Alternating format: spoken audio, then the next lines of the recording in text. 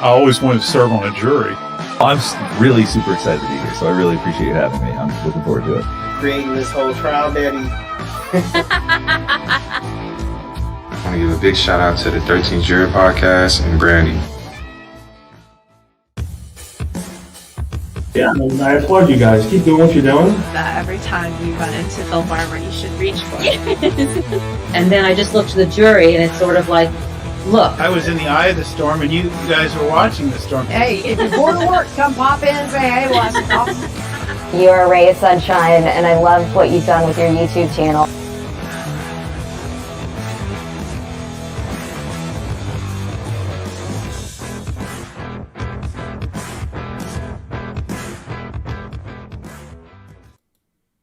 I love that clip of Lucy at the beach to start the day. I love that I'm talking about you. Yes, ma'am.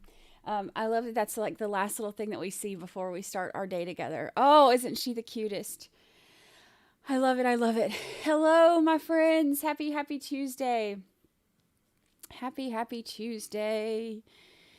Today is going to be a good day. It's going to be a good day.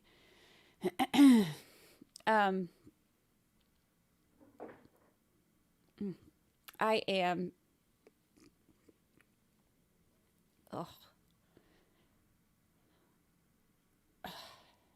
sorry.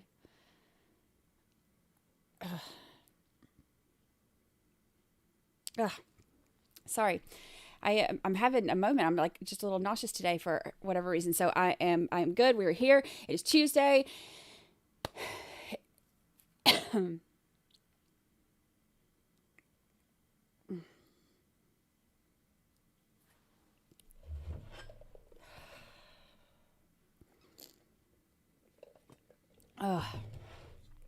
Oh. They can't all be golden days, right? Oh. All right. We're good.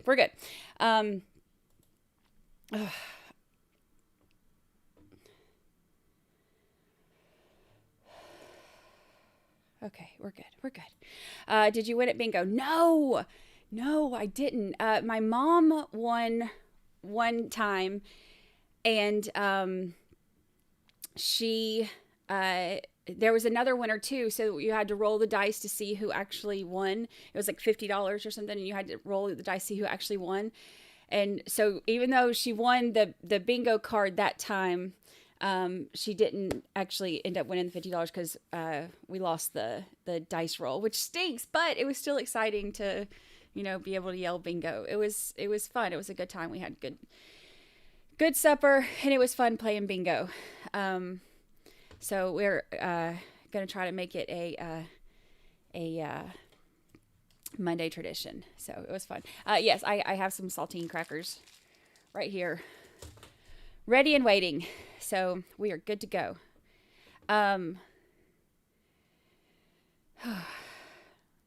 Don't sip water, drink something with sugar. Does that help? Oh, I'll have to see what I have. I don't know that I have anything with sugar. I have Monster Energy drink. I think that's the only thing I have other than water. We're all right. It's just,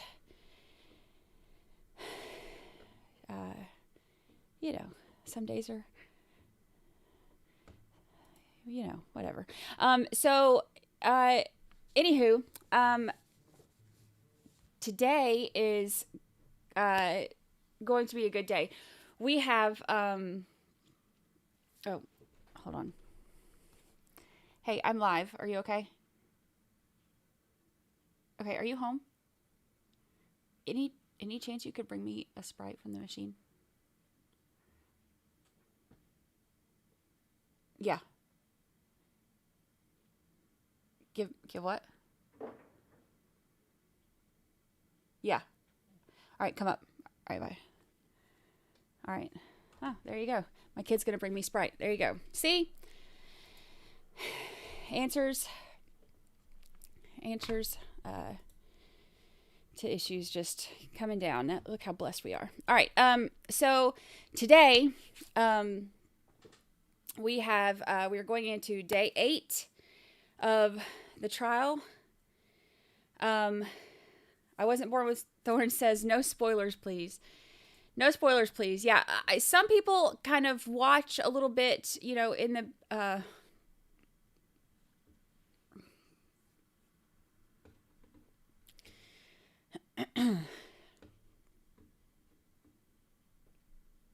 okay, we're good. Some people kind of watch a little bit in the mornings, and some people like to wait.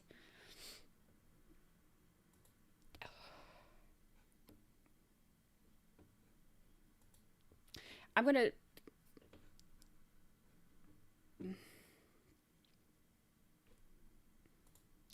start it and then take a minute, okay? We're gonna get it started.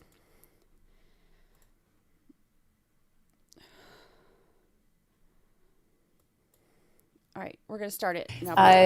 A few witnesses that have to do with additional video surveillance that was obtained. Okay, thank you. Is Sergeant Dugen here? He is right outside, Your Honor. Thank you. Let's first bring the jury in, please.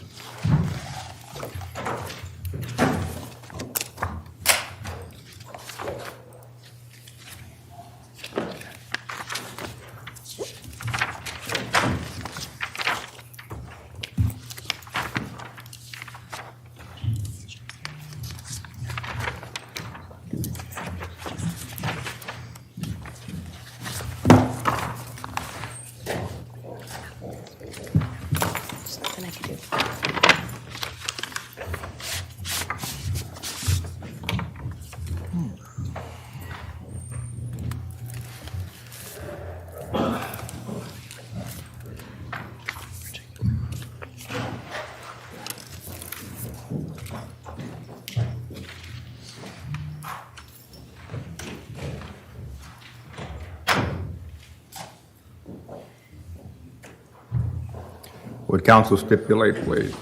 Yes, Your Honor. Yes, sir. Good morning, ladies and gentlemen. Good morning. We continue now with the state's witness. Thank you, Your Honor. The state would call Kevin Dugen to the stand. Can you go grab him for me? Thank you. You have a moment, Your Honor? Yes. It's just.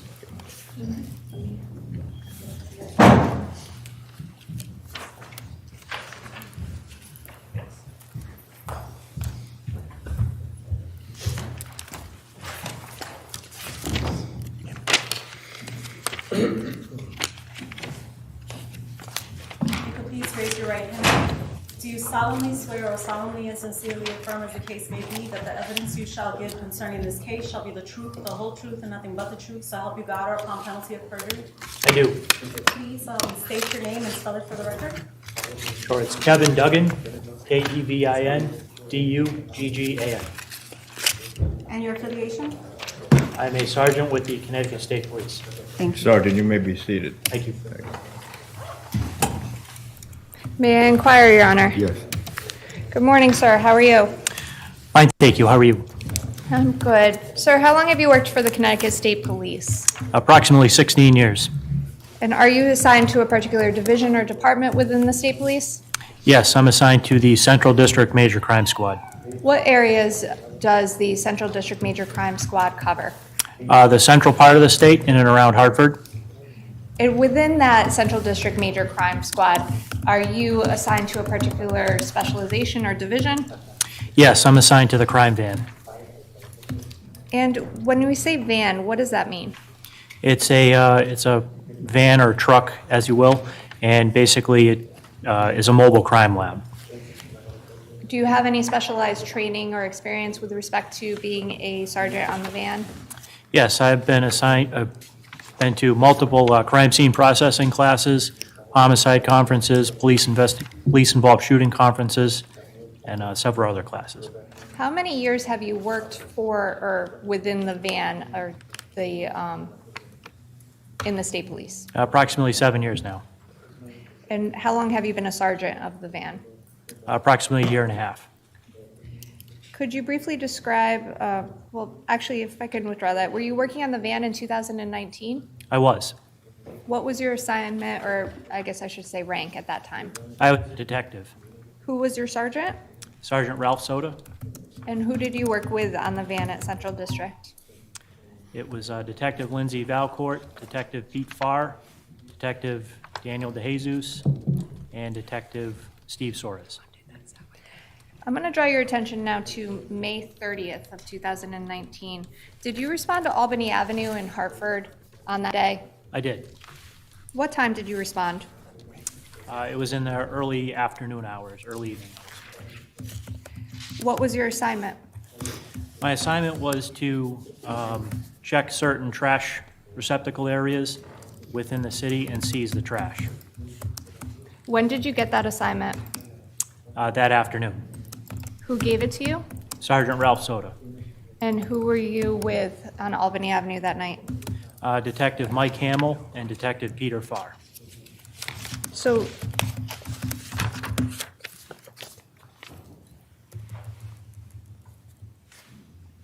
did any, or what information did you have, if any, before you went out to Albany Avenue that evening? Basically, that Western District Major Crime Squad was investigating the disappearance of a Jennifer Dulos, and that their suspect had allegedly thrown out trash within the city of Hartford. Did you know what day that was? I believe she went missing on the 24th of May. And the day that you were on Albany or given that assignment was what day? Was May 30th. Did you go in anywhere in particular on Albany Avenue? Yes. Where did you go? We went to 3 different locations on Albany Avenue. And what were they? The first one was Albany and Garden Street. The second one was Albany and Blue Hills Ave. And the third location was Albany and Green Street. No. Your Honor, for the record, I'm playing States 36. May I just inquire if everybody's televisions are on? Yes. Thank you. So I'm going to draw your attention to the screen behind you if you can. States 36. Sir, do you recognize that intersection? I do. And with respect to,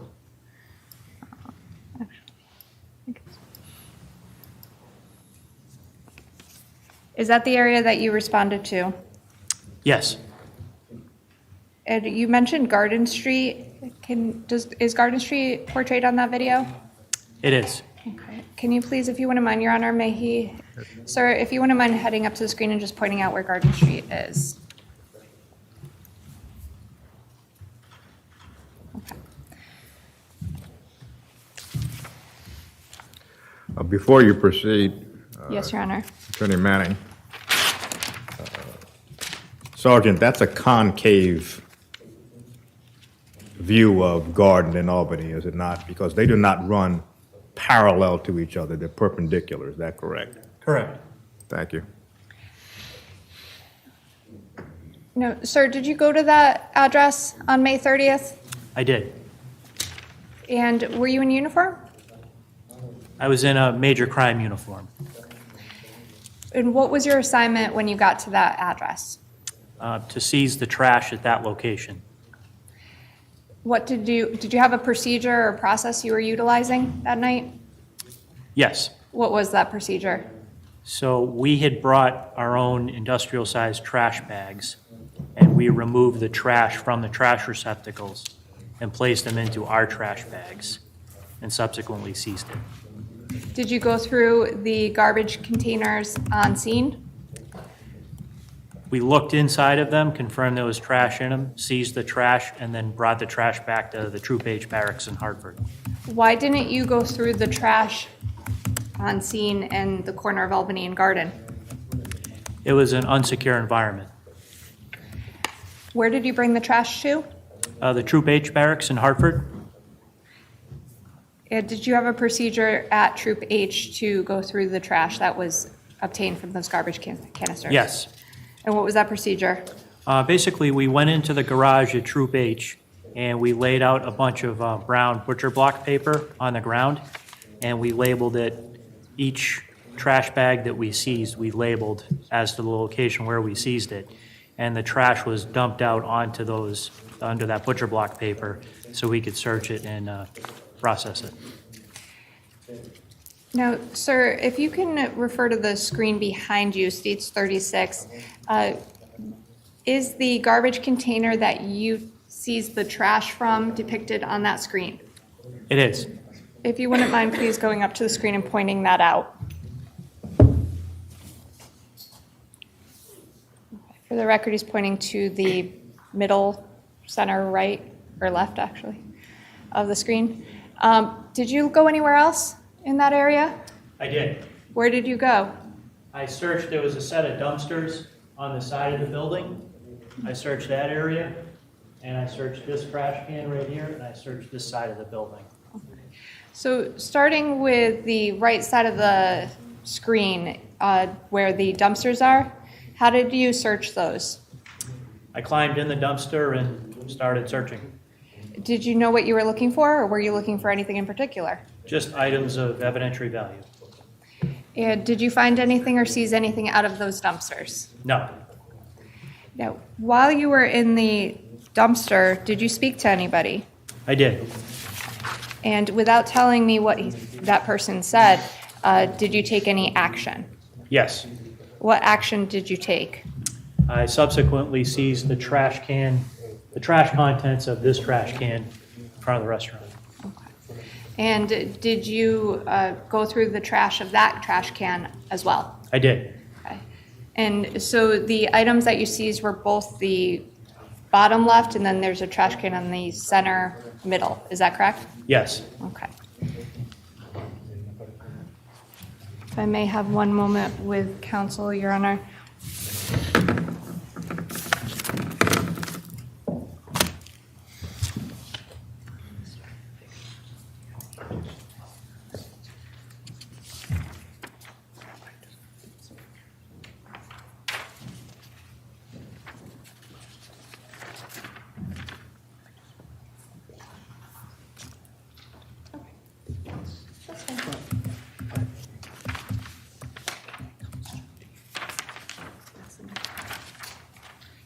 This is garden, and then the next one is the house.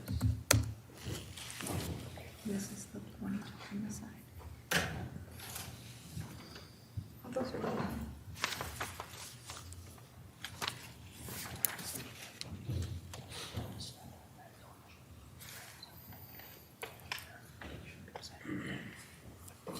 That's fine. If I may, Your Honor, States 42 is only ID. I'm going to for the record, shut the TV off behind the witness, and if I may just approach that small screen on the front.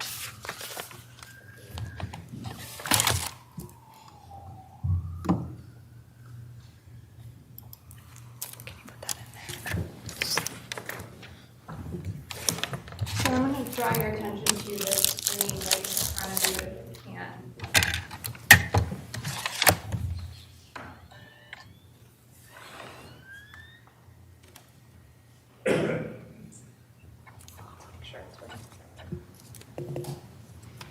Can you see it? Yeah.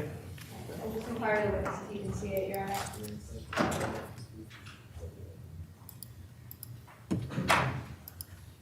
Thank you.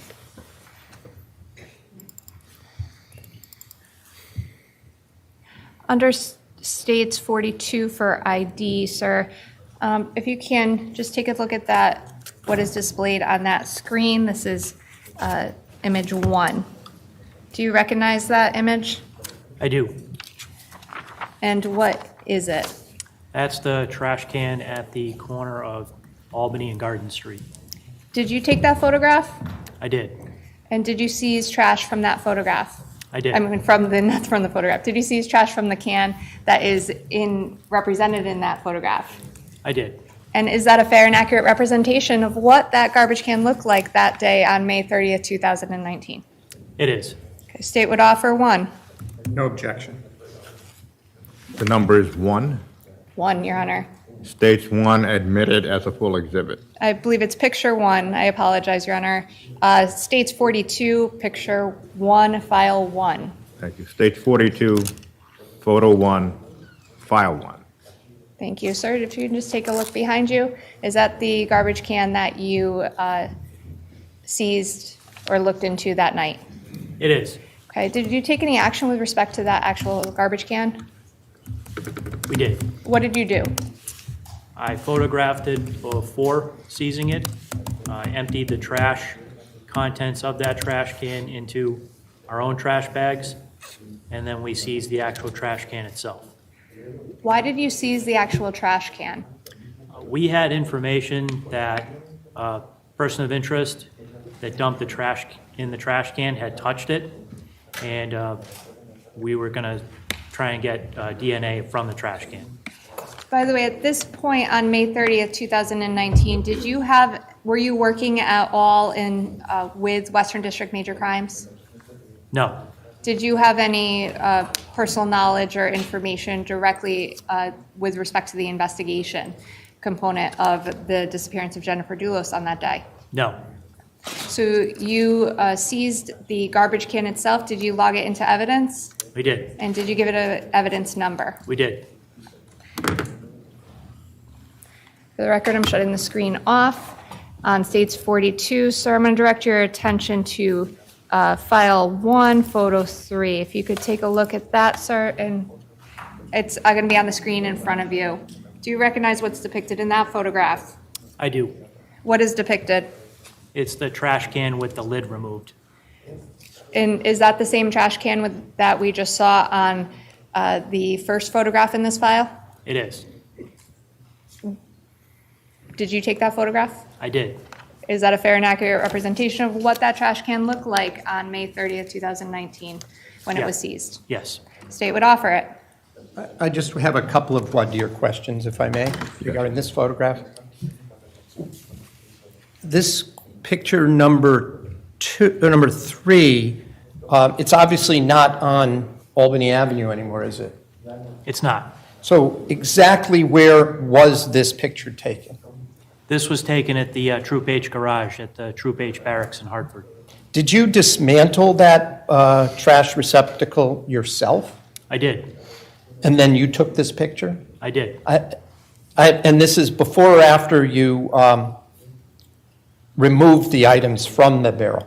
Afterwards. After, okay. I have no objection. And the exhibit number, please. 42, file 1, picture 3. States 42, file number 1, photograph 3, admitted as a full exhibit. Thank you. Thank you. Sir, I'm going to direct your attention to the screen behind you. And could you please explain what's depicted in that photograph, please? The trash can placed on brown butcher block paper with the trash can lid next to it. And the location of where this photograph was taken? The Troop H garage at the Troop H barracks in Hartford. Now, there's a number on the bottom right, the 499. What does that mean? So the trash can was given an evidence number, which was 499. What about the A on the left-hand side? So that was given the letter A. It was 499A. Basically, A meaning it was a part of 499. Thank you, sir. Now, while you're back at Albany Avenue and Garden Street, did you remove, or how did you remove all of the garbage that was contained inside that garbage can? So there were 3 of us, and one held the trash bag open, and the other lifted the trash can and emptied the trash into the trash bag.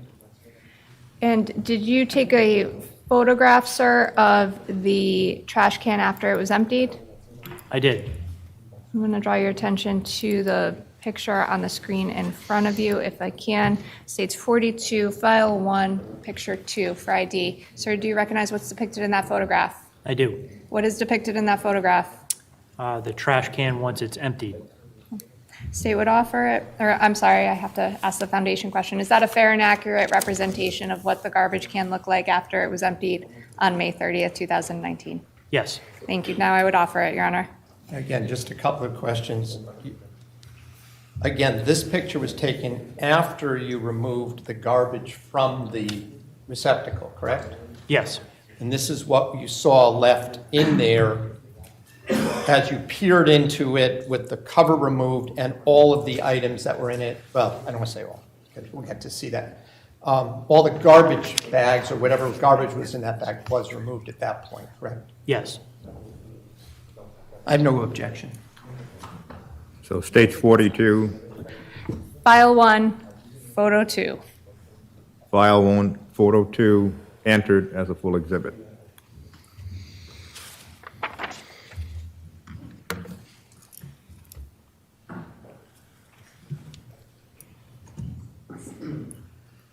Sir, is that the photograph of the picture of the garbage after you had removed its contents? Yes. What did you do with the contents after you had placed it in the bag? We transported that back to the Troop H garage in Hartford. Did you also give it a evidence number? We did. What evidence number did you give that? I believe it was Evidence Exhibit 500. Could I hear that number, please? Could you repeat the number, please? Evidence Exhibit 500. Thank you.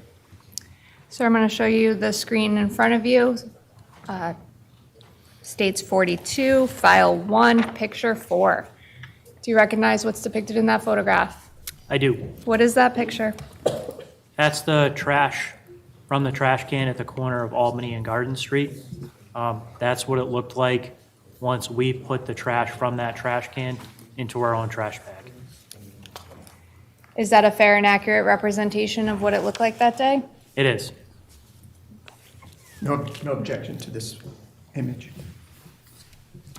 State would offer it, Your Honor. States 42, File 1, Picture 4. File 1, Photo 4. Admitted as a full exhibit.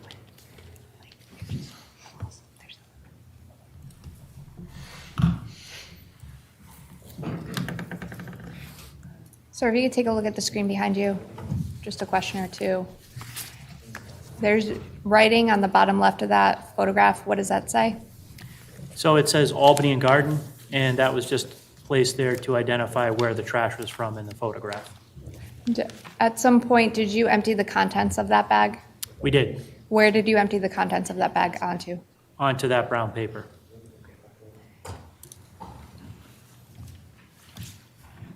Take a look at the picture in front of you, sir. Do you recognize what's depicted in that photograph? I do. What is depicted in that photograph? That's the trash once it's emptied onto the brown paper. And is that a fair and accurate representation of what all the trash looked like when you emptied it onto the brown paper on May 30th, 2019? Yes. State would offer it.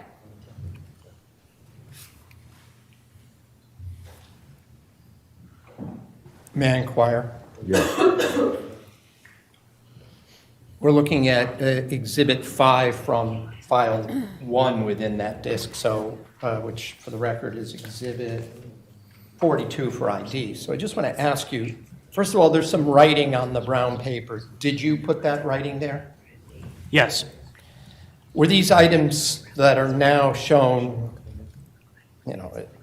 displayed on this brown paper, were they loose like this, or were they in something in particular? So this is the picture once it's emptied out onto the brown paper. And were they all emptied out of that black garbage bag that you talked about? Yes. Okay. And that included a stained white T-shirt that we see in this image, correct? Objection, Your Honor. Now we're going beyond the voir dire. Well, this is an ID exhibit, and counsel's reference now is to content in an ID exhibit. So as far as voir dire is concerned, the court is not going to permit questions concerning the content of an ID exhibit. Fair enough, Your Honor. I will ask a different question. Is what is depicted in this image, did it all come out of that garbage bag that you testified to, or was some of this elsewhere? No, it all came out of that trash bag. Oh, okay. Then I do not object to this. So states 42, file 1, photo 5? Is that Yes, sir. correct? Admitted as a full exhibit.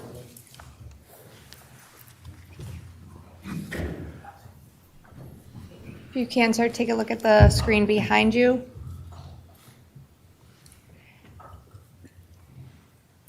Now, with respect to the items, I guess, on the right-hand side, it looks like one item, the T-shirt in the upper left hand, has been splayed out. Did you splay that out? Yes, Okay, why did you do that? just to show an overall representation of the item. Was that item seized as evidence? It was. And why was it seized as evidence?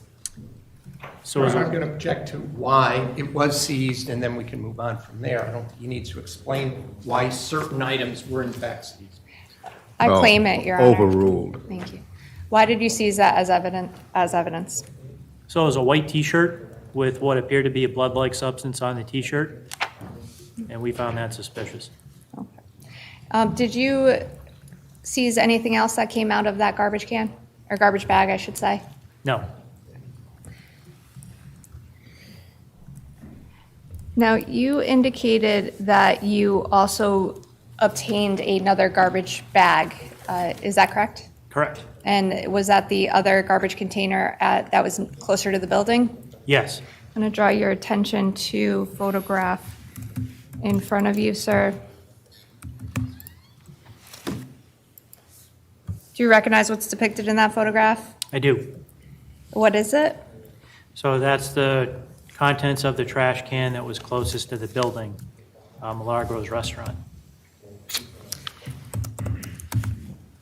And this is not, well, oh, I That apologize, aggressive Your Honor. typing. That's my fault. With respect to the screen, for the record, the screen is off. It was on for a little bit, but I did shut it off. With respect to this photograph, sir, is this a fair and accurate representation of the garbage that you seized from that garbage can? It is. State would offer it, Your Honor. Again, a couple of bloodier questions. The outer bag that was that something you put it in, or is this how you found the actual trash from that receptacle next to the building? For this trash bag, Yes. this is how we found it. Oh, okay. And again, there's some writing on this, correct? Correct. And then there's a name and some other letters. Did you write that? I did. Is that is that a name of a person or a name of a building? It's the name of the restaurant. Oh, okay. And that we've already looked at the image or the stop screen from the C4 cameras. Is that the name of the place next to where this trash receptacle was that you took this out of? Yes. I have no objection. So that's state 42, file 1. Which photograph, please? 6, Your Honor. Photograph 6, admitted as a full exhibit. Thank you. And while we're here, before I show that, Your Honor, if I may, sir, take a look at photo 7. Do you recognize what's depicted in that photograph? I do. What is depicted in that photograph? That's the contents of the trash once it's displayed out onto the brown paper. When you say contents of the trash displayed on the brown paper, is this the trash that was in the preceding photograph? Correct. Okay. And did you take that photograph? I did. Is that a fair and accurate representation of what the trash looked like once you displayed it on brown paper that day? It is. State would offer the photo 7 as well. No objection. State 42, file 1, photograph 7, admitted as a full exhibit. Thank you. Sir, take a look behind you, please.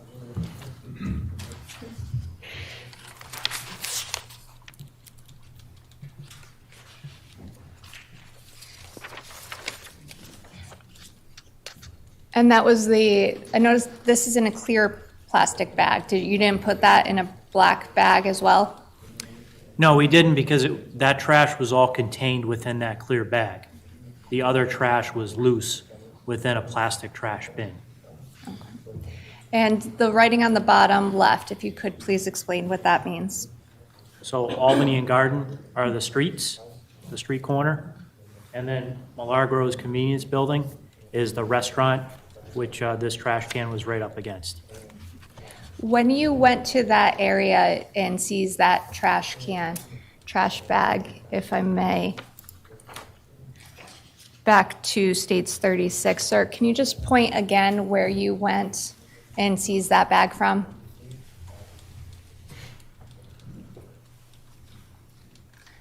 And for the record, the middle upper part of the screen.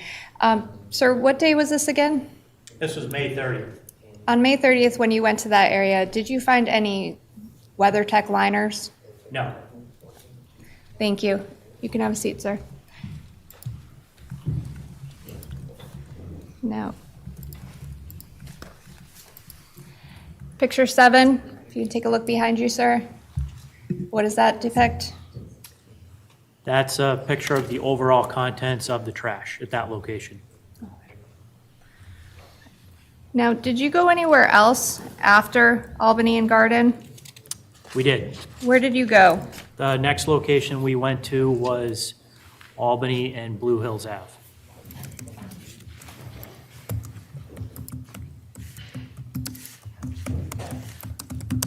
There's that aggressive I'm going typing. back to States 36.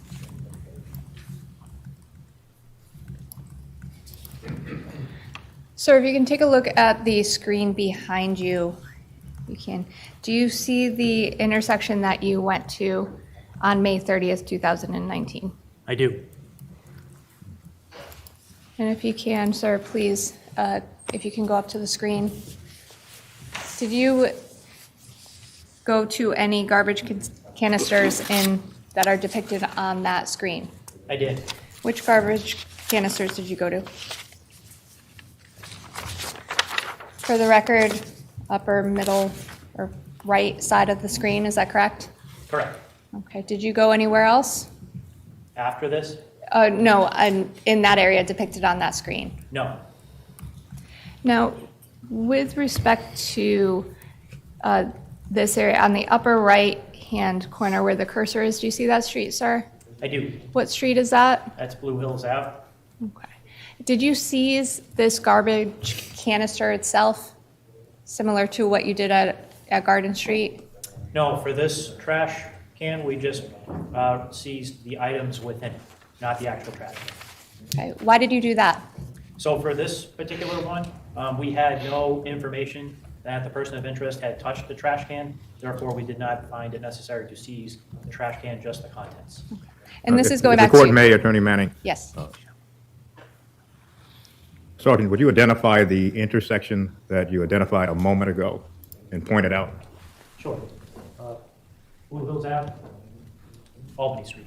Is not that Adams Street and Albany Avenue? My understanding is Blue Hills Ave.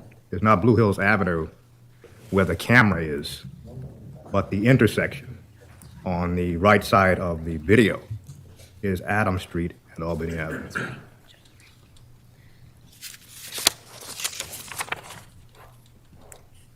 I perhaps can clarify if I can, Your Honor.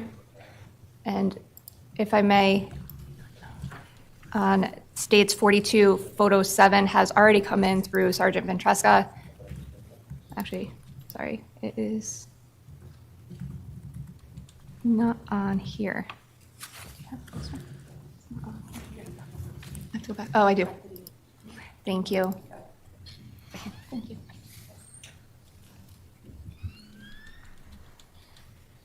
And again, this is already admitted through Sergeant Ventresca. Can you at least have the exhibit number, please? It's still on Exhibit 42. With respect to Sergeant Ventresca, it would be on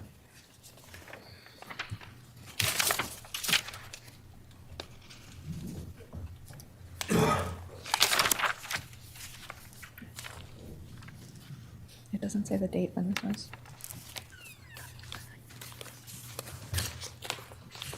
Do you have an updated?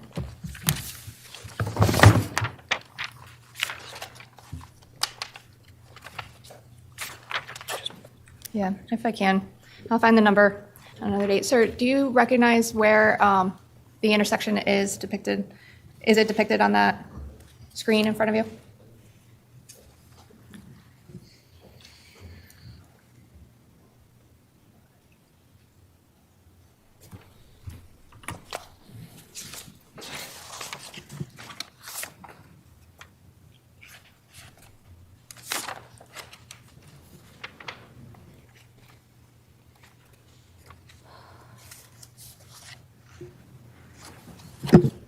I know there's a restaurant I'm trying to find that can reference it.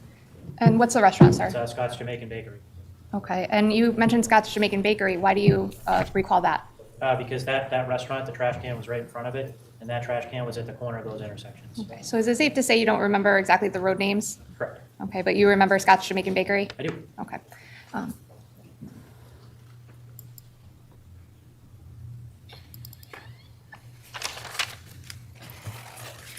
And with respect to Scott's Jamaican Bakery, going back to States 36, sir, do you have is Scott's Jamaican Bakery depicted in that screen now? It is. If you could please point to it. Okay. That's the awning from the restaurant. Okay. With respect to that intersection in that area, did you find or did you go to any other garbage canisters? At this intersection, no. Okay. You can have a seat, sir. Thank you. What did you do once you got to this intersection? We documented the area with photographs, and then we seized the trash from that trash can at that intersection.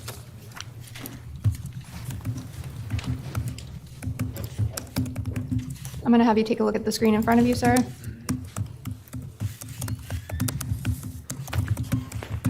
Do you recognize what's depicted on that screen? I do. What is depicted? The trash can that we seized the trash from, and the Scott's Jamaican Bakery. Is that a fair and accurate representation of what that area looked like on May 30th, 2019? It is. Did you take that photograph? I did. The state would offer it, Your Honor. No objection. Stage 42, file 1. Actually, file 2, File 2. picture 1. Photo 1 admitted as a full exhibit. Thank you, sir. I'm going to continue, if I can, just draw your attention to the screen in front of you. Do you recognize what's depicted on that photograph? I do. What is? That's the overall contents of the trash before we seized it. And is that a fair and accurate representation of what it looked like that It day? is. Did you take that photograph? I did. The state would offer that as well. May I briefly, Vladimir? This image, which is image 2 in this folder, was this everything that was in that receptacle when you took off the cover and peered in? Yes. Did you seize everything that's in this image? Yes. No objection. Stage 42, file 2. Picture 2. Photo 2 admitted as a full exhibit. Thank you. Sir, if you can continue looking at your screen in front of you, what's depicted on the screen, please? That's the contents of the trash can once we remove the items from it. And is that a fair and accurate representation of what the contents of the trash can look like after you remove the items? Correct. Did you take that photograph? I did. State would offer it. Yeah, quick, Vladimir, if I may. Yes. Did you take the, what we call the remnants or debris that's shown in this photograph with you? Did you clean that out or remove any of those? That I don't recall. No objection. Stage 42, file 2. Picture 3. Photo 3 admitted as a full exhibit. Thank you. Sir, continue if you can looking at the screen in front of you. Do you see what's depicted on the screen? I do. Do you recognize it? I do. What is it?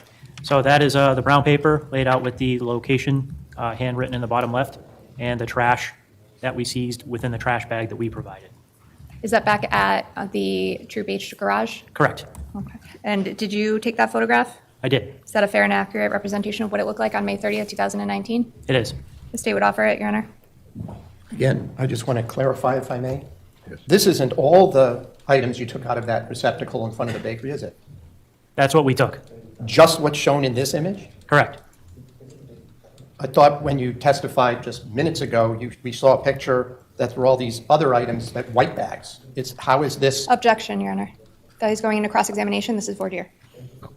So the initial voir dire question was, does this bag contain all of the items that was, all of the items that were in the receptacle in front of Scott's Bakery? And the response was yes. Maybe I just, one clarification question. What we're actually seeing in this image isn't physically what you see out of the receptacle, is it? This is our trash bag with the trash inside of it. But you can't see anything inside. This is what you put everything in. Is that what you're telling us? Correct, in this photograph. You just have a moment. Debbie, welcome. With that clarification, I have no objection. Stage 42, file 2, Photo 4. photograph 4, admitted as a full exhibit. Sir, take a look at the screen in front of you. Do you recognize what's depicted on that photograph? I do. What is depicted? That's the trash once it's emptied out onto the brown paper in the garage. So just to be clear, this was the trash that was inside that canister on what street? Albany and Blue Hills or Adams. Outside the Jamaican Bakery? Outside the Jamaican Bakery restaurant. Okay. And what did you do with that trash? We searched it. Okay. Okay. Did you put the trash into a black bag?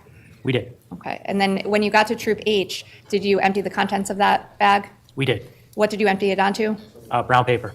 Is this photograph depicting that trash onto that brown paper? It is. Is it a fair and accurate representation of what that looked like that day? Yes. State would offer it.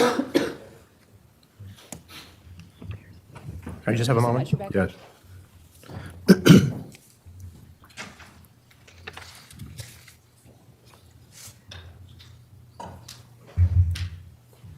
Yeah, they're going to fight every single piece of trash evidence. May I inquire just again to clarify? When you say this is what was inside your large contractor bag, that you brought everything out on, that we saw the prior picture, right? Correct. Is this how you find it in this loose state? This is once we empty it out onto the paper. Well, that's what I'm trying to clarify. Is this after you emptied out of the black bag? Correct. This is not after you opened up any individual bags that were within the black bag? No. So it was in a loose state, is what you're saying, the items? Correct. I don't have any objection. Stage 42, file 2. Thank you, True Crime. Is this photograph 8? 5, I think. 5, Your Honor. 5, admitted as a full exhibit. And that would be folder 2 is admitted in its entirety at this point, if I may. Sir, I'm going to draw your attention to the screen behind you.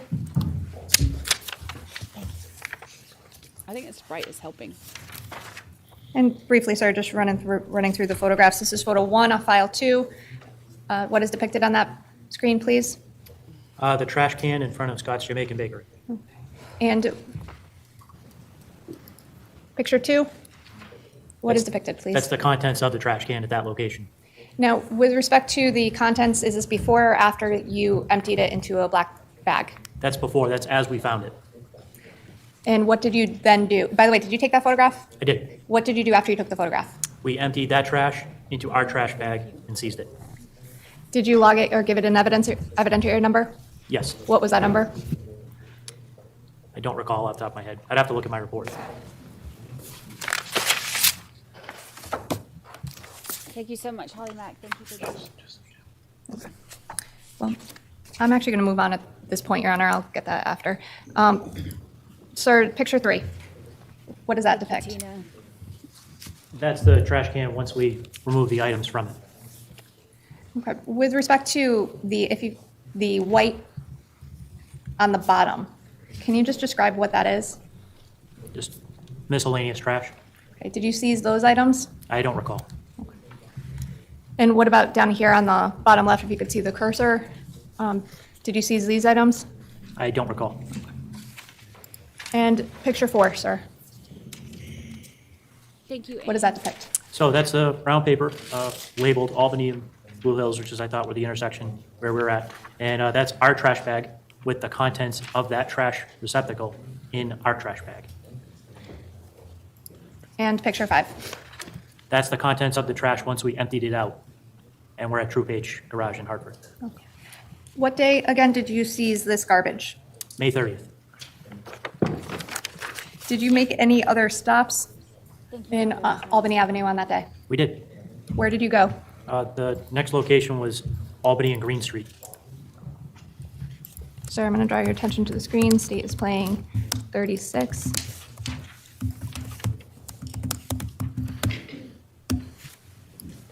Thank you, Dynado. Thank you, I'm going to draw your attention to the screen behind you, sir.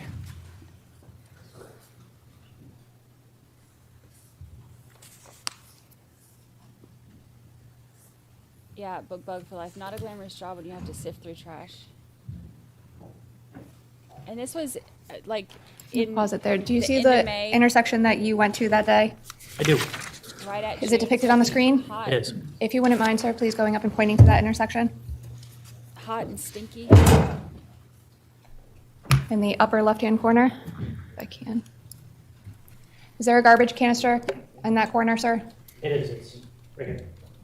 And with respect to the streets, do you know what the street names are? So this is Albany, and this right here, I believe, is Green Street. Do you know what the building is at the corner? I don't. Okay. Now, when you got to that intersection, what did you do? We photographed the area and searched the trash in that trash can. When you say you searched the trash in that trash can, did you do it on site? No. When you were there on Albany Avenue in that intersection, what exactly did you do there? All right, so we photographed it, we checked there was trash in that trash can, and then we took the trash from that trash can, put it into our trash bag, and brought it back to the Troop H barracks. Was that another black bag? It was. And did you search it on scene or go through that bag at all while you were on Albany Avenue? No. And did you go to when you say barracks, is that Troop H? Correct, Troop H. Okay, you can have a seat, sir. And go back to States 42, please. File 3.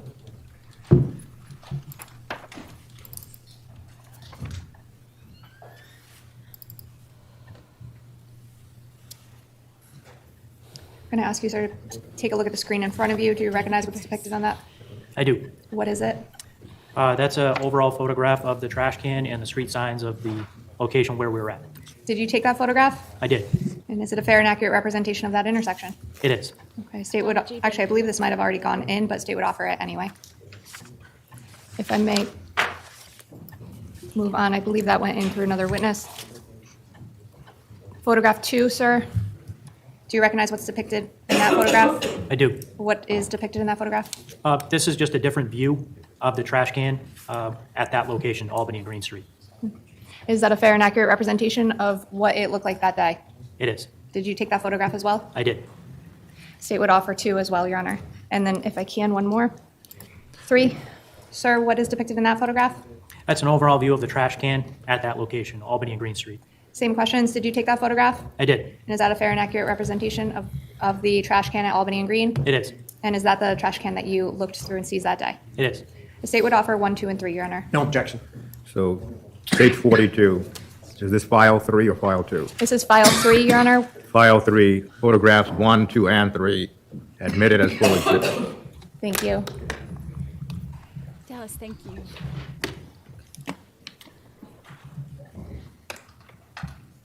Did it not go on? There you Thank go. you so much. You can take a look at the screen behind you, sir. And what's depicted in that photograph, please? Yeah, overall view of the area where the trash can that we searched. And that's is a trash can depicted in that photograph? It is. And is that the bottom middle of the photograph? Yes. Thank you. File 2 or file 3, picture 2. What is that? That's just a different view of the trash can and the street signs at that location. And picture 3. Overall view of the trash can prior to searching it.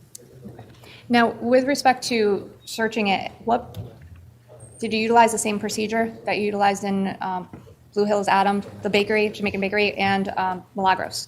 Yes. And what procedure is that? Basically, we documented it with photographs first, and then we took the trash contents from that trash can, placed it into our trash bag, and transported it back to Troop H in Hartford. I'm going to show you a photograph in front of you, picture 4. Do you recognize what's depicted in that photograph? I do. What is depicted in that photograph? That's the contents of the trash prior to us seizing it. That's as we found it. Okay, now as you found it, this is prior to you putting it into a garbage bag? Correct. Okay, did anybody touch it or move it or go through it at that point? No. Okay, what did you do after taking this photograph? We removed that trash, put it into our trash bag, and transported it back to Troop H. Did you take a photograph of the garbage can with the items removed? Yes, I'm going to show you picture 5. Is that a fair and accurate representation of the garbage canister after the items were removed? it is. And did you take that photograph as well? I did. State would offer 4 and 5, Your Honor. Is there an objection? I'm just looking, Your Honor.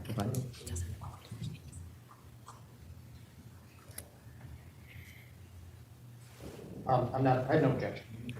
So states 42, file 2? Or File 3. File 3, photos 4 and 5. Yes, sir. Admitted as a full exhibit. Thank you.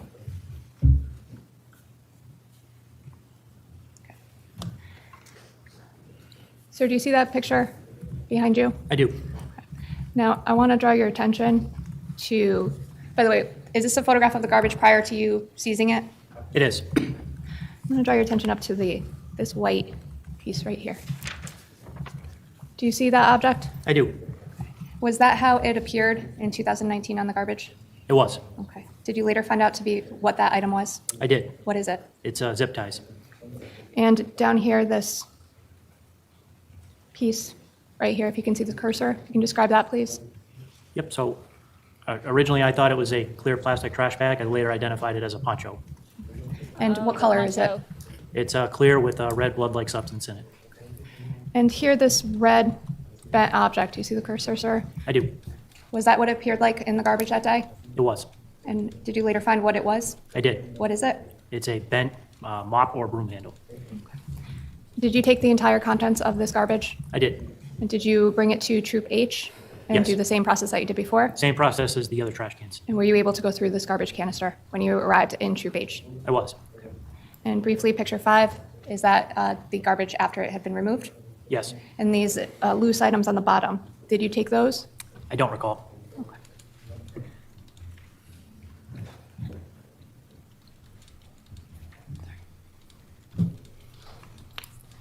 Sir, I'm going to show you the photo in front of you. Do you recognize what's depicted on that photograph? This is photo 6 for I do. ID. What is it? So that's brown paper with the location, Albany and Green Street, written in a marker. And that's our trash bag with the contents of the trash that we found at that location in the Troop H garage. Is that a fair and accurate representation of your trash bag containing the contents of Albany and Green garbage canister on May 30th, 2019? It is. Thank you. And I'm going to show you one more. Picture 7. Do you recognize what's depicted in that photograph? I do. What is depicted in that photograph? That's the overall contents once we emptied it out onto the brown paper.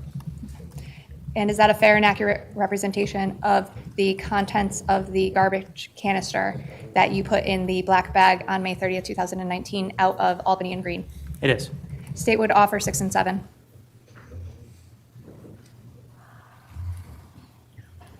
No objection.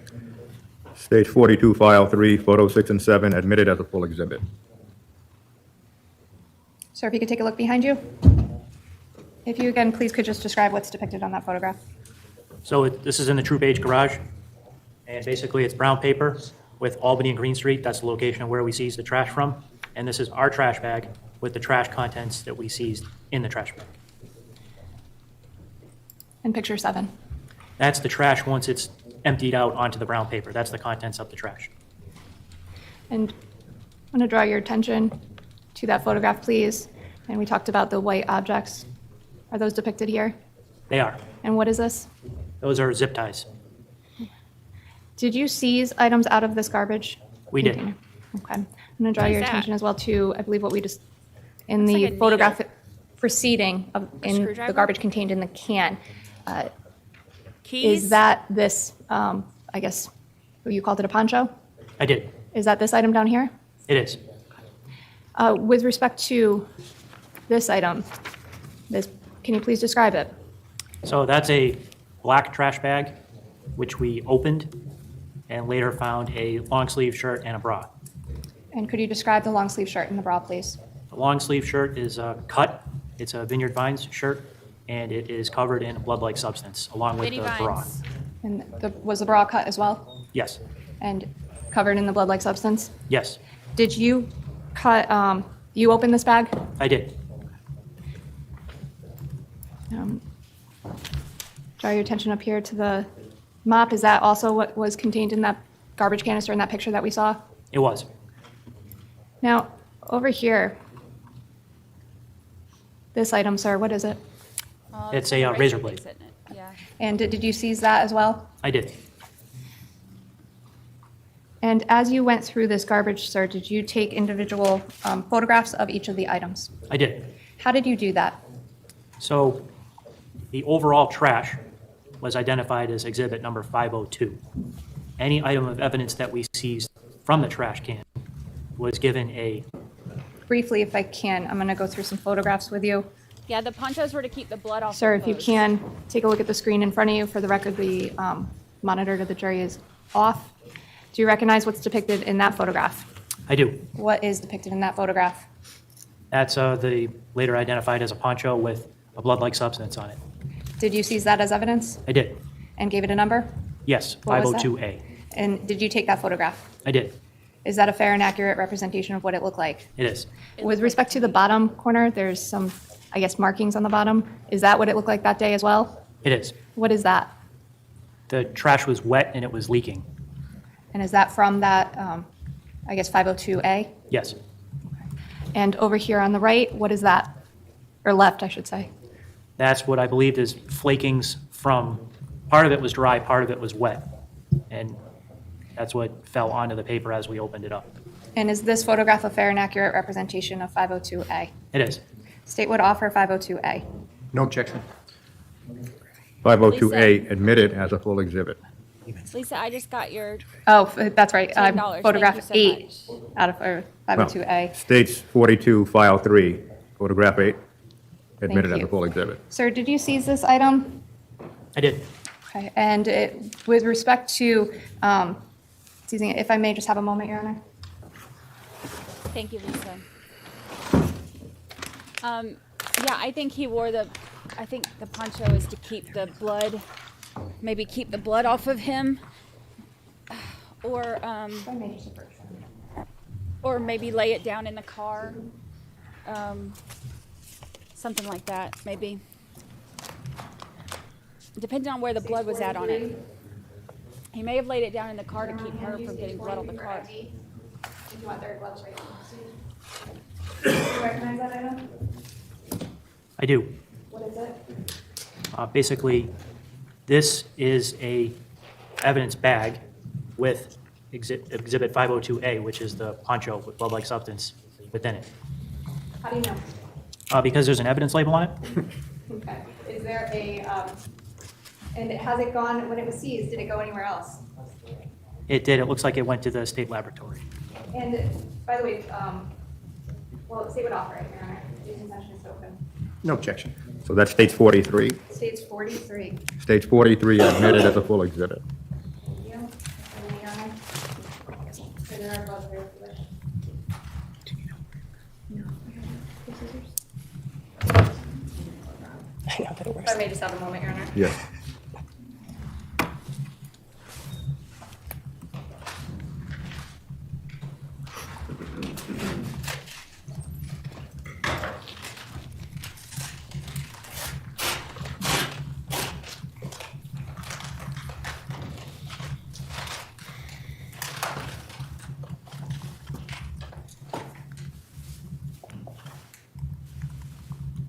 Yeah, he was really unprepared. He had a whole murder kit. They have not mentioned the Do Walmart you recognize this item? murder I do. owl yet. What is it? That's exhibit number 502A. That's the what was a clear poncho with blood-like substance. It was a clear poncho? Yes. So with respect to the poncho that I'm holding, up here on, I don't know if you can see it, sir, but on the top, it looks like there are cuts. Yes. Was that in that condition when you seized it that day? Yes. And there are, I guess, numerous markings and things on this. Do you know what that is? No. Okay. Do you know if this went to the lab at all? I do know it went to the lab. Okay. And did they take action on it? They did.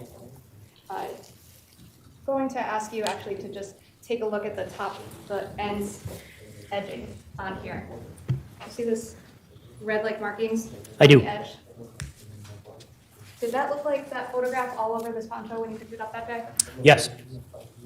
And you indicated with respect to the stuff on the bottom of the photograph up there, that it was from this item? Yes. Do you know which heart it was from? No, when we took it out, a lot of it was wet, so it was just leaking everywhere. Thank you.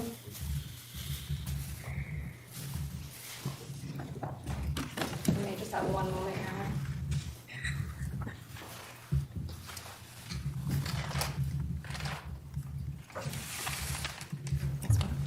Yes, if you can. Would you mind? Thank you. Wait, yeah, shut up. May I have a moment, counsel?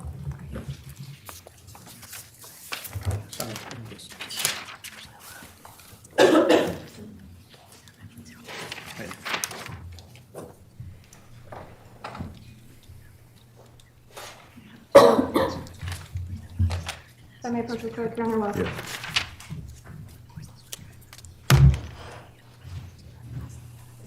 That whispering is creepy. Hi, everyone joining us. Hello, hello.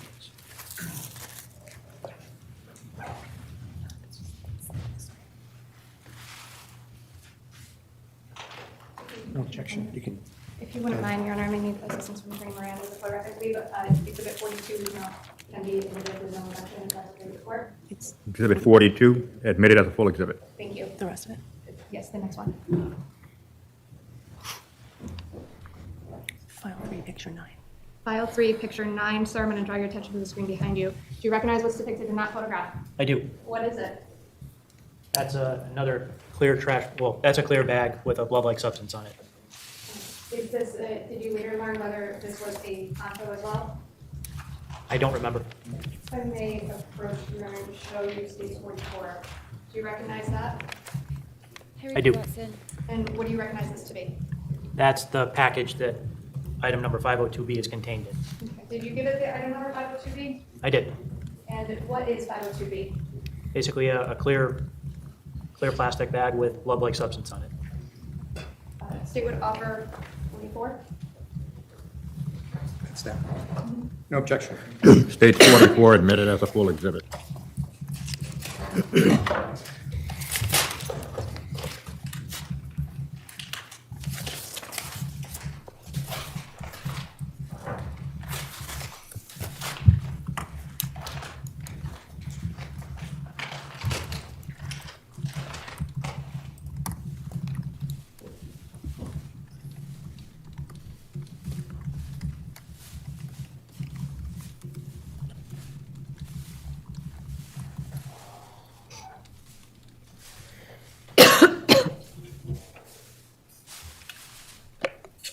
That coughing right in the I do. microphone is tough. What is this item?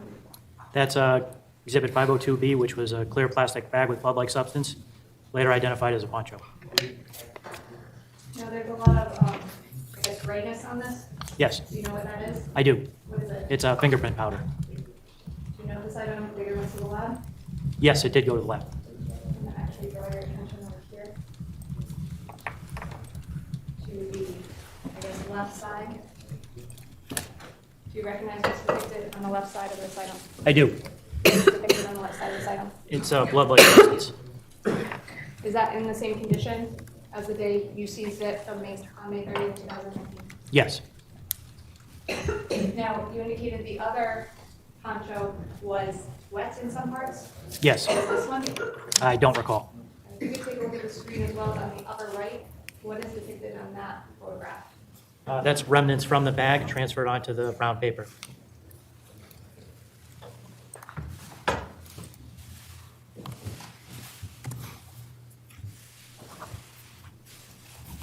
Then after break, I will repackage these and seal them up. They are. It is 11:15 now. Attorney Manning, do you wish to take the morning recess now?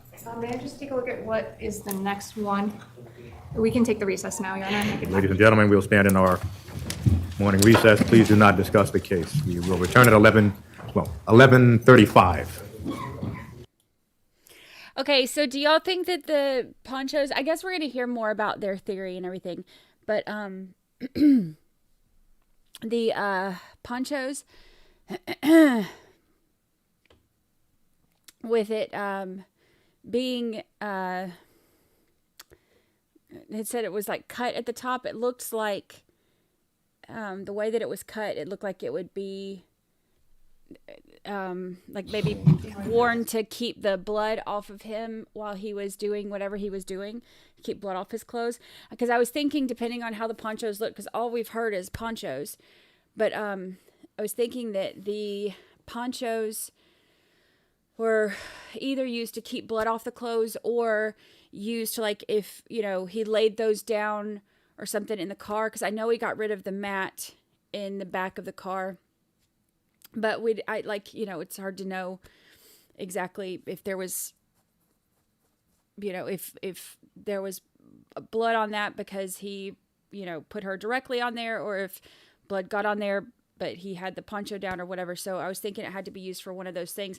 But the way that that hole was cut in the top, it looks like that was worn to prevent him from getting blood on his clothes. Would be my thing. So,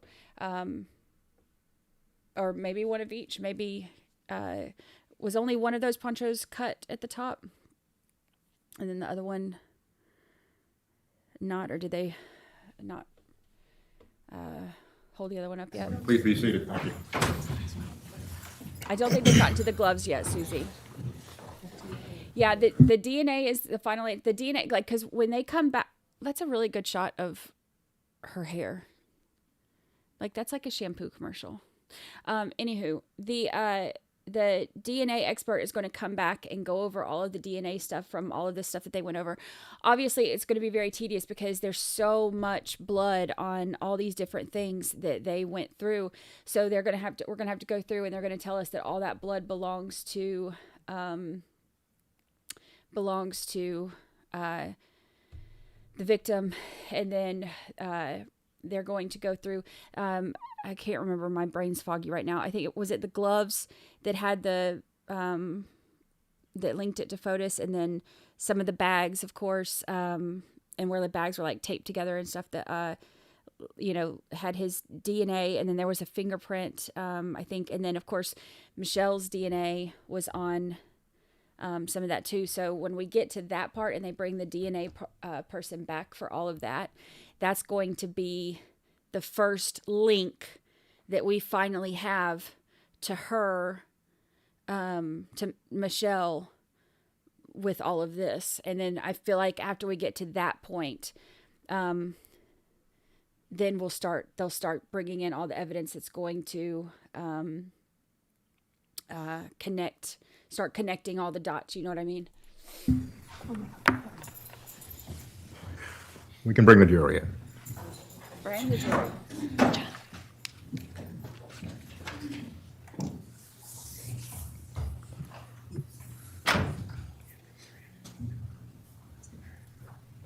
Yeah, there really hasn't been anything that involves her yet. They're still laying all the foundation for all the other stuff, for all the stuff like with Fotis being, responsible for her murder and stuff like that. They're still going through the process of laying the foundation for all of that. So they haven't even gotten to her. That's why I think like that DNA evidence that links her to those bags. Well, I mean, other than seeing her, in the truck yesterday. Would counsel stipulate, please? Yes, Your Honor. Yes, Your Honor. We saw her in the video yesterday when she's leaning out of the truck.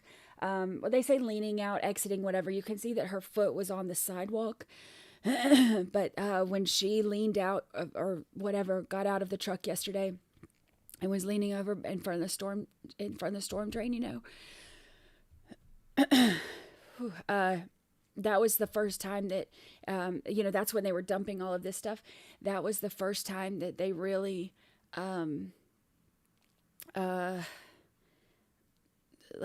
put her in anything that's incriminating. Other than that, the only thing that has been mentioned about her is being, the mistress. And when the nanny, Lauren, identified her as being, meeting Fotis in Miami, and they're all that messiness. So yesterday, seeing her in those videos was the first time she's really been linked to it, and this evidence, like her DNA being on this evidence that they collected from the trash bags, is going to be the first time she's really linked to it.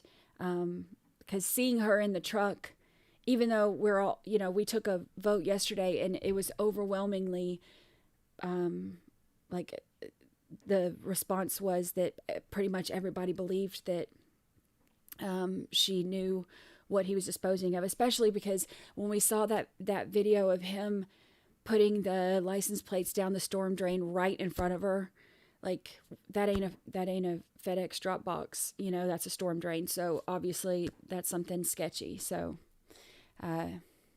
this will be interesting. Thank you. Attorney Manning. Sergeant Dugen is present, please.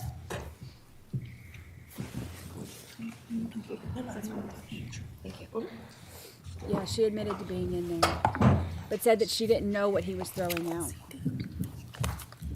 Thank you, Lee Holland. Thank you so much. Good morning, sir. So when we left off, I'm going to show you actually what's been marked as. Next one is, yes, please.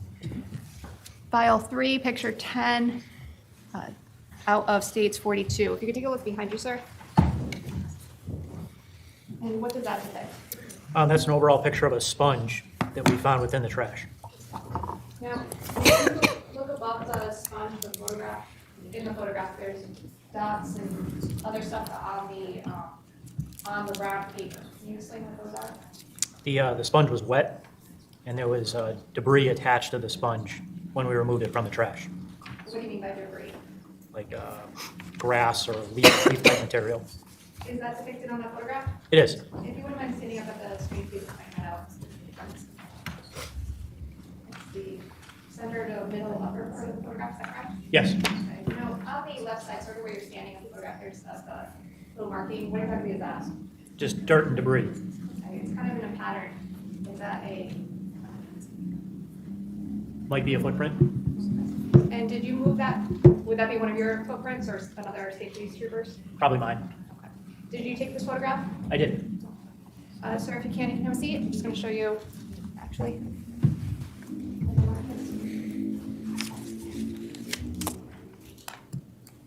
Show you states 45 and states. Do you recognize that? I do. What is it? That's evidence packaging. That's the sponge is in evidence packaging. Is that 502C, what we see depicted on that photograph behind you? It is. Thank you. State would offer it. No objection. States 45 admitted as a full exhibit. May I publish it? Yes. Thank you.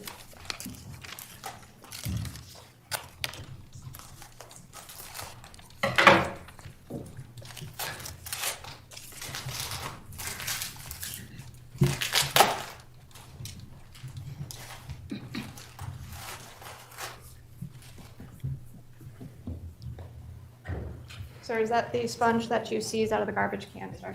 It is.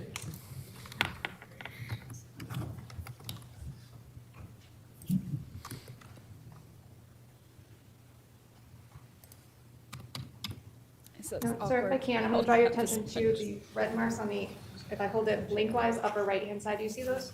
I do. Okay. Do you know where those came from? I believe. Let me answer a question, but actually before I do that. Did this item go to the lab? It did. It did, okay. And with respect to these markings, would those be from the lab? They would be from the lab. Okay, you don't have any knowledge about that? No. Thank you. Move on, please, to file 3, picture 11. And what's that one? Yeah, thank you. Sir, take a look behind you. Do you recognize that? I do. What is depicted on that photograph? It's a black glove that was found within the trash contents. And did you seize that as evidence? I did. And did you give it an evidence number? I did. 502B. I'm going to show you also.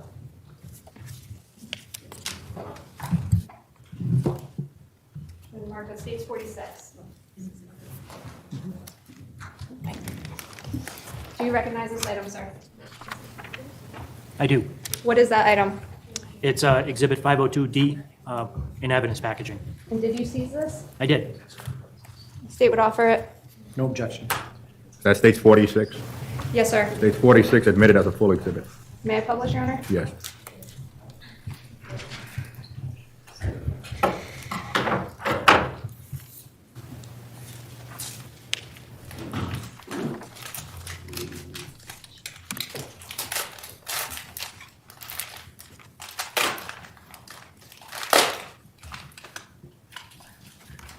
I may just have a moment, counsel.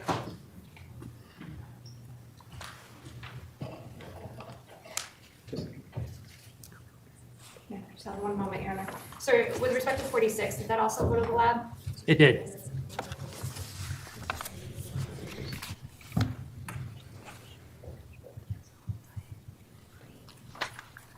Lucy's snoring.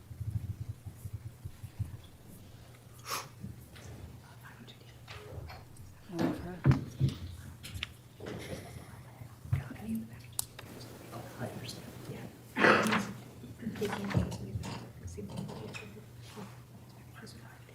Yes. If I may just approach this, sir, Your Honor. Yes. Yes.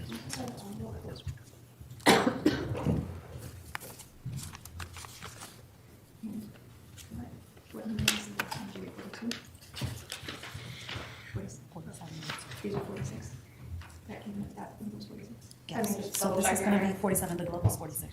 46, if these items can please be marked as 46A for ID solely. Thank you. 46A for ID. Thank you.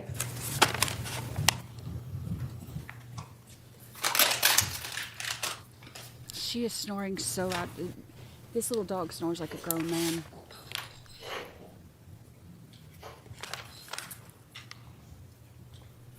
Sir, do you recognize this item? I do. What is it? It's a black glove. It's Exhibit 502D. Did you seize this from the garbage that day? I did.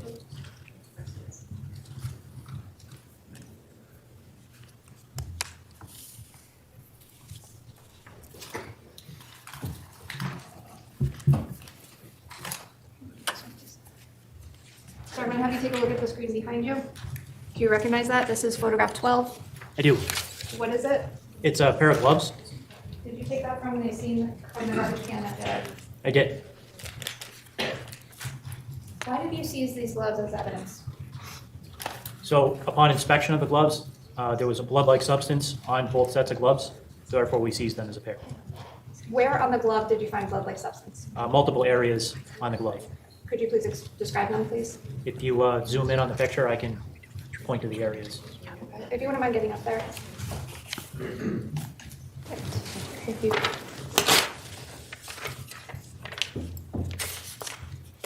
So if you zoom in on this area, you can see specks of blood on the glove. And did you observe that on when you went through the garbage on May 30th, 2019? I did. Any other areas? In different photographs, it'll show. If you can, I think this is 13. Is this the other side of the gloves? Yep. Is there an area depicted on the back of the gloves that has blood-like substance? Oh, gosh, the coughing. And is that the emblem, I guess? It is. Is that a good way to say that? Logo of the glove. Okay. And could you picture 14? Sir, what about the palm of the glove? So there's specks of blood-like substance on the palm, and there's a blood-like substance on the edge of the glove as well. And you observed that day? I did. And did you seize these gloves as evidence? I did. I'm going to show you what's been marked as states 47. You can. Yes. Do you recognize that? I do. What is states 47? Those are the gloves within evidence packaging.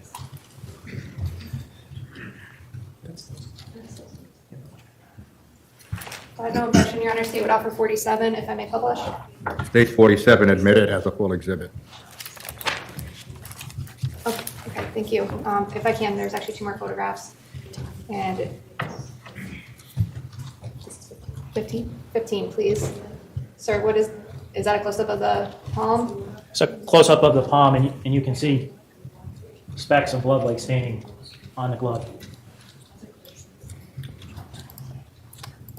Thank you. And picture 16, what does that depict? That's a picture of the logo on the glove. There's blood-like staining on the logo of the glove.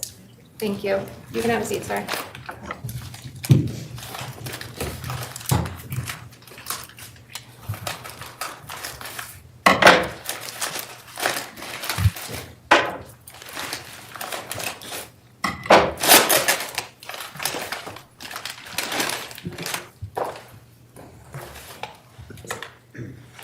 I'll show you one at a time, sir.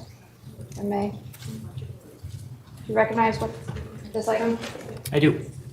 Does it show the blood-like stain that you were discussing? It does. If you could, perhaps, if I may stand over here, Your Honor. Yes. Over your seat.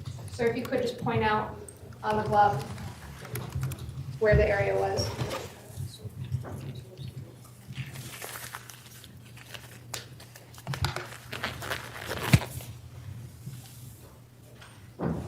And for the record, he's pointing to the, I guess, middle of the glove that's on where the fingers join. If I may just.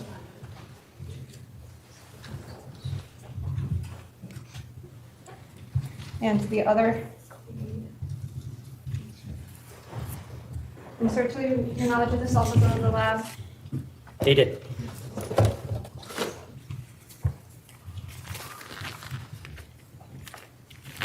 Is there anything on this glove?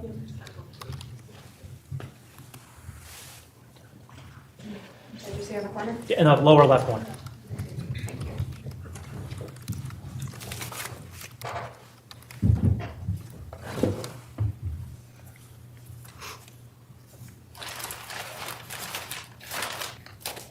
So if you can take a look at the screen behind you, this is photograph 17. Do you recognize that? I do. What is depicted in that photograph? It's a black bag. And did that come out of the garbage? It did. Albany and Green? Yes. What was it? It was just a black bag with a blood-like substance on the bag. It may approach states 48, sir. Do you recognize that item? I do. What is that item? It's the black bag within evidence packaging. Is it the same black bag that is contained on that photograph behind you? It is. Thank you. So you would offer it? No objection. 48, Your Honor. May I publish? Stage 48, admitted as a full exhibit, you may publish.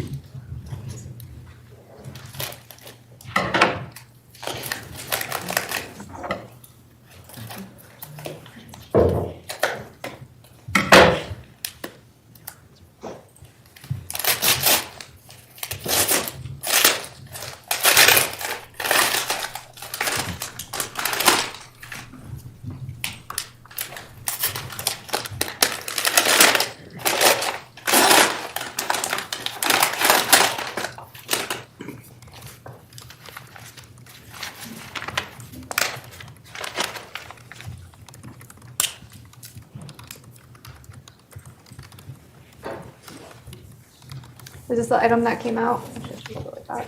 It is.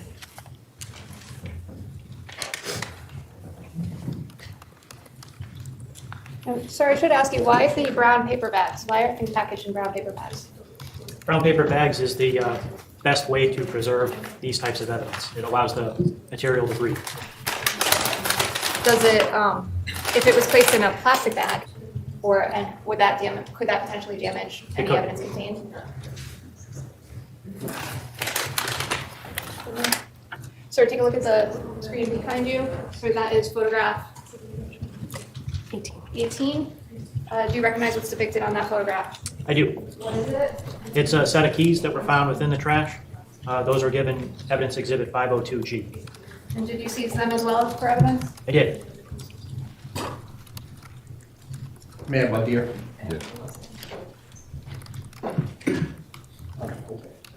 This set of keys that we're seeing on the screen there, did you attempt to fit them to anything? I did not know. Do you know if anyone tried to fit them to anything? Objection. Well, this is not voir dire. No, it's about relevance, Your Honor. Well, I'll withdraw, Your Honor, to move it along if he wishes to vote here to continue. Are you? I'm I'll withdraw finished. my objection. you may proceed. You withdraw. Oh, if she's withdrawing the offer, then I'm withdrawing the objection. I'm not withdrawing the offer. I objected to his question. He wishes Right. to inquire, Your Well, Honor. I want to leave this up. The question, this is voir dire by the defense. The question was, did you try to fit these keys to anything? And your answer was? I did not. So my objection is just relevance. Well, they haven't been offered. I have offered them, Your Honor.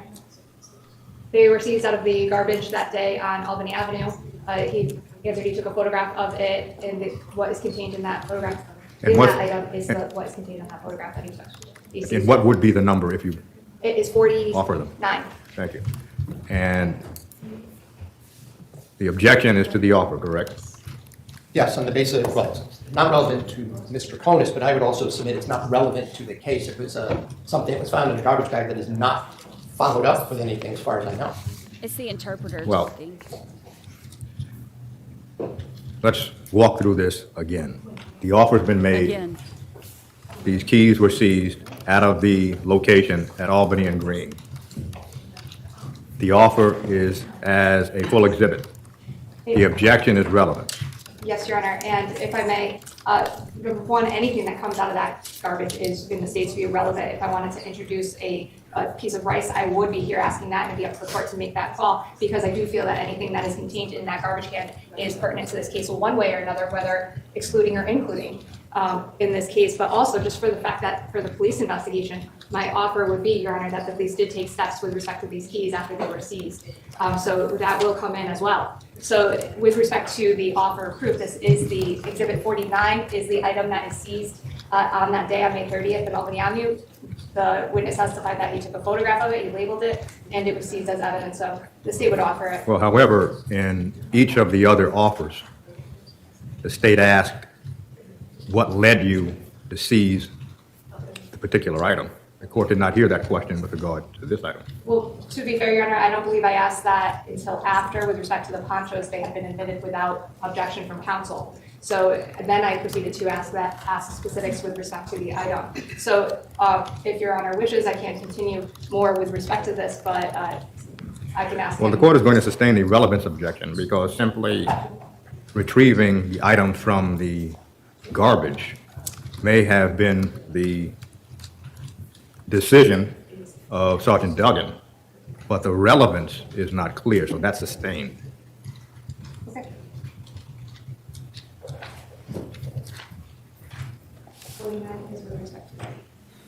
Can you go on the next one, please? Sir, do you see the picture behind you? I do. What photograph is that? Yes, 19. Picture 19. Sir, what is that? It's a picture of zip ties. Did you find those out of the garbage on Albany Avenue that day? I did. And did you package them and bring them back to Troop H? I did. You did. And with respect to these items, did you then subsequently separate them from the other items? Yes. Similar to you did every item that was contained in that garbage can? Yes. And did you photograph it? Yes. And did you then seize it as an evidentiary number? Yes. What evidentiary number did you seize it as? 502H. And why did you seize it? So on the zip ties, there's a blood-like substance on several areas of the zip ties, and I found that relevant. In the course of it, by the way, you testified earlier that you were searching the garbage cans. Were you aware of Jennifer Carver Dulos' disappearance? I was. And were you aware that the Ford Raptor was seen on video depositing garbage bags the night of Jennifer Carver Dulos' disappearance? I was. So would you feel that zip ties would be relevant toward the investigation into the disappearance of Jennifer Dulos? I'm going to object. What he felt, again, is not relevant, and what's relevant is what the court decides. I'm not objecting to this exhibit, but I'm objecting to the question, letting him give his subjective opinion about what's relevant to the case. Well, there's already been testimony that there was a blood-like substance on the zip ties. So that suggests that the relevance objection is overruled. I didn't make one. I was objecting to the question of asking him to opine as to why he thought it was right. Well, there's already been testimony that there was a blood-like substance on the zip ties. That's fine. If I may, Your Honor? Yes.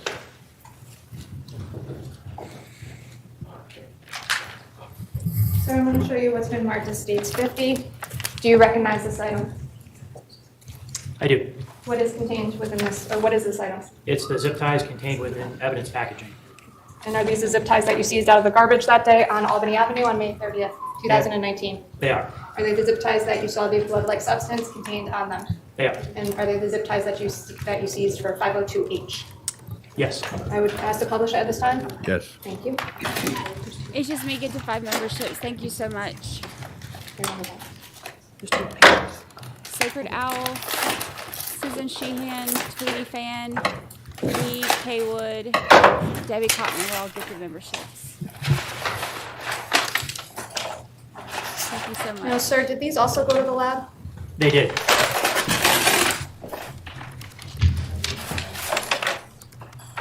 And how many zip ties were found in that bag? Do you recall? 4 pieces of zip tie.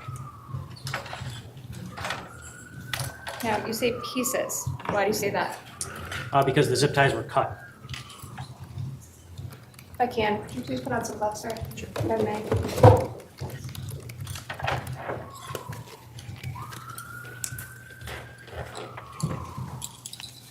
Now, just briefly, with respect to the zip ties, you said you indicated there was a blood-like substance. If you can, sir, I'm going to hand you over the zip ties. If you could please show the jury where that substance is contained therein. And for the record, it would be at the, is that the tie? I think you dropped something. Oh, thank you. If you could just explain where the blood-like substance is contained within that. On this connector piece, and then on the other end of the zip tie. And is that a tie that has been cut? Yes. Where? Thank you. I'm going to hand you another one, please.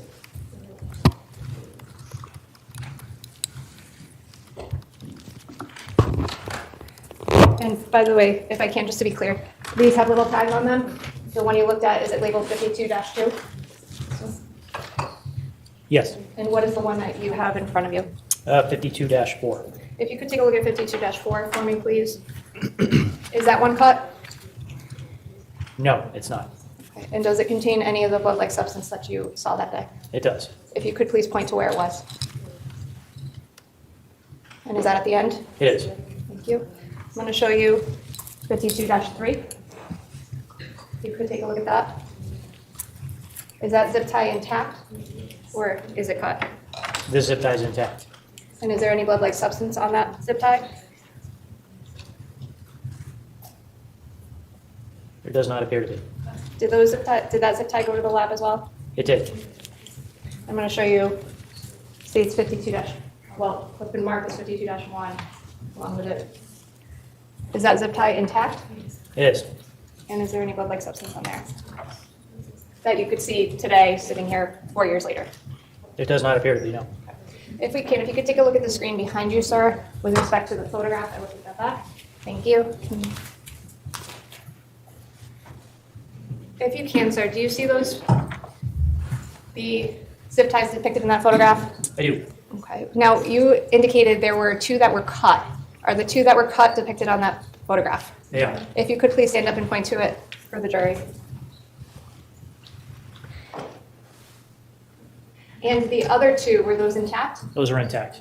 On the top one, see on the end of it, where the cursor is, what is that? That's a blood-like substance. Thank you. You can have a seat, sir. We can't move on to the next one. Oh, that's the other side of the zip ties. Can you take a look at that behind you, sir? Which one is that? 21. 21. And does that also depict the state of the zip tie that day on May 30, 2019? It does. Thank you. You can have a seat. Sir, take a look behind you. Do you recognize what's depicted in that photograph? I do. What is depicted? It's a white bath towel. And was that in the garbage canister at Albany and Green on May 30th, 2019? It was. Did you seize that as evidence, sir? I did. Why? It was a white bath towel with a lot of blood-like substance on the towel. And was that what it looked like in 2019? Yes. I'm going to show you what's been marked as States 51. Do you recognize that? I do. What exactly is this item? That's the bath towel within evidence packaging. And was that the 502I? Yes. State would offer at this time, Your Honor.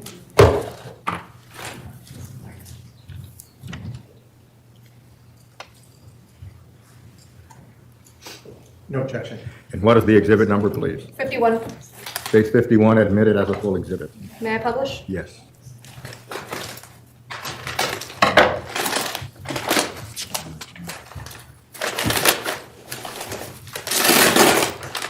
Oh, so loud. So loud.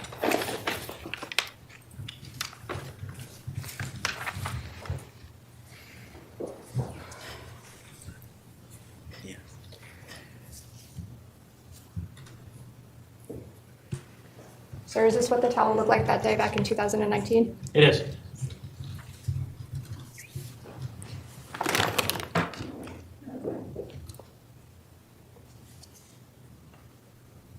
Thank you.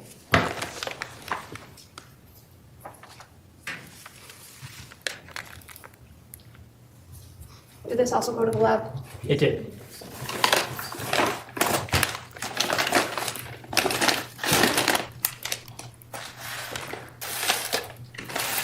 So I'm going to show you what's on the screen behind you. What is that, sir? That is evidence exhibit 502J, which is a mop or a broom handle that's broken. And did you seize that out of the garbage at Albany and Green that day? I did, Why did you seize that? because there's a blood-like substance on it. Where is the blood-like substance? You mind if I get up? If you wouldn't mind, please. On this portion It of said the that- mop handle? And of that portion of the mop handle. I read it was 30 trash cans Thank you, total. sir. I'm going to show you what's been marked as states 52. Do you recognize this? I do. What is it? That's the mop handle within evidence packaging. This is the mop handle that you seized that day that came out of the garbage of Albany and Green on May 30th, 2019. It is. The state would offer it.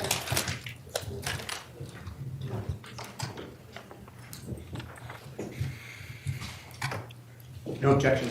States 52, admitted as a full exhibit. May I publish? Yes. Thank you, Alex. I'll look at it when it's finished.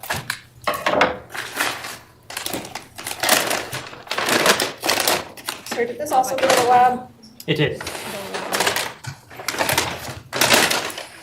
So loud.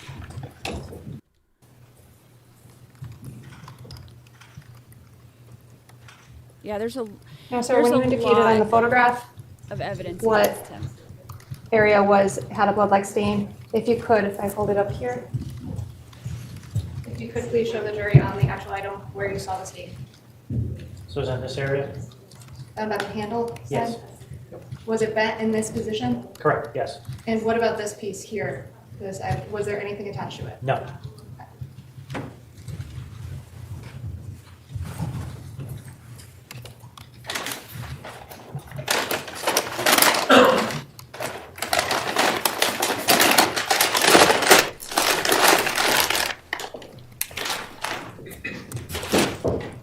If you may.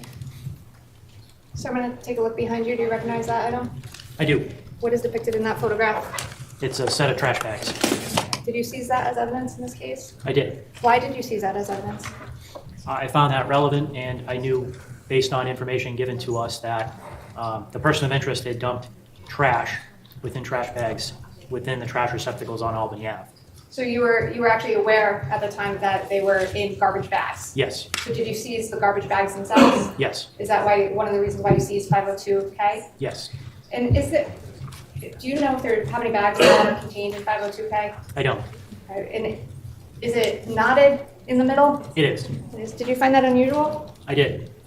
Is that one of the factors why you seized it that day? Yes.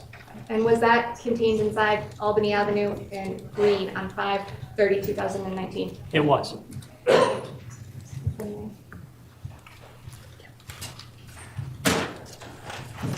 I put the clerk order? Yes.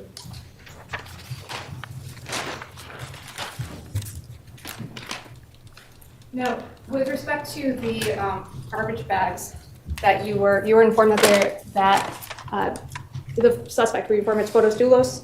Yes. Were you informed that Fotis Dulos was placing garbage bags in Albany Avenue and given those addresses? Yes. I'm going to show you what's been marked as C53. Do you recognize this item?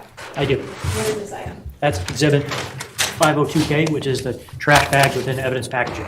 Now, were there other trash bags that came out of that garbage can? Yes. And did you seize those as well? I did. Did you seize every black garbage bag that came out of that garbage can? Yes. And was that because of the information that you had received? Yes. And did that item that's depicted in that photograph subsequently go to the lab?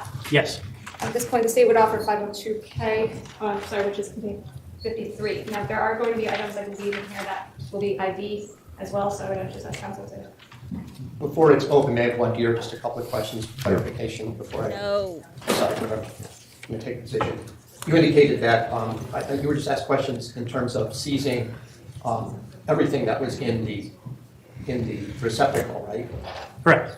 this is not, I just want to put, this is not the only thing in that garbage receptacle at Albany Avenue and Green Street that you seized, right?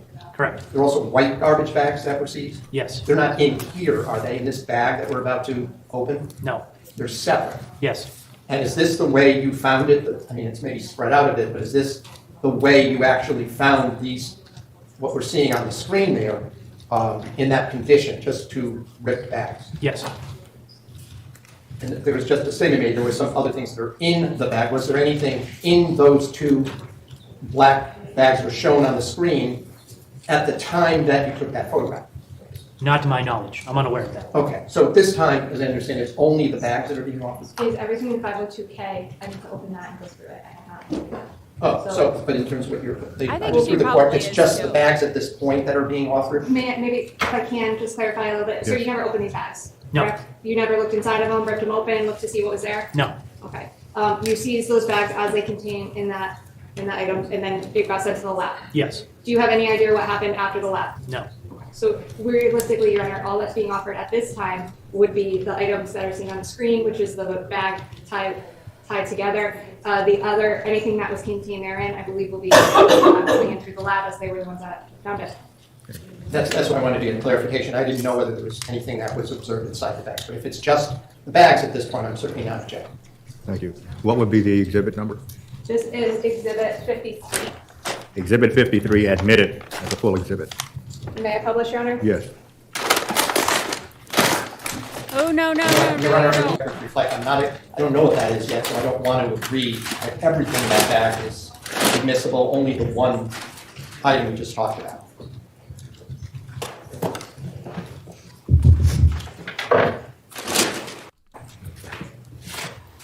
We're using the skip button on all these from now on. I can't take it anymore. A, B.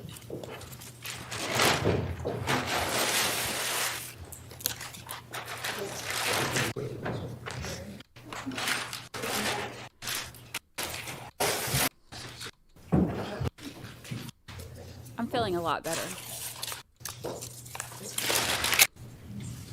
I don't know if it's the Sprite or the Finnergrin or whatever it's called, but... So just with respect to, if I may, Your Honor, when I'm going through to ensure we have everything. So with respect to the item contained in that photograph, do you recall how many bags there were? I don't recall. Would you like to look at your report, or would it refresh your recollection to... By the Yes. way, you didn't separate them and pull them apart. I did not. Okay, and you didn't look inside to see what's inside of them? I did not. Okay. And with respect to... Actually, I need a different report. Oh. What's this? This is one thing, I want to pause it for a second. This is one thing Donna J says, I think she is guilty of helping, but I don't think they can prove beyond a reasonable doubt. This is one thing that I'm like, based on just what's in the court documents, there's nothing that I think proves that she's guilty of that. They say that they have evidence. I think what's really going to be the most telling part is the testimony against her. If, especially if Kent does testify, if Kent Mulheny does testify, that's going to be, if he testifies, it's over for her. If she is guilty and he gives her up for, for a deal for himself, then it's over for her, I think. But also, depending on the, phone records and texts and stuff that they were able to recover, that's going to be a big part of it too. They say that they upped those charges to conspiracy to commit murder because they had extensive evidence of pre-planning of the murder. So with them saying that, it makes me think that there's a lot that we're going to hear that we haven't yet, but I'm just, as of now, I've seen nothing. Obviously in this trial, we've seen nothing yet because we haven't even got to her yet. But even in like the documents and stuff that, like the arrest warrant and stuff like that, that I went through, and like the search warrant papers and stuff, even with that stuff, it wasn't enough to prove the conspiracy part. The tampering with evidence and hindering prosecution and all that, 100% guilty. No question about that. But as far as her involvement in the conspiracy part, the stuff that happened before, I'm really curious to see what all they have, like against her for that. That'll be interesting to see. Oh, yeah. Oh. Oh, don't. That's okay. Their alibi scripts, are one of the things that, again, I know that was like potentially could be done after, written after or whatever, but that's one of the things that I think is, she says that her attorneys, asked them to write that. But she also did admit in one of the interviews, I can't remember which one, she did admit in one of the interviews that there were things on there that weren't true. And she said that she put that off on Fotis. She said that Fotis was having her fill in some of those holes or whatever with things that weren't true. So. Let me just have a moment. Yes. No.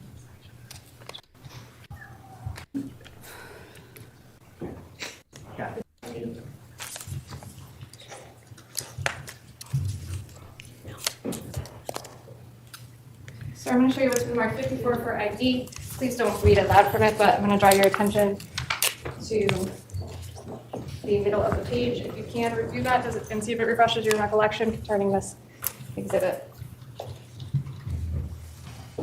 I do. And how many garbage bags was, I guess, contained within this exhibit itself? 4 pieces. 4 pieces? Okay. And did you separate them to designate and give them different names or different numbers? I did not. Okay. Did you just package it together so it could be sent to the lab? Correct. And if I may,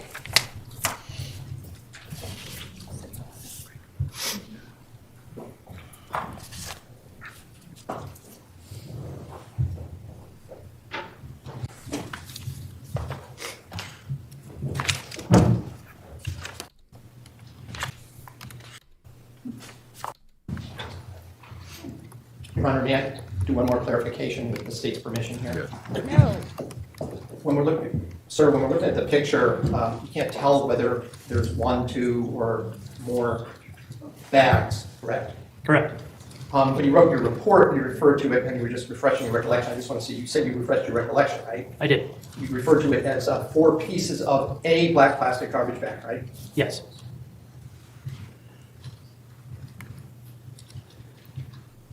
I'm not objecting.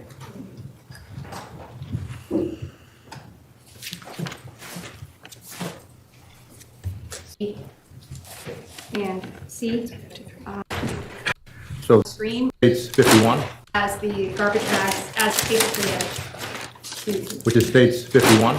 51. 53. 51, correct? 51, I apologize, that's my mistake. 51 is already in, it's 53. Thank you. And I believe there's no objection to these, those will be for another day. No objection. To that item, the bag that we were just talking about. So states 53, Yes, Your Honor, we did these 3. admitted as full exhibit.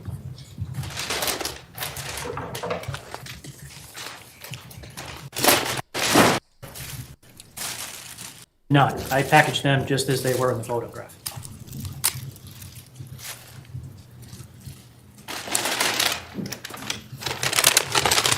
Object to your objections.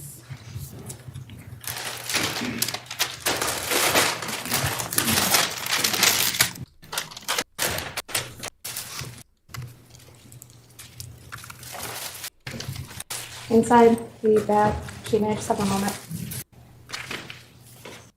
They're just showing the insides of these bags. Oh my gosh, I love speed trialing.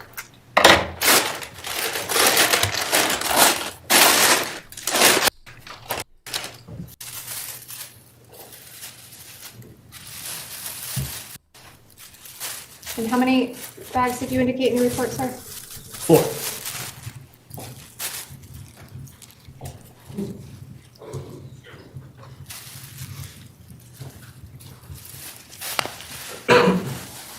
I couldn't watch that trial either, Queen Olive again. I could not watch it. I saw bits and pieces of what she did. I couldn't do it.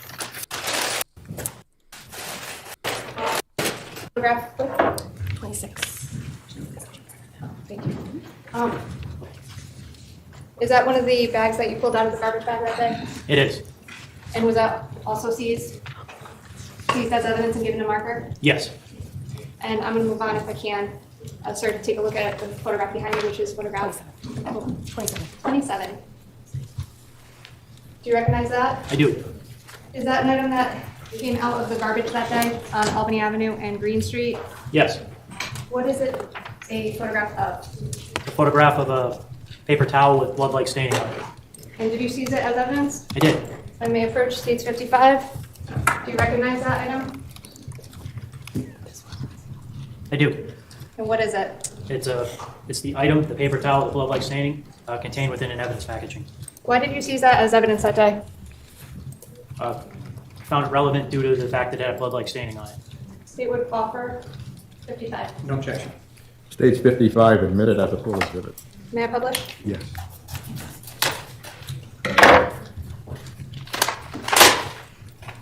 Sir, did this also go to the lab? It did.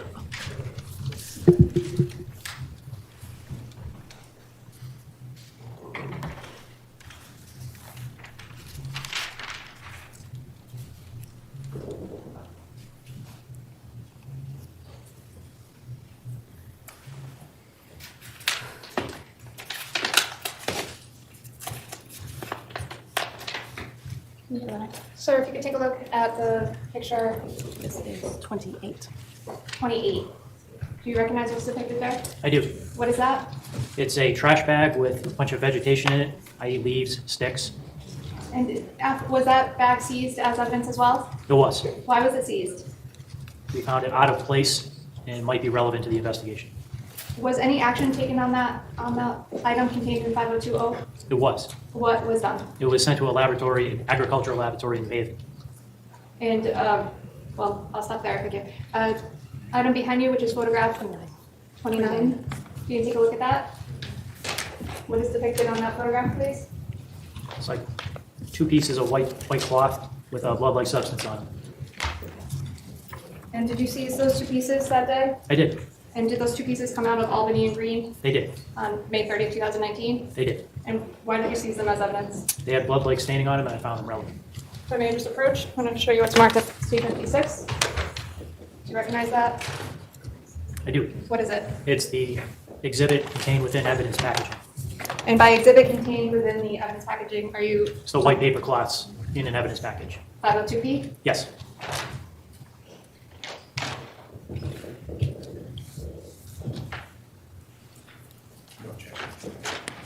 You would offer 56, Your Honor? States 56 admitted as a full exhibit. May I publish? Yes.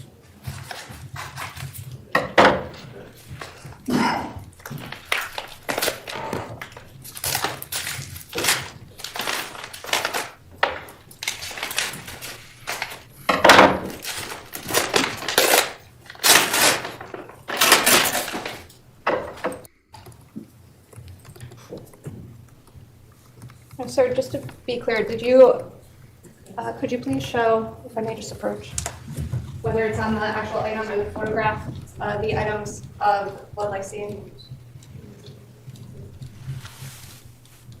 in front of the bigger, I would say, of the paper towels? The bigger piece, and it's on the edges of the smaller piece.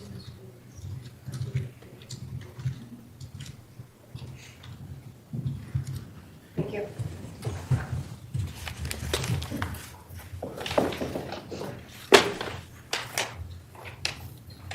Sir, if you take a look behind you, that is states 30.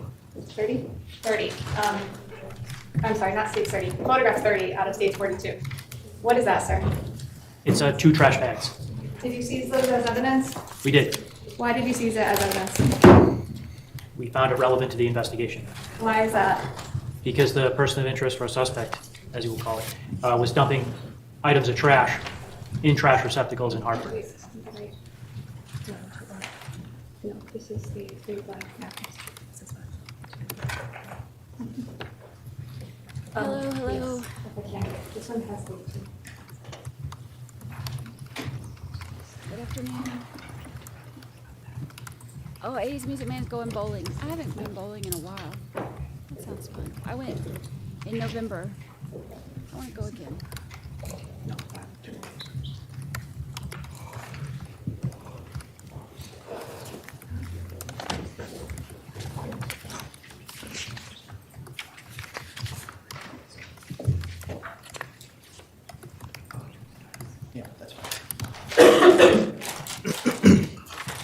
57, Your Honor.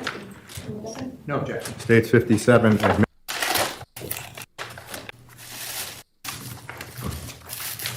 In the seeds in the garbage? They are. Okay, in what way? These are more of a grocery store type bag. And so why did you still seize these? We were told that suspect had thrown black bags, in the trash in Hartford. So you seized all trash? Yes. That you could find? Okay. And this one has, I guess, something inside of it? Do you recall that? I don't recall. I wonder what those smell like now, having to have them out in court. Or if the smell has gone away. Sir, I'm going to show you what's behind me now, please. You can take a Has look the at that. smell gone away or has it Do you gotten recognize worse? that? I do. What is it? It's a razor blade. Okay, so one of y'all asked if it was cut. Yeah, see how right here it has that where it looks like it's cut off. Find that in the garbage on Albany and Green I did. on May 30th, 2019? I did. Did you seize that as evidence? I did. Why did you seize it as evidence? I found it relevant because there was blood-like substance on it. Part of the razor blade was broken, and there was a hair-like fiber on the broken razor blade. I'm going to show you what's been marked as States 58. Do you recognize this item? I do. What is it? It's the broken razor blade within evidence packaging. And to your knowledge, did this also go to the lab? Yes. State would offer it, Your Honor. Could I, one here, clarify? Detective, you're referring to this item that we see on the screen, and which is, you looked at the bag that contains what we're seeing on the screen is 502S? Yes. You're referring to that as a razor blade. Is that the term you're using? I believe a better term would be a scraper with a razor blade attached to it. Or a box cutter, maybe? That could be another term.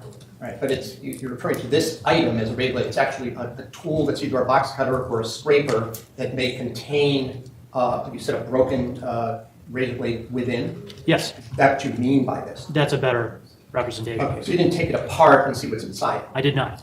But you're talking about this whole item? Correct. Okay, I'm not going to object. I just wanted to clarify what we were talking about. And this is States 58, Your Honor. 58 admitted as a full exhibit. May I publish? They can't see that.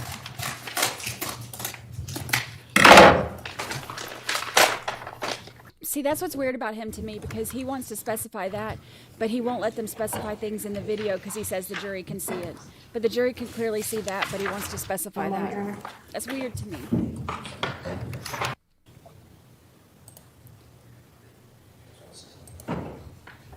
I agree, Amanda Davis. That's not what I consider a box cutter. It's 58. So it's 58A. Hey, Hellcat. Yeah, the jury's 58A for present. ID, Your Honor. And I'm going to put it back in the Hi, Holly. full exhibit for 58. So for the record, it's my understanding the state is only offering at the time exhibit 58, the box cutter, Exactly. not whatever was in this envelope. That's See, exactly. That's my thing too. Is like it's semantics. It's making a big deal out of something that okay, it doesn't really matter what you call it. It has a razor blade in it. It's like a handle. I used to use them when I worked at the body shop, but like it's like a basically it gives you like a handle that you can use for the razor blades, but you put the razor blade in there. And you can change out the razor blades, but that piece is like, it almost just gives it like a handle so you can use it a lot easier without having to try to hold on to the little razor blade. So him going over like, oh, well, it's, you said it's a razor blade, but it's really, it could be this or that or that. It's just semantics, and it doesn't even matter. It's because it is a razor blade that it holds in there. Like that thing holds razor blades in there. It has like a little thing where you pops out or whatever, and you can put the razor blade in there, you pop it back in, and then it has like a thing where you can close it or like open it back up to get the razor blade out.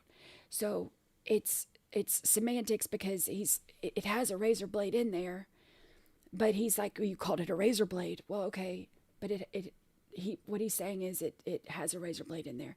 He's making a big deal out of the semantics of it. But then when it comes to stuff like her leaning out of the car yesterday or the truck yesterday, he didn't want them saying that because he's like, the jury can see it for themselves. But on this, he wants to make it a big deal. I think that's one of my issues with him, because he picks and chooses like the weirdest battles. You know what I mean? Correct, Your Honor. So 58 admitted as a full exhibit. Thank you. I'm putting 58 inside of it to keep track, Your Honor, but I am only offering this item.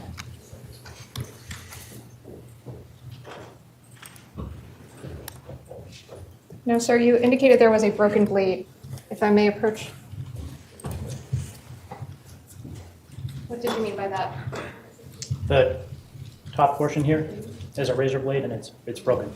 And you indicated there was a blood-like substance on the blade. Where was that? It's on the edges of the blade. Here? Yes. Where the actual blade is broken? Where it's actually broken. See, that's that little thing right there that I was like, if you push it out, then the razor blade comes out. If you pull it down, then the razor blade goes in, so you can throw it in your toolbox or whatever without, reaching in and getting cut.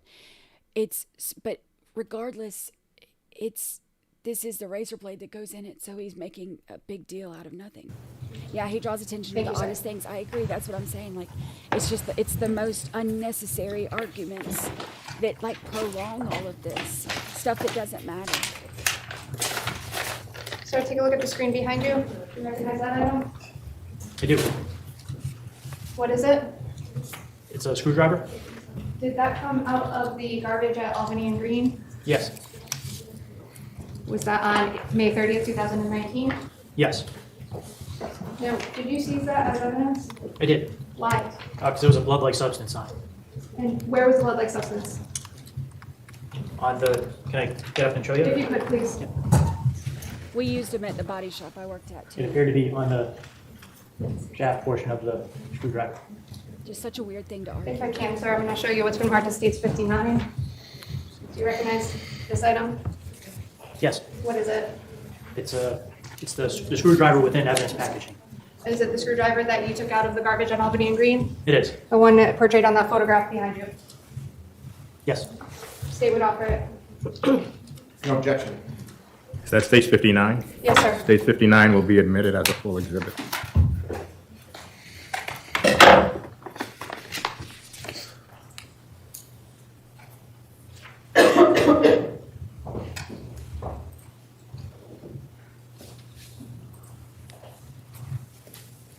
If I may, sir. With respect to States 59, where was the blood-like stain that you saw? Sorry. Butter. Tool portion, Tool you say? portion, yep. Thank you.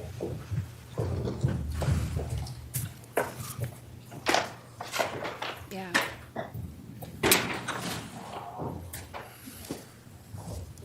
Sir, if you take a look behind you.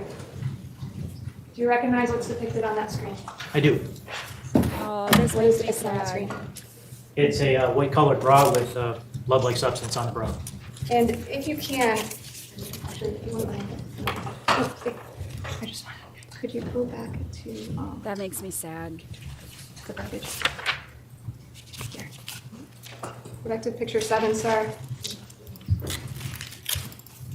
On States 42, file 3.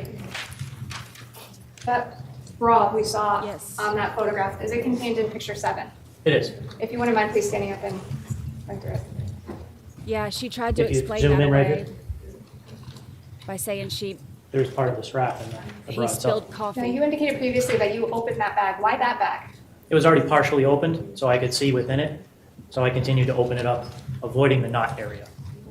And why did you seize the bra? If we can go back to that photograph, please. Thank you. While we were investigating the disappearance of a woman, where an alleged assault had taken place. Objection, Your Honor. Your Honor, it's offered for why he did something. Again, this goes to why he did something is irrelevant. Basically, sees everything. He's explained it had a blood-like stain on it. That is the reason why it's been seized. For him to now narrate what he thinks happened is, I think, improper and irrelevant. Well, the information that Sergeant Dugen received, he did not previously say the information he received concerned an assault, but that does not mean that he's precluded from stating that the information he received also included information about an assault. Overruled. Sir, was that item seized as evidence as well? It was. Was it given an evidentiary number? It was. What number was that? 502U. If you can go to the next picture. Is that what the bra looked like that day? Yes, that's a different side of it. Okay. And the next one? What is that, sir? That's a long sleeve striped shirt with blood-like substance on it that was seized from within that bag.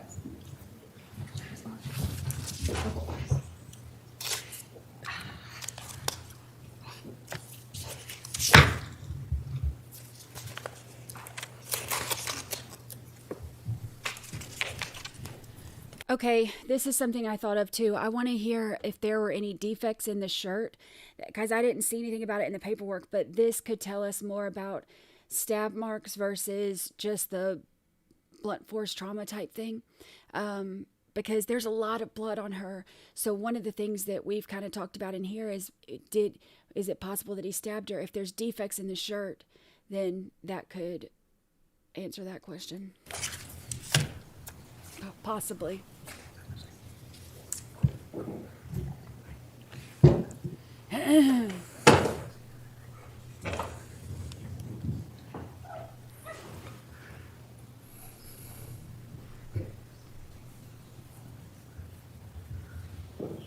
Hi, Virginia Little.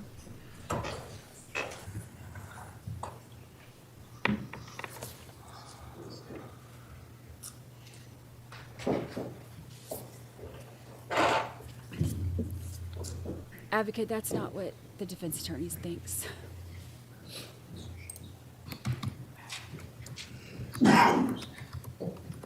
If I may just have a moment of counsel, Your Honor. I think that's possible. I think that's possible based on the amount of blood that's on there.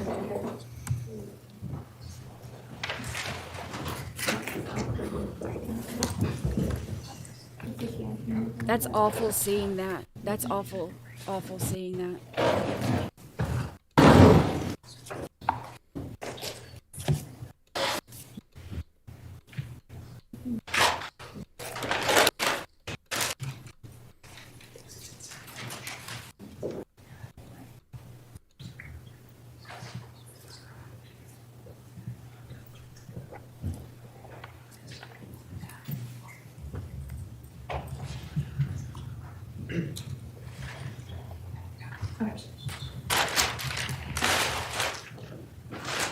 If I can actually inquire, Your Honor, I'm going to separate the exhibit numbers on this if I can. The entire box was, just to be clear, 60.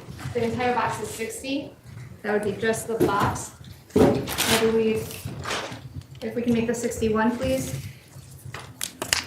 And if I may inquire, 61 is no objection? No objection. Thank you. 61 is admitted as a full exhibit. Yes, sir, thank you.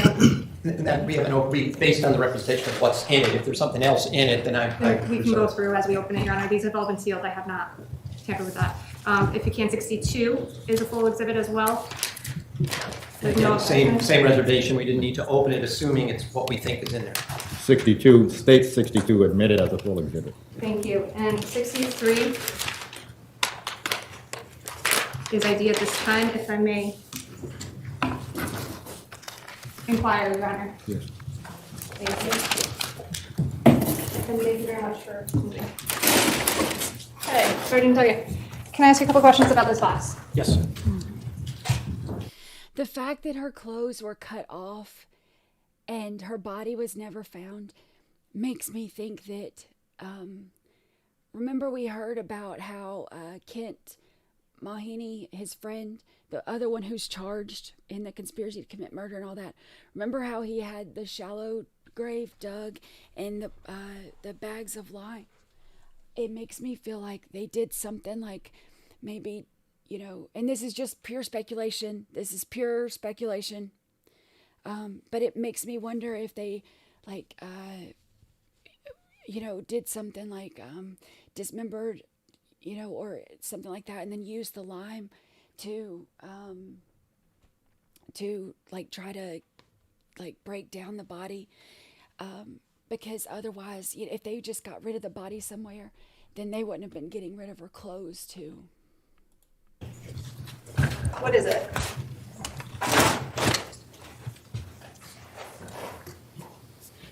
It's a box, and within it is a black trash bag with a shirt and a bra.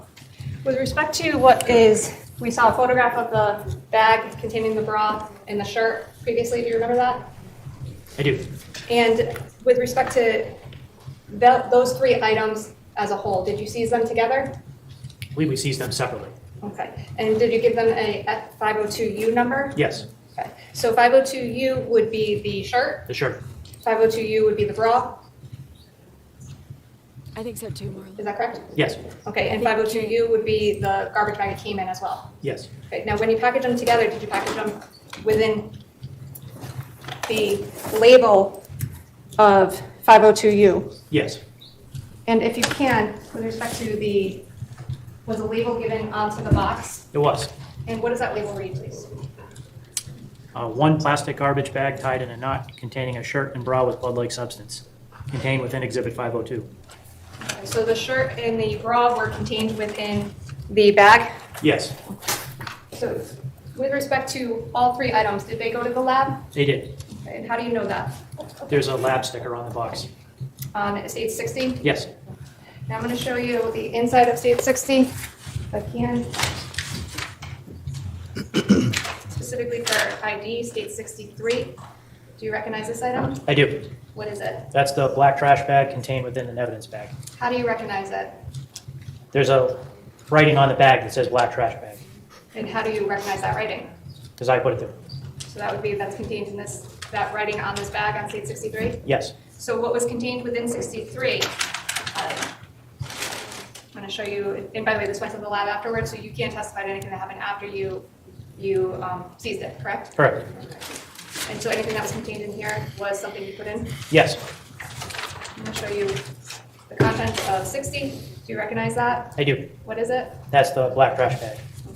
And is that the black trash bag that you seized in connection with the bra and shirt, or that contained the bra and shirt that day? Yes.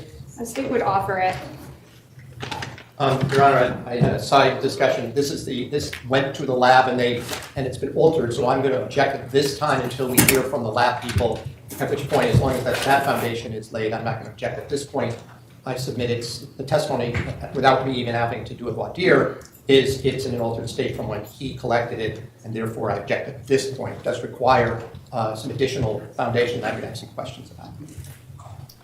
Your Honor, if I may, I have successfully completed in the state's view the chain of custody to indicate that this witness saw the black bag, saw the shirt, the bra contained therein, seized it appropriately, logged it all as evidence. He has identified both the bag, the container it came in, as well as the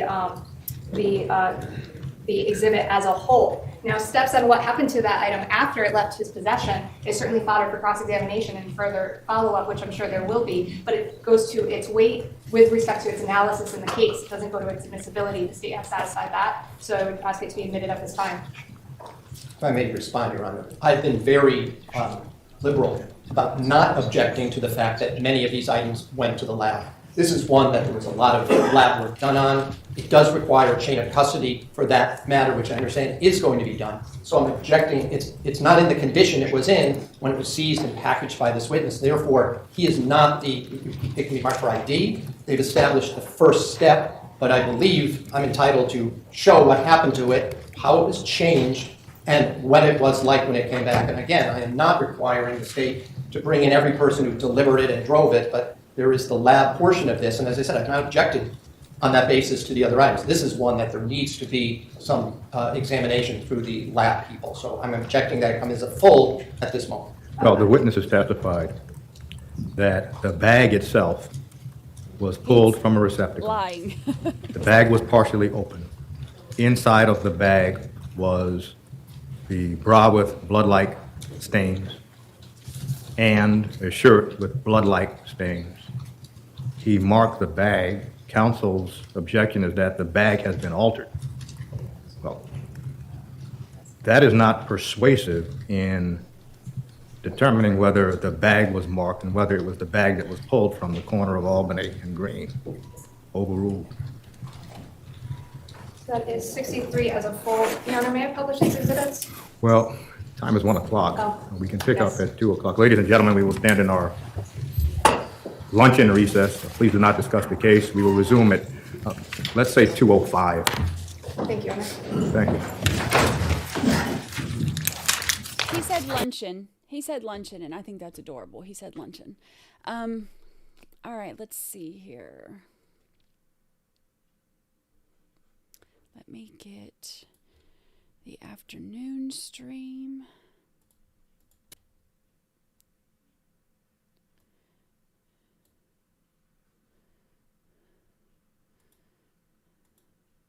Our luncheon break. Too cute. He likes to stay on schedule. I love that about him. All right, here we go. Nurse for God gifted 10 memberships. Thank you, Nurse for God. Thank you. I appreciate that. Thank you. Let's see.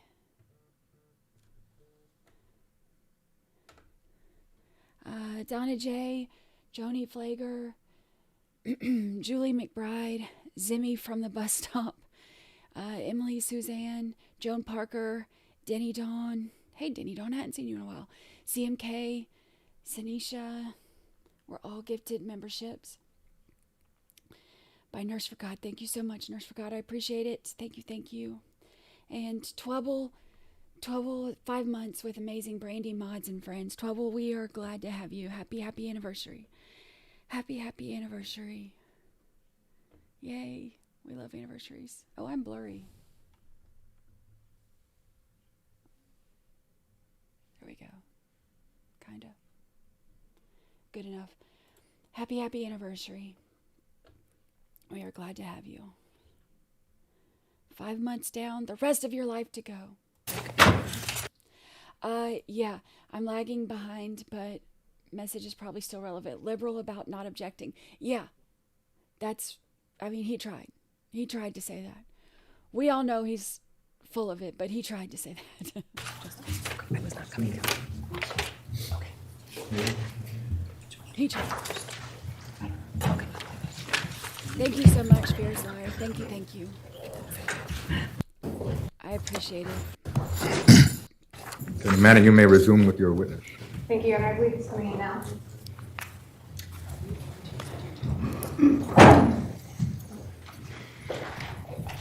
If I may just approach the clerk, Your Honor. Yes.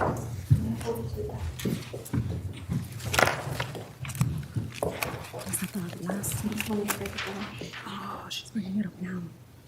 If we can, Your Honor, I'm waiting for a disc from the clerks, but I can continue.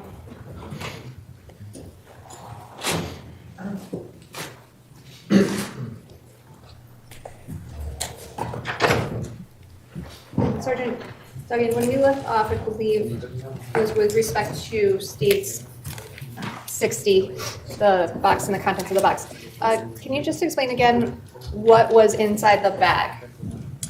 Inside the bag was a long sleeve striped shirt with blood-like staining on it and a bra, white bra with blood-like staining on it. I believe that state 61 came in as a full exhibit. Am I correct, Madam Clerk? 60.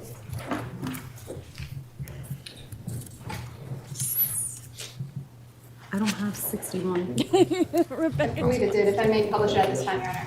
Well, does counsel remember an objection to state 61? Whatever, I think it went as I had told counsel I wasn't going to object. I don't know if she officially offered that. The items. If I didn't, I will now. 61 and 62. And I believe Your Honor ruled on the box already. State 61, state 62 admitted as full exhibits. Thank you.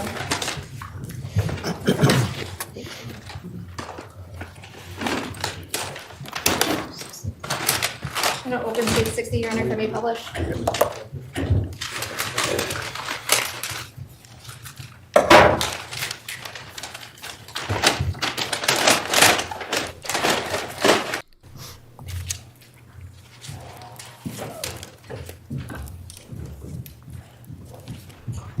Sergeant Dugen. Oh, that's so sad. Is this the item that you pulled out of the garbage of Albany and Green on May 30th, 2019? It is. Now, with respect to, first of all, what is it? That's a bra. The back of the bra is collapsed. Was it like that in the condition when you found it? That's exactly how we found it. And with respect to the front of the bra, is there a cut going down the middle of it? There is. Approximately where, please? Right in the center of the bra. If I may just, if you can, sir, if you could point out. And would that be a little off center on the left side, over the left breast area? Yes. Did this also go to the lab? It did. Thank you, MJ. Thank you so much. If you can, if we can just reference states 42.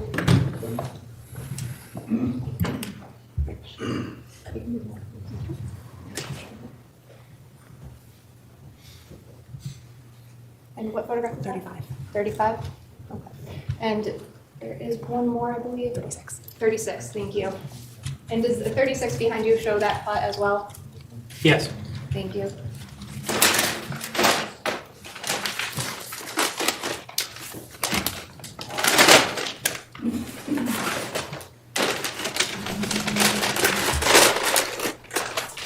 If I may publish.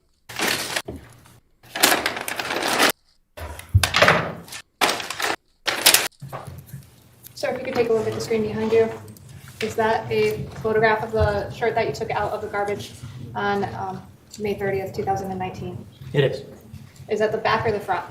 I believe that's the back. Do you wish to say? You can continue. The front was cut. The front was cut? Show the next picture, please. Thank you.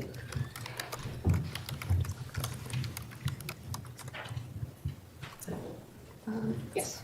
The numbers. That's 38. 38, please. So is that the front? It is. Okay.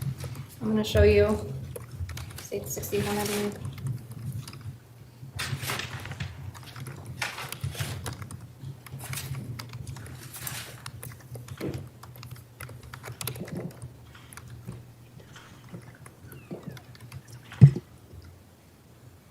See, for them to cut the clothes like that.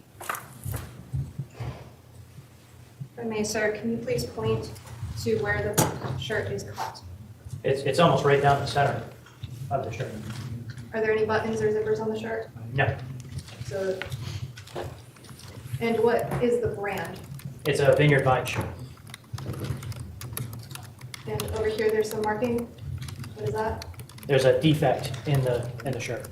And are you talking about the hole? Yeah, And did this go to the lab? it did. Now there are letters here, EDSFTG. Do you know what that stands for? Yes, it's a Vineyard Vine slogan for every day should feel this good.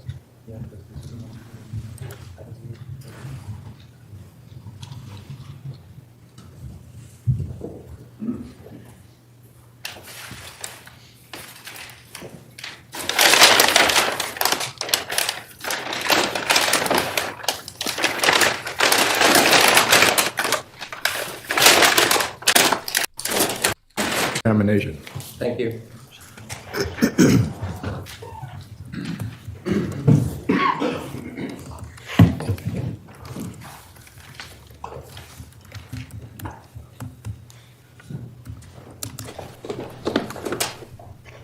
I want to ask you to look at a couple of images, if I may, from folder 2 on exhibit.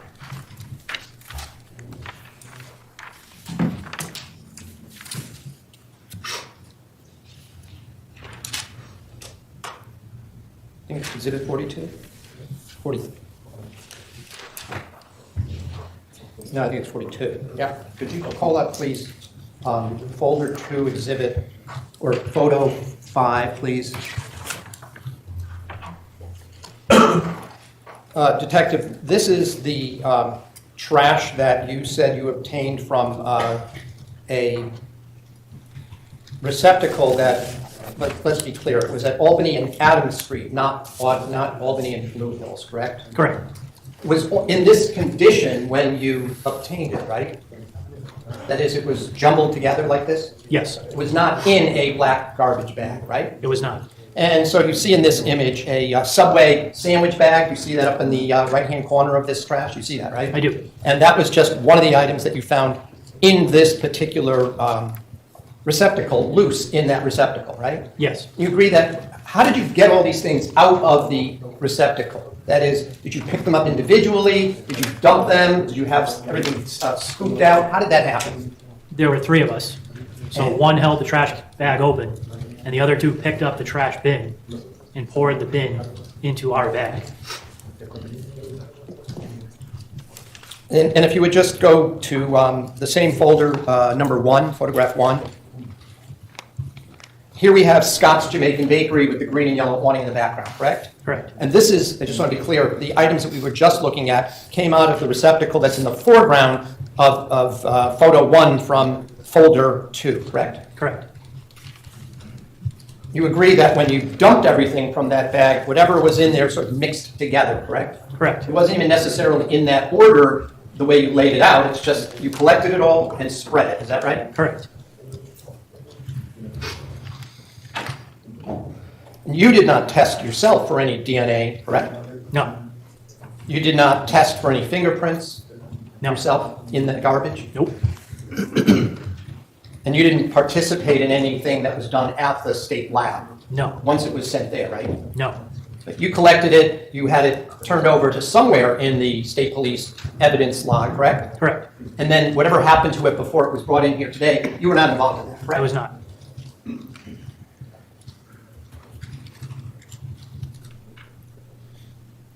Could I ask for, in the same exhibit, would you go to folder 3, photo 25, please?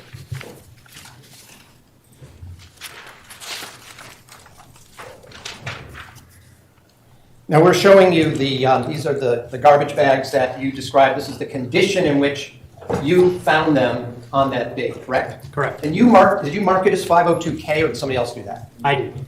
So everything that came out of that bag had a number 502 on it, right? Yes. And then if you broke it up into certain additional items, you then gave it a letter after the 502, right? Correct. But you didn't give a letter to everything that came out of the bin that you marked as 502, did you? No. Just certain items, correct? Just certain items. And there's one picture I wanted to ask you about, if I may. You said you sent one of the items to an agricultural station. Do you remember saying that? I do. Let me just see if I can find which one that is to have it called up.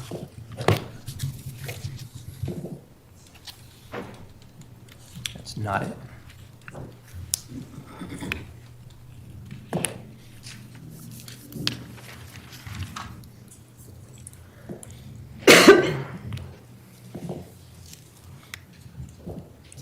I asked the court to bear with me for a minute.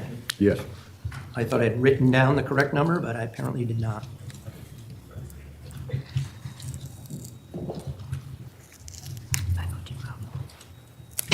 Those numbers don't.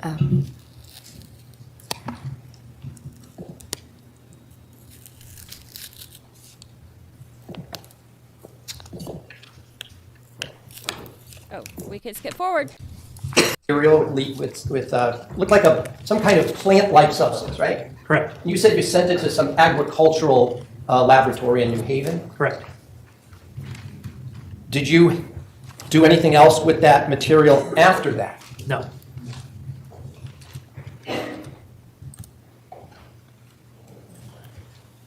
And going back to folder 3, photograph 25, please.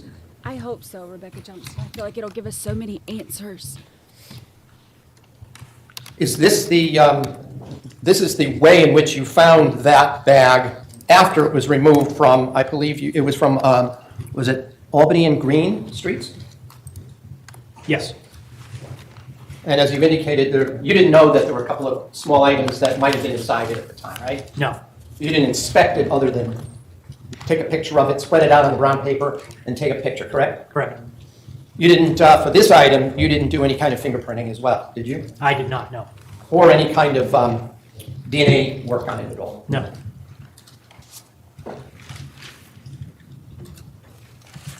And so that we're clear, because we've seen the image itself, these black bags there were various black bags that you were shown today, is that correct? Correct. Some of them are these small store bags, and some of them were larger, correct? Correct.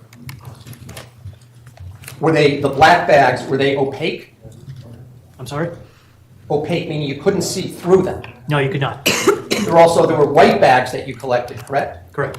some of those white garbage bags did have items that you could see a little bit through, right? Correct. And there were also some clear plastic bags that had trash items in them as well, correct? Correct. And you didn't distinguish between any of those, correct?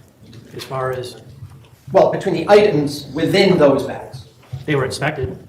Right, but what I'm saying is you inspected those, you opened up those bags and spread them out, correct? Correct. Whether they were from a black bag, right?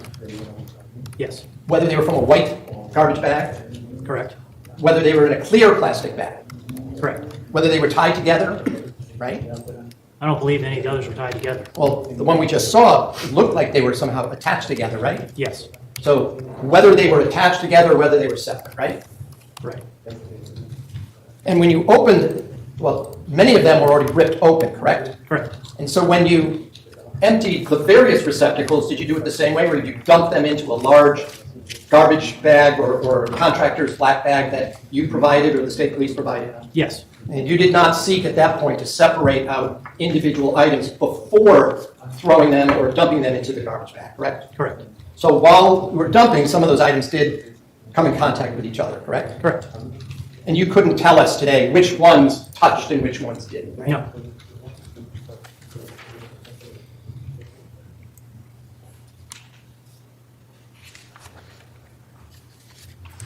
In fact, the way you could tell what was in any black garbage bags was only by opening them, right? Correct.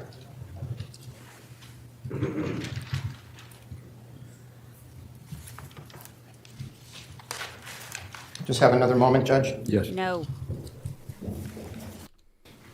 Clear anymore, right? Those were they loose or were they in one of the garbage bags that you opened? Those were loose. When we saw them, they were quite dark and gray and whatnot, correct? Today? Today, when they should. Yes. Okay, and that's, as far as from your experience, did it have anything to do with the fact that they had been coated with some kind of fingerprint powder? Yes. But when you first got them, except for anything that might have gotten on them, the actual material was like a clear plastic, right? It was. And that was for the kind of, they're called poncho, but those are the kind of inexpensive cellophane ponchos that you might get, they might give out at a football or baseball game, right? Yes.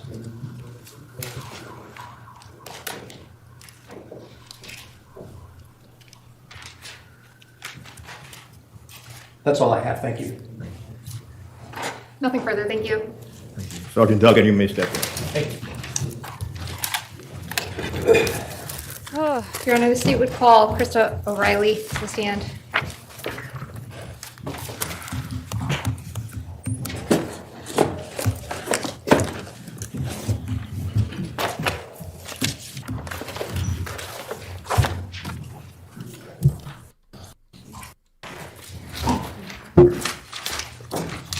If you could please raise your right hand. Do you solemnly swear or solemnly and sincerely affirm, as the case may be, that the evidence you shall give concerning this case shall be the truth, the whole truth, and nothing but the truth, so help you God, or upon penalty of perjury? Yes. Please state your name and spell it for the record. Krista O'Reilly, Krista Oreilly. Detective, you may be seated.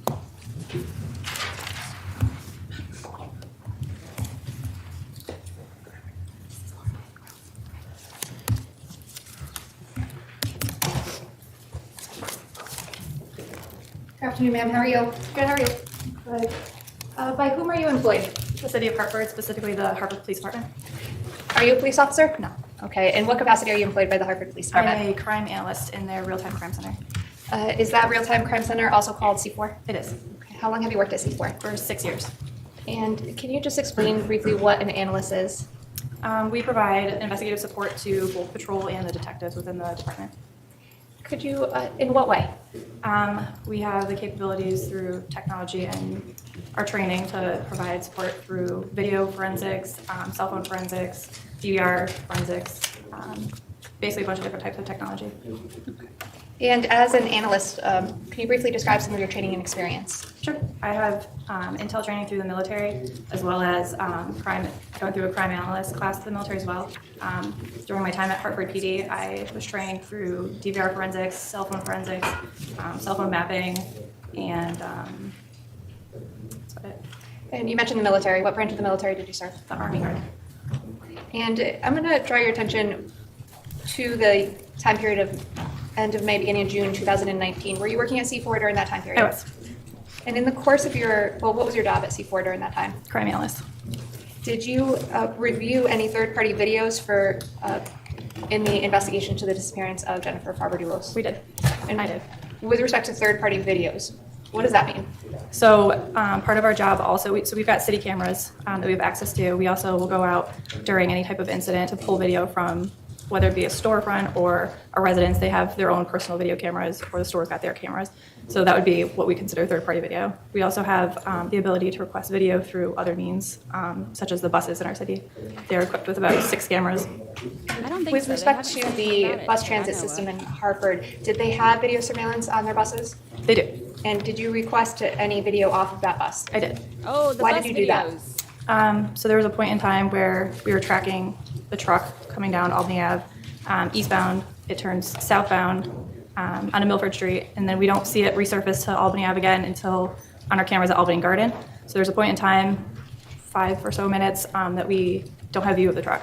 So we were using all other means to figure out what the route of the truck was.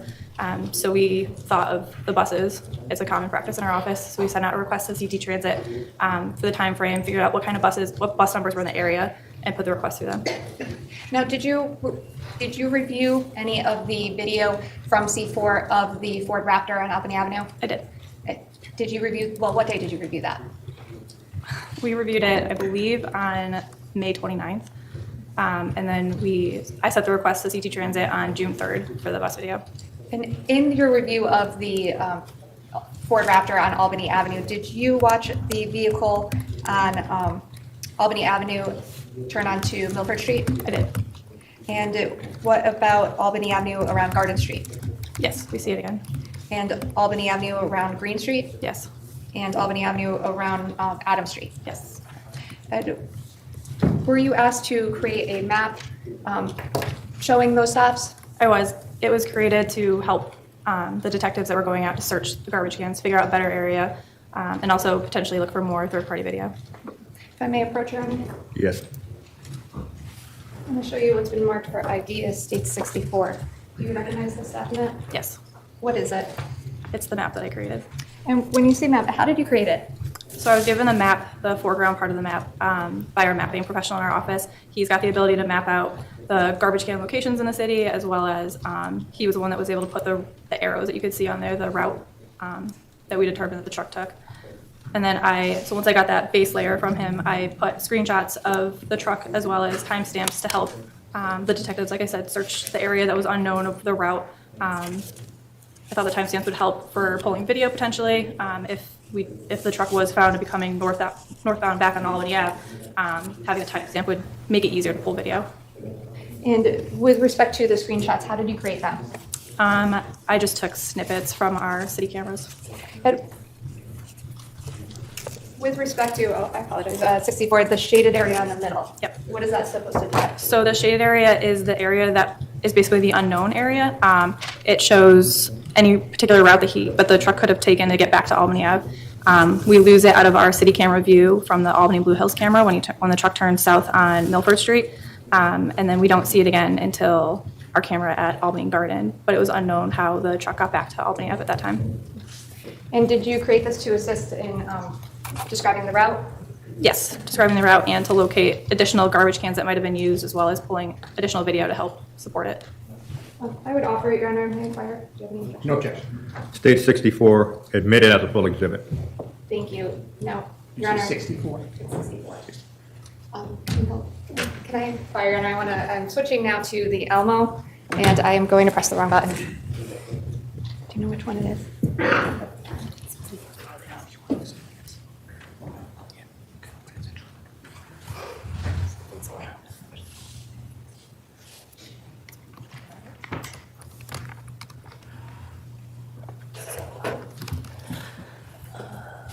Oh, it's not plugged in. I just have a moment, Your Honor, sorry. There's gotta be a loose one somewhere. All right. Well, I'm going to publish that after, Your Honor, if I can move on. Yes. Thank you. With respect to, you mentioned third-party videos and the bus video. How many bus videos did you receive?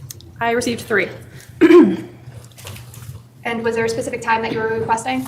Yes, it was the time frame that we had lost the truck out of view. Which was, do you recall what that was? Not the exact time frame, no. When you got the video for the bus, did you watch the bus video in its entirety? I did. I watched all 3 videos in its entirety. Does C4 have that brief cam capabilities? Yes. Briefly, can you describe what brief cam is? Brief cam takes a long period of video and condenses it into a shorter time frame. It overlays what's going on with different timestamps, so it allows you to watch a long period of video in a short time frame, and then also to sort it. So you can sort out all the people, you can sort out the vehicles, you can sort by color. It makes reviewing video a lot quicker and easier. Did you utilize brief cam in this instance with the bus video? Not for the bus video, no. So how did you watch it? We have the bus video, the player that the bus video can play on. It's called C-On. Because it's such a common practice to use the T-Transit bus video, we just have it, the player, installed on our computers. And did you watch it on CNET at the C4? Yes. Now, you indicate you get 3 buses. Do you know which buses that you received? I know the one that we utilized. Okay, well, out of the 3, how many did you utilize? Just one. Okay, which was the one that you utilized? 1735. And when you say utilize, what do you mean? It was the only one where we were able to see the the truck in question.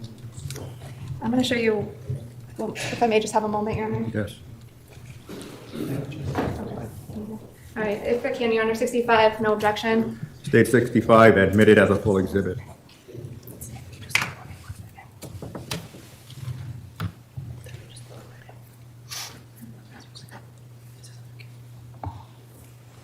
There you go. Thank you.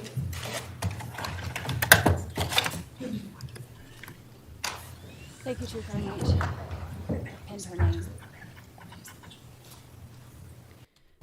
Theo, I'm going to stop it there. Where did the truck, the Ford Raptor, appear on the bus video? It was on the right-hand side, the passenger side of the vehicle. And was the bus traveling at the time? Yes, the bus was traveling eastbound. All right, I'm going to have you take a look behind you. Do you recognize that? Yes. What is it? It's bus 1735 on Albany Ave. And is that the bus video that you watched that day? Yes. At what point on Albany Ave does it pick up the Ford Raptor? The Ford Raptor was stopped at Albany and Cabot. Was there any, well, if I can, I'm just going to hit play.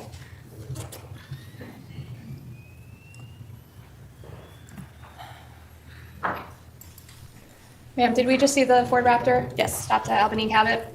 I'm going to actually go back.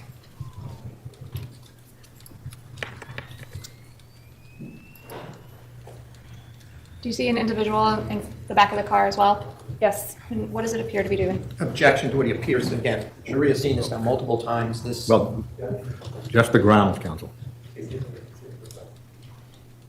Just the grounds. Opinion. Well, it's speculation. Speculation. If I may continue, Your Honor. Sustained. Thank you. Now, where is this location? It's just east of Albany and Cabot on the south curb line. Okay. And do you see that vehicle on any more of the bus video? No, that was the only bus video that had it.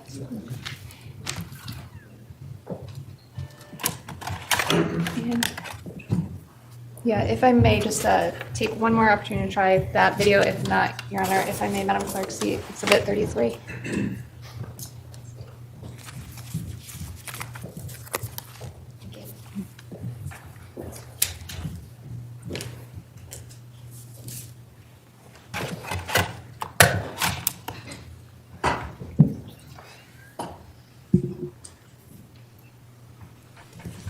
No. Okay. Can we get back to here? Yeah, just that one. Oh, got it. See? All right, our technical difficulties are solved. If I can, Your Honor.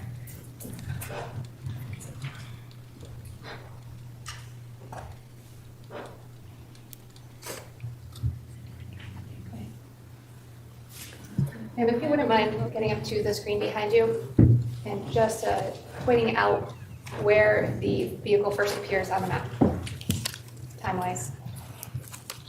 So this is the first time frame that we see the vehicle. It's coming east on Albany Ave, and then this is a flip of it turning south on Milford.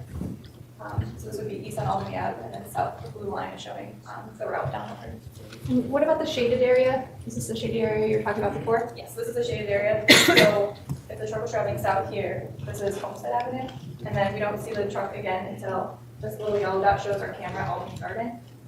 So we can see it in a distance by this next street, which I believe is Bourbon Street. So that's why I kind of stopped the cutoff of the unknown area there. But this basically shows the shaded area of where the truck, these are a bunch of one-way streets, so we don't know exactly which way the truck went at that point. And the bus video that we just saw, did you get that after or before you made this map? I got that after I made the map. Is the spot that the car was seen on the bus video depicted in that map? It's not. Where would it would be? be on the map, it's not depicted. Where would it be if it was?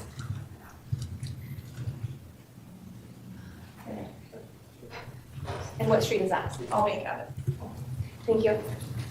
I have nothing further.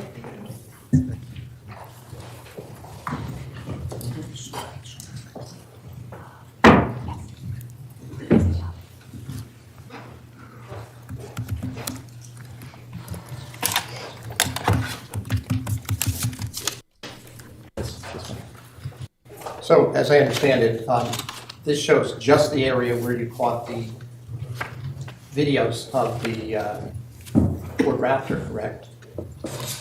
This shows the stops that we saw on our camera of the Raptor, yes.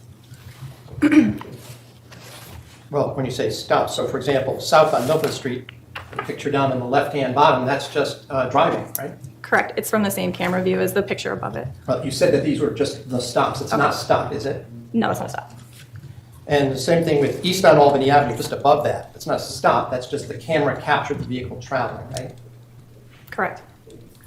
So as I understand, you on this image, let me just,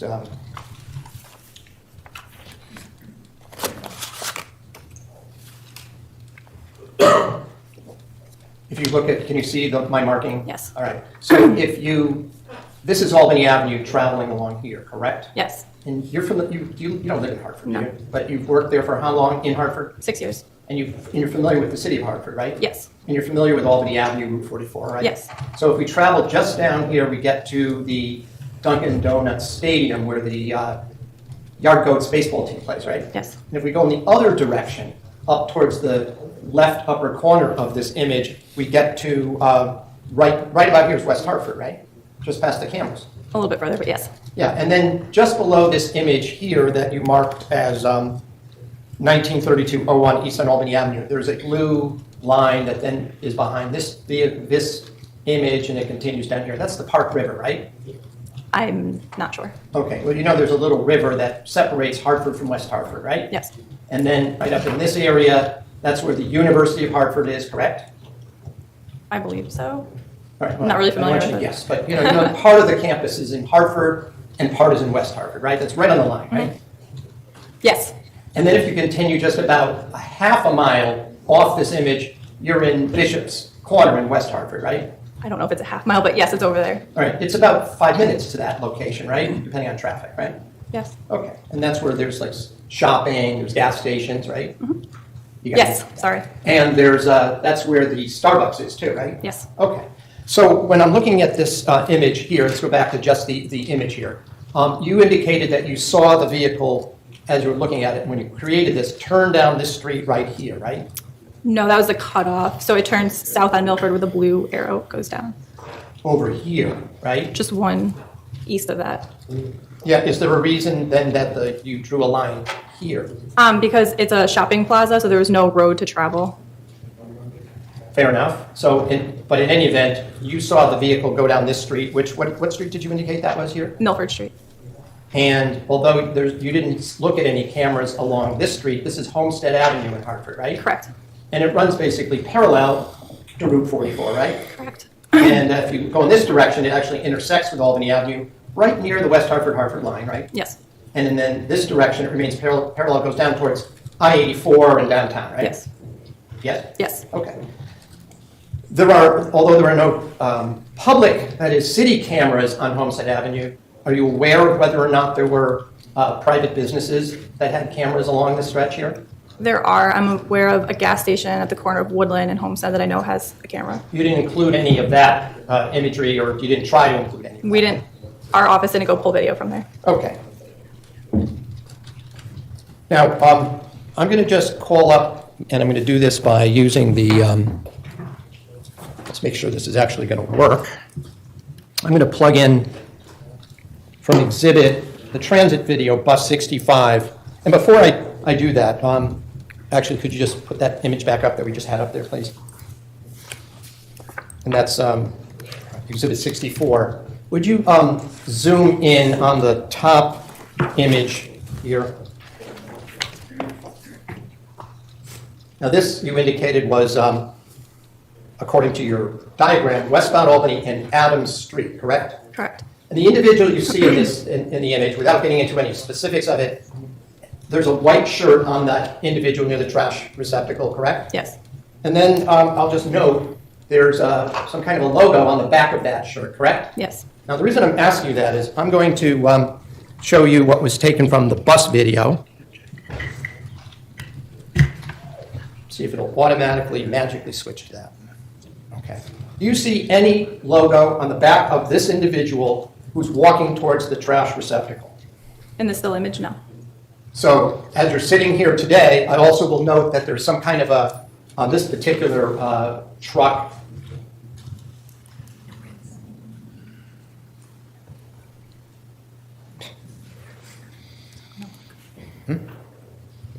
Oh, it won't work without. They were at that workhouse This truck doesn't have any rims on that black pickup truck, does it? for, It appears black. And it also has some kind of a cover over the back rear window, correct? Over the rear window? Yeah, there's some kind of a wrap or something towards the top of that truck, the cab of the truck, right? That could easily be a reflection of the bus. But you don't I know can't. that. I wouldn't determine that to be. I can't determine what that is. All right, and you see there's a woman walking along with a, no, there's a person walking along above where the individual in the white shirt is walking towards a trash receptacle. You see somebody carrying what looks like a bag, red bag, right? Yes. And this is just for the record. This is at 0008 seconds of Exhibit 6. And this is from bus 1735, right?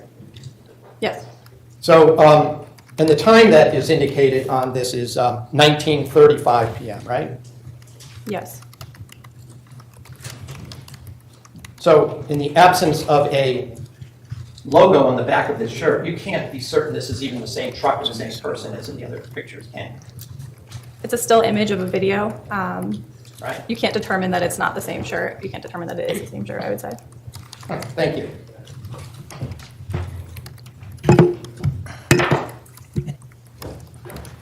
No further questions. If I may, just on that, do you recall that photograph that, or that still image that Attorney Schohorn pulled up? From the bus? Was that person also missing an arm in that still image? I don't recall, but. And when a vehicle is moving on a city street, say a bus, it's traveling quickly, correct? Yes. Okay, so when you freeze frame it, are you going to get every single pixel that's appeared on an image? Objection. Well, now the question goes to the technical capacity of identifying an image from a moving vehicle, and we do not know the speed at which the vehicle. I'll withdraw it, Your Honor. I have no further questions. Thank you. Thank you. So it's sustained. Is there any redirect? No, oh, no, Your Honor, sorry. It would have been recrossed, but no. So Riley, you may step down. Thank you.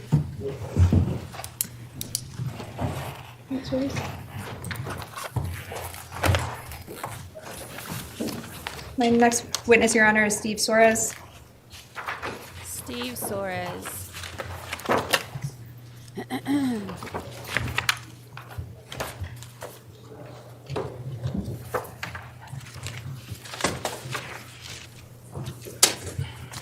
Oh, I forgot I can go through my little 5 Please seconds. raise your right hand.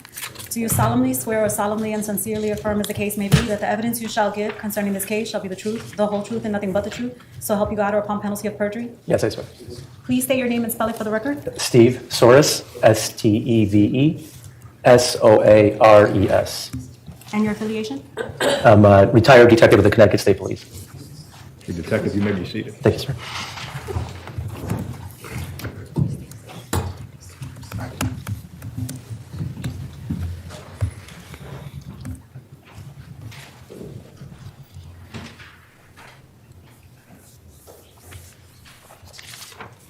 What's distorted?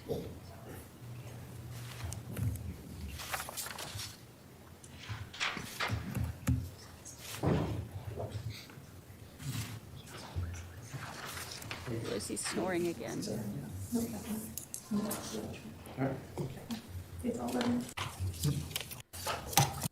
Good afternoon, sir. How are you? Good, thank you. Briefly, if you can explain, please, who are you employed by?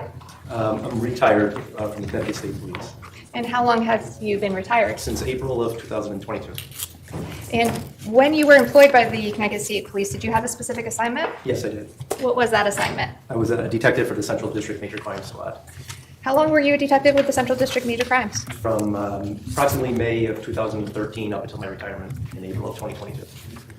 I'm going to draw your attention specifically to May 30th of 2019. Were you a detective with Central District Major Crimes during that time period? Yes, I was. Okay. If you could briefly just explain to the jury some of your duties and responsibilities as well as your training and experience. Okay, so some of my duties and responsibilities, just we would go out and investigate different crime scenes of more serious nature.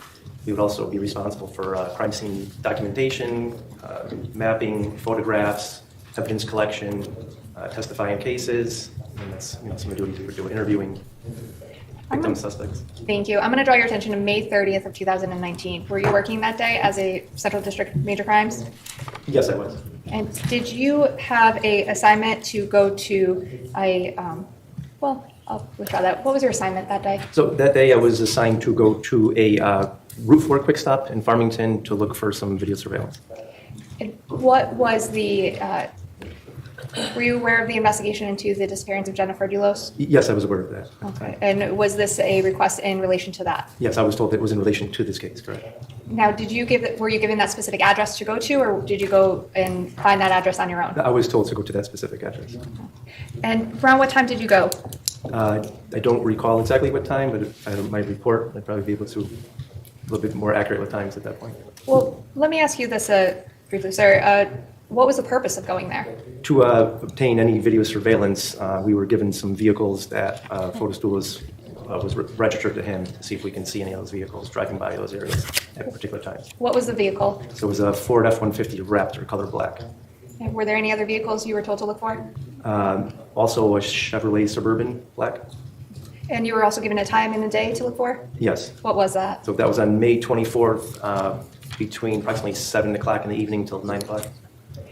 Did you go to the Route 4, I guess, what's the name of the company? I think Route 4 Quick Stop, to the best of my recollection. Did you go to the Route 4 Quick Stop? Yes, I did. And did you review any video surveillance from that area? Yes, I did. Is that video surveillance, well, strike that.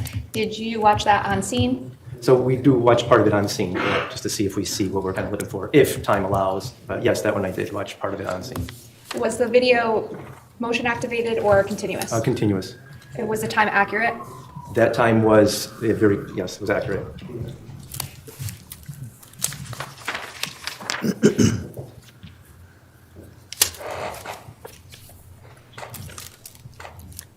Sometimes I feel like State's intention, Your Honor, to swaying with them. When they do it a lot, I find myself doing it with them. If I can, Your Honor, there's one photo on 66 that I believe can be shown by agreement. By the way, I don't want to jinx it, but did y'all notice there's no construction next door to me? So I'm going to have you take a look at the screen behind you. Okay? It's quiet. Maybe they're done finally. Levi's mommy, I agree. I really like this judge a lot.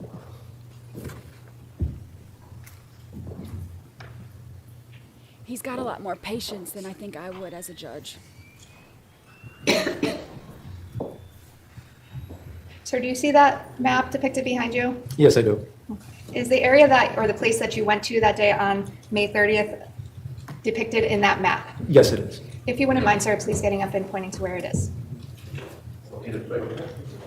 What town is that in? That is in Farmington. What type of establishment is the Route 4 Quick Stop? It's a little, it's a gas station with like a little mini mart inside for snacks. It had video cameras? It did, yes. What, I guess, camera angle did the video cameras portray? So they had multiple angles, but we were focused mainly, where you could see the entrance and exit and the main road Route 4 that travels past that area. If you could please map out what Route 4 is. So it's right along there. It continues from Farmington into Westbury. It's Farmington Avenue. Also called Farmington Avenue? Yes, it's also Farmington Avenue. Okay. And when you arrived on scene, did you find any Did you review the video there, or did you download it and take it back? So the combination of both. We did review some video there, and we did see it had evidentiary value, so then we seized it. When you say evidentiary value, what do you mean? We found something that we were looking for. What did you find? Well, we did see a black Ford F-150 Raptor drive by on May 24th. What time did you see that vehicle drive by? To the best of my recollection, I want to say probably approximately 7:13 p.m. Did you then seize that video? Yes. And did you log it into evidence or get it to the? Logged into evidence. Okay, you can have a seat, sir. Thank you. He does have a very pleasant voice. And this is specifically with respect solely to May 24th. May 24th, correct. Morgan Freeman. And he does, if you close your eyes, he sounds like Morgan Freeman. That's the state's intention to offer it. I can prove it. Yeah, no, it's fine. No objection. If I can, Your Honor, I would say that, sir. If you can, turn your attention just to the screen. What's the exhibit number, please? It is 66, Your Honor. States 66 admitted as a full exhibit.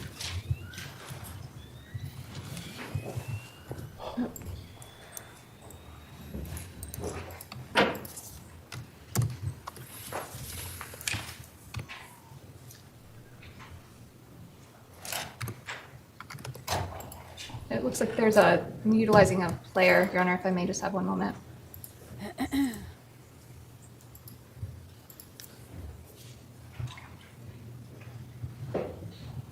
Sir, do you see the screen behind you? Yes, I do.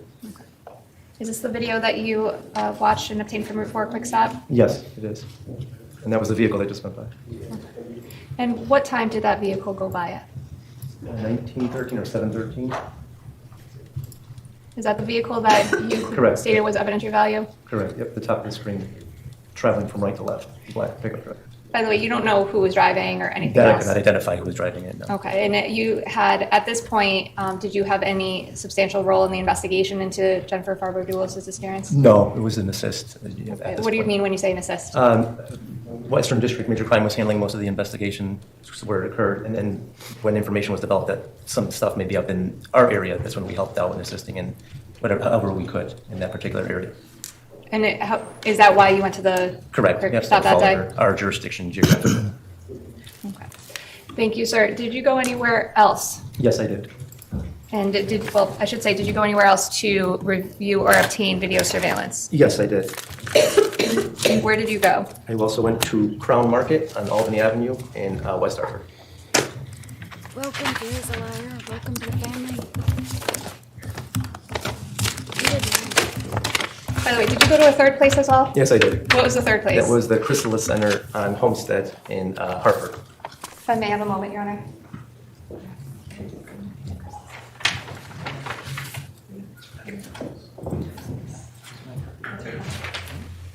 Welcome. You live here now.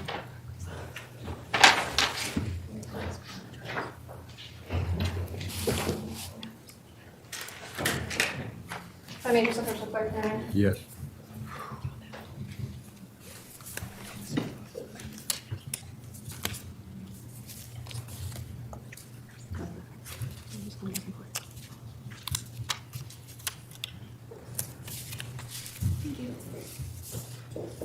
All right, sir, where did you go first? To Crown Market or Chrysalis Center? Crown Market first. Okay, let's talk about the Crown Market. What type of place or area is Crown Market? It's in a busy area. It's a supermarket located in a little plaza next to Starbucks. And what town is that in? West Hartford? I believe. We just saw the Route 4 Quick Stop. Correct. In that map, do you recall that map that was up on the screen? Yes, yes. Which direction would the Crown Market be? So you have to go west and then north a little bit. What day did you go? I went June 3rd, to the best of my recollection. What information had you received prior to going to that address? Just the same information as before, looking for the black Ford F-150 Raptor pickup truck during certain time frames. Okay, I'm going to show you, if you can, the screen behind you. This is the same map you just saw on the other side. Or the other side, I should say, with respect to the Route 4 Quick Stop. Is the Crown Market area depicted on that screen? Yes, it is. Where, if you wouldn't mind, if Your Honor, you can get up. Up top and then right around up there. And is that a plaza? It is a plaza. There's like a pretty big intersection there, which is towards Main Street and Albany Avenue.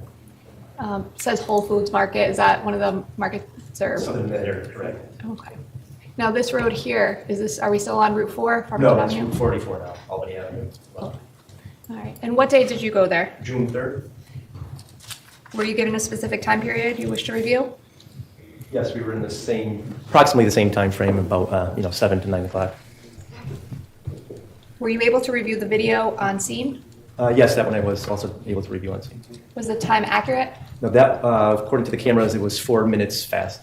How did you determine that? So we go to a live shot of how the video surveillance is recording, and then we look at our phone, which is, iPhone or Android is always accurate, so we basically differentiate the time difference. So that time their recordings were 4 minutes faster than real time, so we call it. How many cameras were contained within the Crown Market Plaza? There was quite a few, but at least, 3 that view different angles of the place, 2 or 3.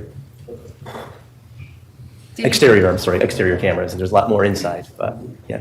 Were you only looking at the exterior cameras? At this time, we were looking for a vehicle, so yeah, we were looking at exterior cameras.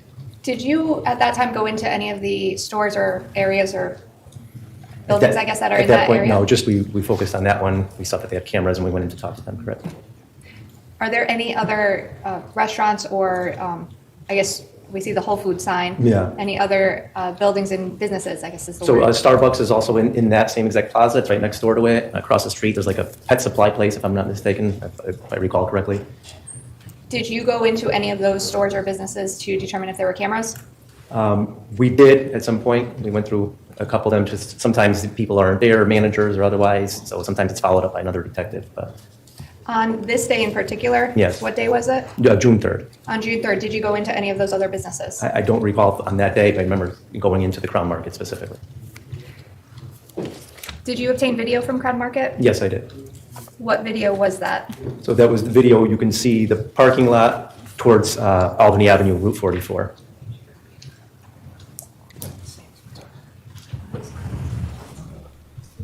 If I may just have a moment, Your Honor.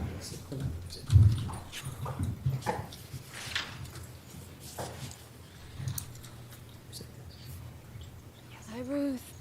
Good to see you. Thank you.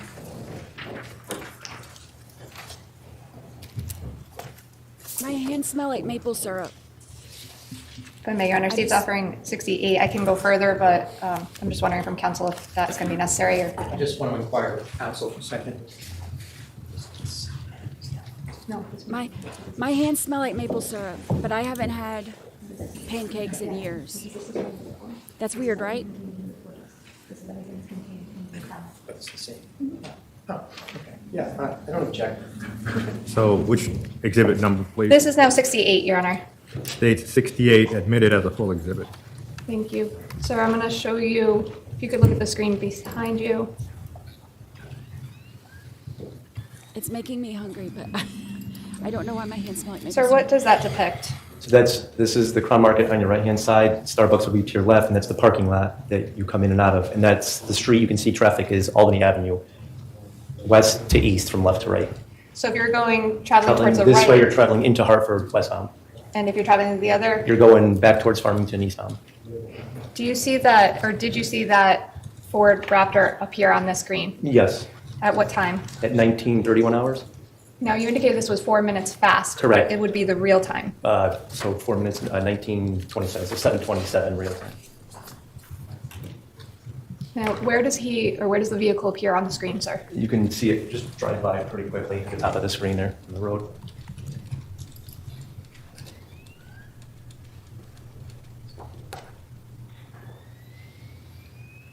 Right there. Syrup sent as a sign of something? Same question, by the way. You don't know who was driving or No, I anything cannot else? see who's in the vehicle from the video. Is there another camera as well? There is, correct. And if I can, what does this depict? It's also the parking lot, the main parking lot, where it's like a little alcove that goes in this way, entrance to the store and the storefront for Starbucks as well. Starbucks would be down that upper left-hand Would be side? up here, you kind of tuck in and to the left towards the road. And the time conveyed on this scene, please. 19:31, So if it's 4 minutes fast, what's the real time? 19:27, 7:27 again. And does the Ford Raptor appear on the screen? I believe I can see it correct going by as well. Right there. And it's pretty far off you. Correct. Okay. But did you see any other vehicles that match that description from this camera? No, none that were, it's a pretty specific vehicle. And with, do you see that vehicle again? I do, actually pulling into the parking lot. What time is this, please? 1958 hours, And what time would that be real time? 7:54 in the evening. Did you see this truck over on the left side? Yes. If you recall, we saw that camera angle from the other angle. Correct. Are you still able to see anything past utilizing that camera at this time? No, the truck box basically blocks the whole view of that other camera. Do you see the Ford Raptor at this point? Yes. Where's, Well, I will play it. yeah. It's now pulling into the parking lot, and you can see it in between the truck and the box coming in towards Starbucks. Thank you. Your Honor, it is 3:15. This would be a good point to stop. What we will do, ladies and gentlemen, is take the afternoon recess until 3:35. Please do not discuss the case.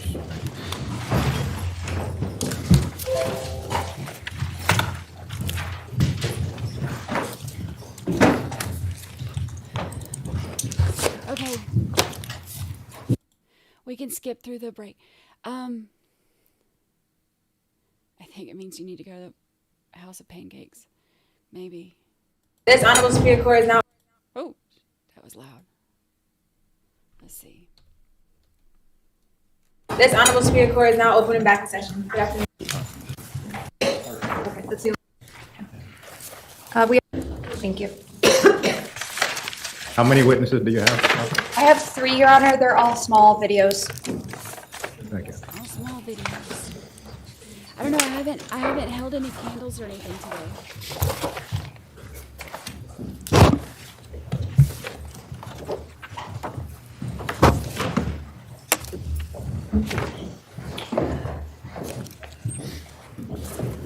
Will the counsel stipulate, please? Yes, Your Honor. Yes. Thank you.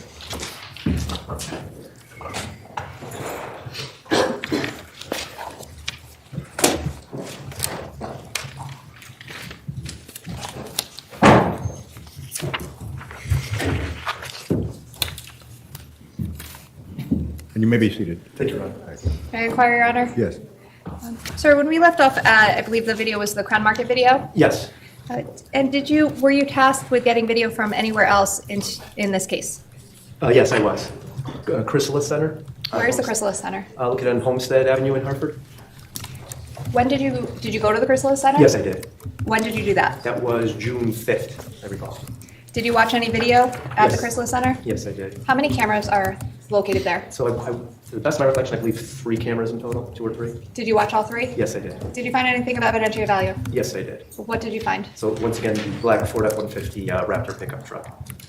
How many cameras did the pickup truck appear on? So from the Chrysalis Center, there was actually a set of cameras that recorded almost like in digital stills, like a 1 second approximately increments, and then also continuous camera. So on 2 different cameras or 2 different angles. Okay, let's talk about the camera that recorded on the, you said stills? Correct, yes. So was that a continuous process or broken up at what intervals? To the best of my recollection, approximately like maybe a 1 second interval or shorter, but it wasn't a continuous like smooth motion. It was like choppy almost. And that's designed like that, the camera. Did you watch that on scene at the Chrysalis Center that day? Yes, I did. Did you observe that same action of still shot after still shot Correct, for a time yes. period? What time period were you looking at? So there I was looking at, I want to say approximately the same time period or so, 1,900 hours to 2,000 hours, if I'm not mistaken. No, sorry, 17 to 1,900 hours. Okay. Yeah, I apologize. I want to say approximately 1,900 hours. Yeah. Just in regular time? Yes, regular time, 7 o'clock. Okay, thank you. Yes. And with respect to the Chrysalis Center, who gave you that assignment to go there? So that was my supervisor at the time. Was this one of those things that you were an assist to? Correct, yes.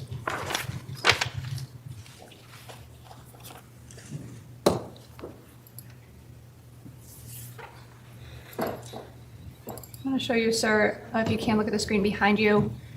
This is picture, it says 3. We have seen this through Exhibit 33 before. Do you recognize what's depicted on that photo, that screen? Yes. If you could, sir, please go up to the screen. Okay. Is Albany Avenue depicted on that screen? It is. The Chrysalis Center. Chrysalis Center would be over here on Homestead Avenue, where it intersects with Woodland. Where's Homestead Avenue, please? Homestead Avenue runs along here. For the record, that's the bottom road that runs slightly parallel to Albany Avenue. Yes, correct. And the Chrysalis Center, if you could again point to it. And that would be in the, I guess, bottom middle left. Yes. What camera angles were captured by those video cameras?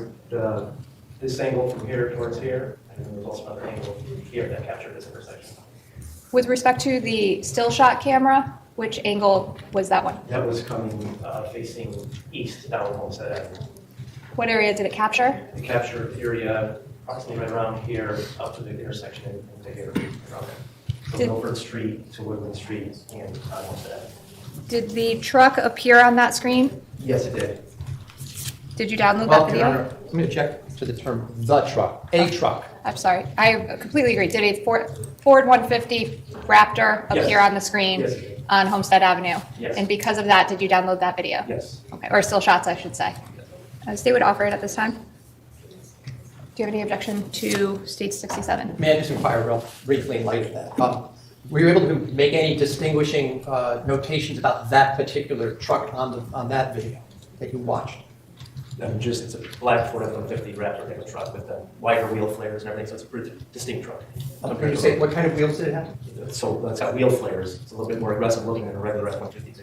Right, but you couldn't tell the license plate Oh, or the occupants or anything like that, right? Correct. But it was in the rough time frame, so you Correct. decided that's what you would see, right? Yes. Okay. I have no objection. What is the exhibit number, please? 67, Your Honor. State 67 admitted as a full exhibit. Now, there are two camera angles on this at the Chrysalis Center, correct? Yes. Okay, that was a still image. Now, with respect to the other camera angle, was that a still image as well? No, that was a continuous. And did that depict the, actually, if I can, I'll go back to the map. Again, for the continuous stream, where was that camera located? That's my reflection. It was facing like this direction. We're picking up the side of the building towards the intersection here of Woodland and Homestead.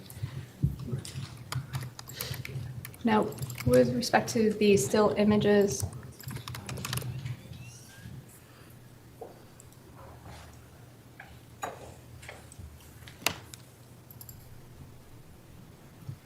so this is a file starting at, Those are such good cameras. I'm just going to say the last four digits, please, 5299. Is that correct? Yes. Now, if you can, so I'm going to click through the next still images. If you could stop me when you see the truck that you found to be value. Right there, coming into view. If you can, please just point. Okay. Is there a street up there? That is Milford Street or Milford Avenue. No, the other Milford. Okay. And I'm going to continue to click through. Correct. Is this how you observed it that day? Yes. Do you see that truck again? Yes, I do. It's right at the intersection now. If you could just point, please. Right over there. Thank you. Now it's making a left-hand turn up Woodland. Now, when you say distinctive wheel, Yes. and what do you mean? The wheel arches, they protrude a little further out, almost like a mud guard from the truck. With that particular style of vehicle, the Raptor, it's one of the only few that do it factory like that. Are you talking about the actual aluminum on the car? It's almost like it could be plastic, whatever. Like over where the wheel well would be, there's like almost like an extra like flare to it than a normal pickup truck would have, and that's part of the package for the Raptor. And this road right here, Yes, what road is that? that is Woodland, And if you were to continue down this road, does it intersect with anything? Albany Avenue. And that other camera, sir, I'm going to play file 2. What is depicted here, please? So this is the intersection right up here, if I'm not mistaken. By the way, the upper corner reads the time 1933. Is that time correct? Yeah, that time was accurate to real time. Yes. Does the vehicle appear in this intersection or this camera angle? Yes.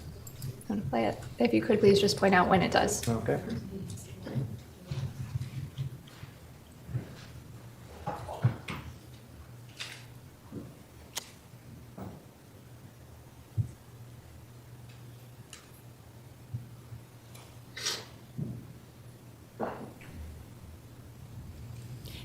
I bet this case ends up on a episode of See No Evil. And there it is right there. And it is turning onto what road? Woodland. Thank you.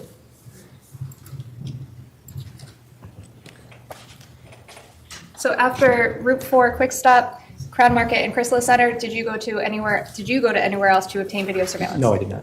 I have nothing further. Thank you. You're welcome. You may be seated. Thank you, Your Honor.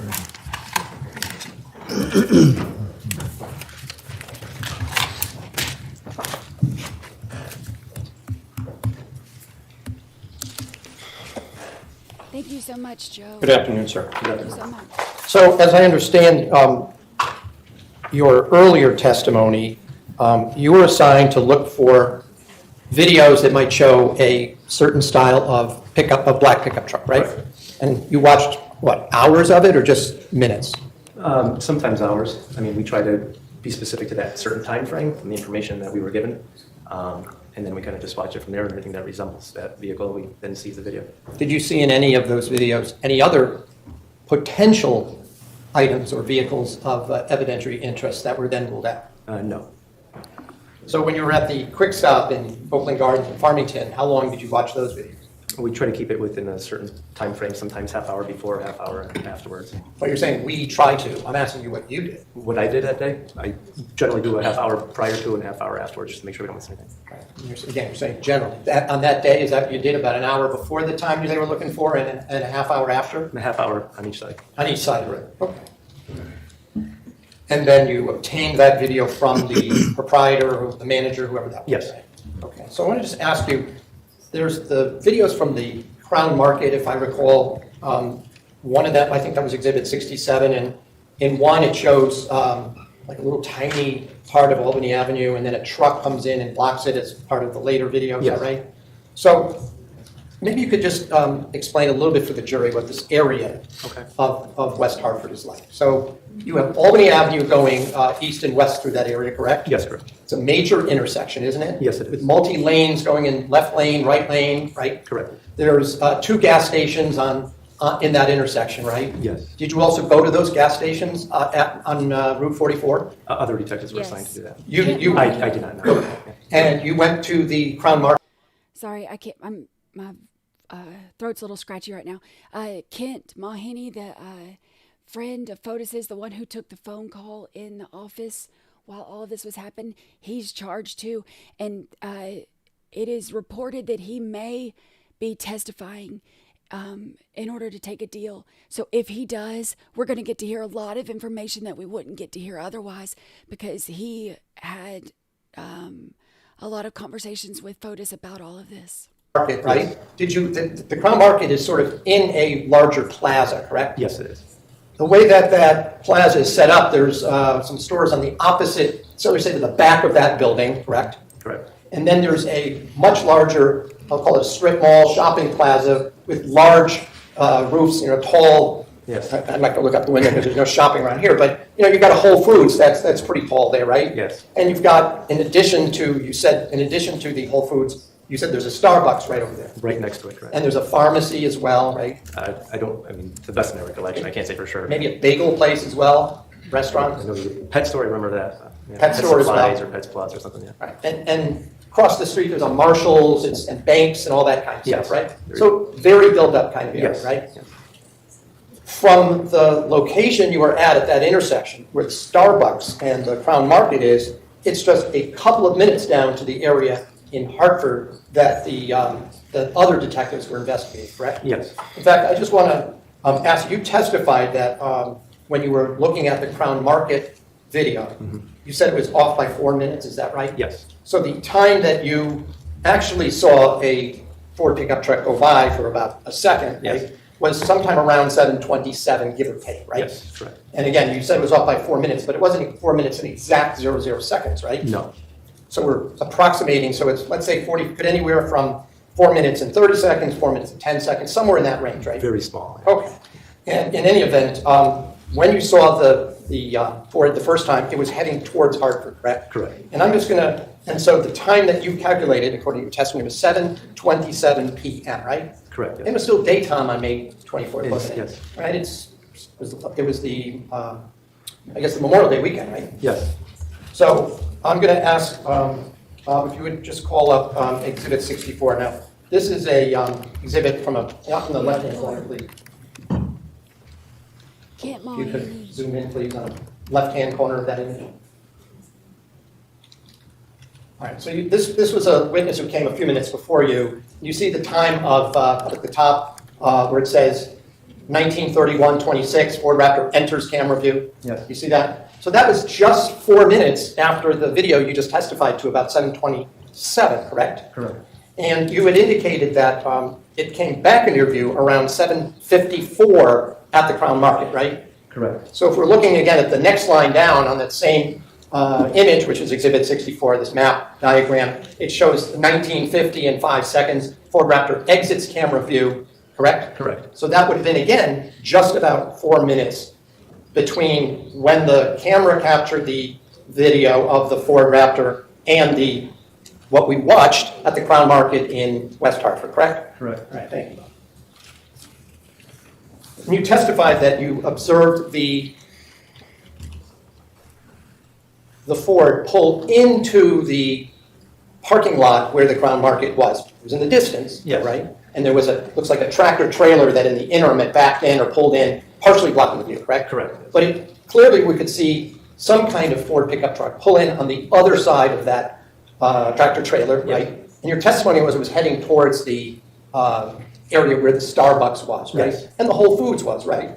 I think, well, just those are only 2 stores right there in that tiny little plaza. Whole Foods is, you have to go past the intersection. You do. So if you stop there, there's a Starbucks right there. Right there, yeah. Right? You didn't actually get a camera angle of the pickup truck parking, though, right? No, I did not. And you said you did not go in and get any Starbucks video yourself. I personally did not know. Do you know who did? I do not recall. Did you report that the vehicle pulled into the Starbucks? Yes. And so whoever you told apparently then did the next thing. And Objection. Well, sustained.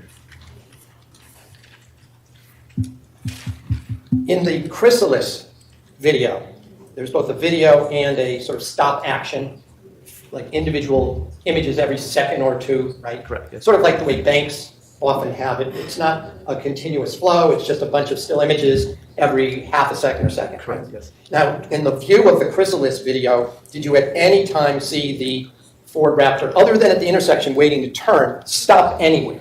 Stop at that time? No. I mean, did you see the driver at any time in those videos get out of the Raptor? No, I did not. Same thing with the Crown Market video. You didn't see the driver get out in those videos that you observed, right? No, I didn't. Can I just have a moment? Yes.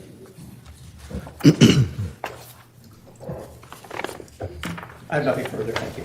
I have nothing further, Your Honor. Thank you. Detective, you may step down. Thank you, Your Honor. If I can, Dan DeJesus, please. Thank you.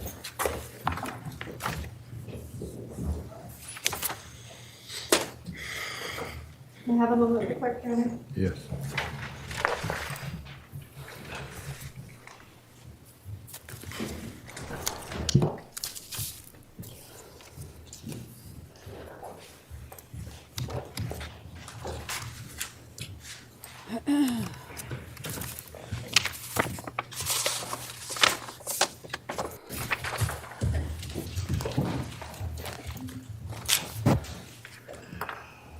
If you could please raise your right hand. Do you solemnly swear or solemnly and sincerely affirm, as the case may be, that the evidence you shall give concerning this case shall be the truth, the whole truth, and nothing but the truth, so help you God, or upon penalties of perjury? I do.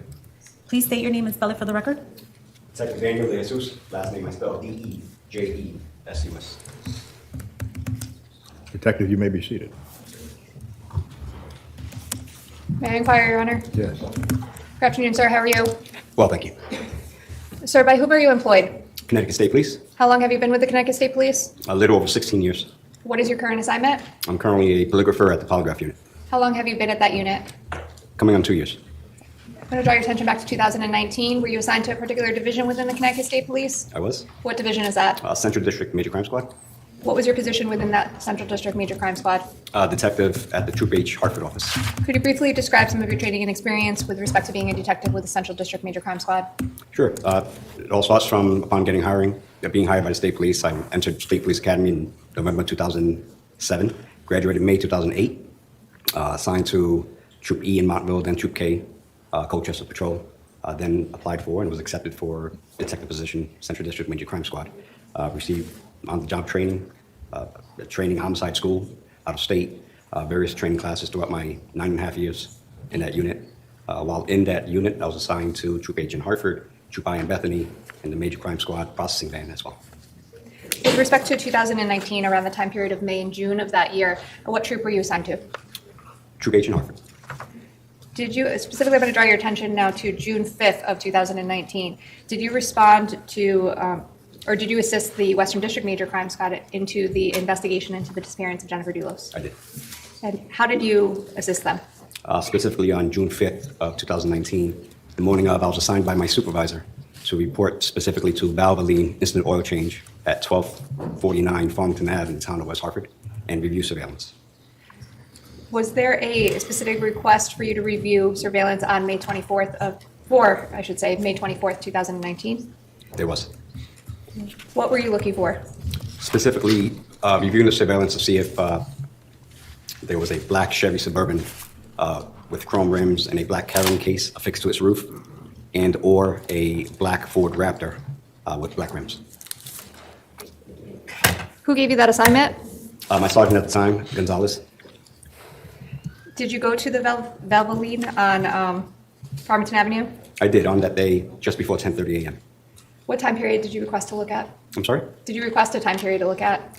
What So I was there with a specific time frame targeted. I don't recall that window, but I can tell you that I know I wasn't there all day, and based on what I found the vehicle in question about 19-20 hours, which is 7:20 p.m. So around, well, let me backtrack a little bit. Did you watch the video at the location? I did. Was the video, well, how many cameras are there? So there were 9 cameras, 7 of which faced the inside of the business, 2 which faced the outside, and they were specifically labeled front and side. Of note, they were also, I observed them to be 5 minutes and 9 seconds fast. So they were fast? They were. How did you determine that?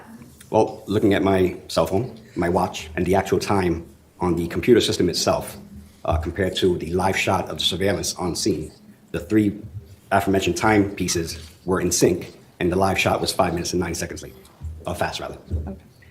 Now, with respect to the camera angles, did you find any camera or video surveillance that was of evidentiary value for you? I did. Which camera angle? Front and side.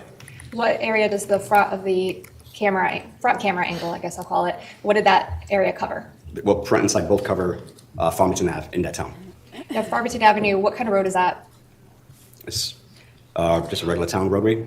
There are no exits. It just has cross streets, businesses and residential sites throughout. And if I may, Your Honor, may I just have one moment? Yes.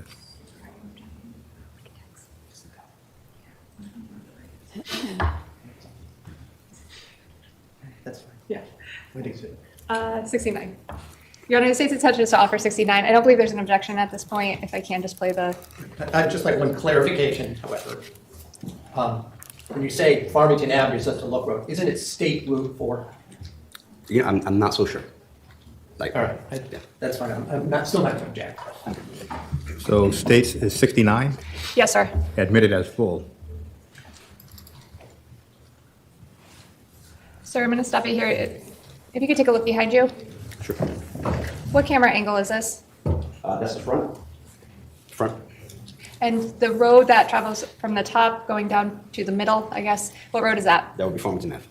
If you were traveling towards the, I guess, right side of the screen, is that towards the Hartford area or away from the Hartford area? I actually don't recall, to be honest. Okay, and did you see a vehicle? You mentioned 2 vehicles that you were of interest to. Did you see a vehicle on the screen? I did. Which vehicle was it? It was the Ford Raptor with black rims. If you can, sir, please just let me know if you see it on the screen. You can stop right there. So that's the vehicle that matched the description of what I was told to look out for.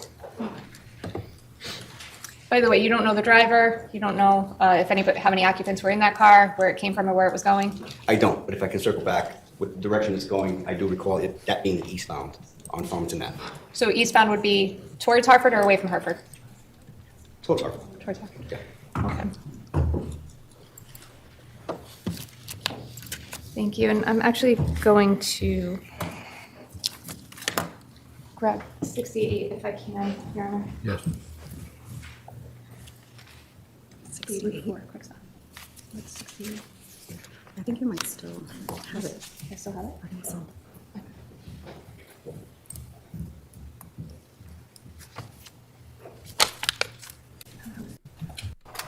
I can skip forward while they argue. Get the screen behind you. And I'm actually going to draw your attention down here. Do you recognize this map at all? Other than how it's labeled, I do not. Other than the what? How it's labeled, I mean, I can read the map, but Okay, but you know, if I'm not it, so familiar with the area that I can tell you exactly where it's at. okay, so if I took the words off of it, you wouldn't be able to describe it yourself? I would not. Okay, then I'll let it go. Thank you, sir. I have no further questions.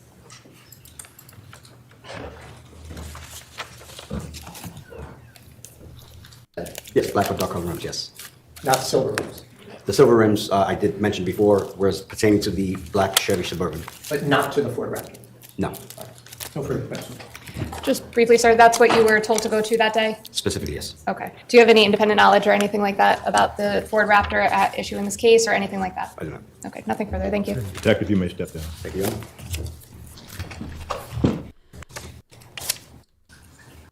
All right, let's see. You could please raise your right hand. That was Do you solemnly swear or solemnly and sincerely affirm, as the case may be, that the evidence you shall give concerning this case shall be the truth, the whole truth, and nothing but the truth, so help you God, or upon penalties of perjury? I do. Please state your name and spell it for the record. Lieutenant Christopher Meyer, CHRISTOPHER, MEIER, Lieutenant And your Christopher affiliation? Meyer. Connecticut State Police. Thank you. You may be seated. Thank you. Thank you. May I inquire, Your Honor? Yes. Good afternoon, sir. How are you? Good afternoon. Good. How are you? You are working with the state police Yes, in your current rank? Lieutenant, If you could briefly, where are you, what's your assignment? Central District Major Crime Squad. How long have you been the lieutenant of Central District Major Crimes? A little over a year. Prior to that, what was your assignment? I had previously been in the unit as a detective. Could you briefly explain to this jury and describe some of your training and experience with the Connecticut State Police? Yes, so I was hired by the state police in May of 2010. Went through the academy.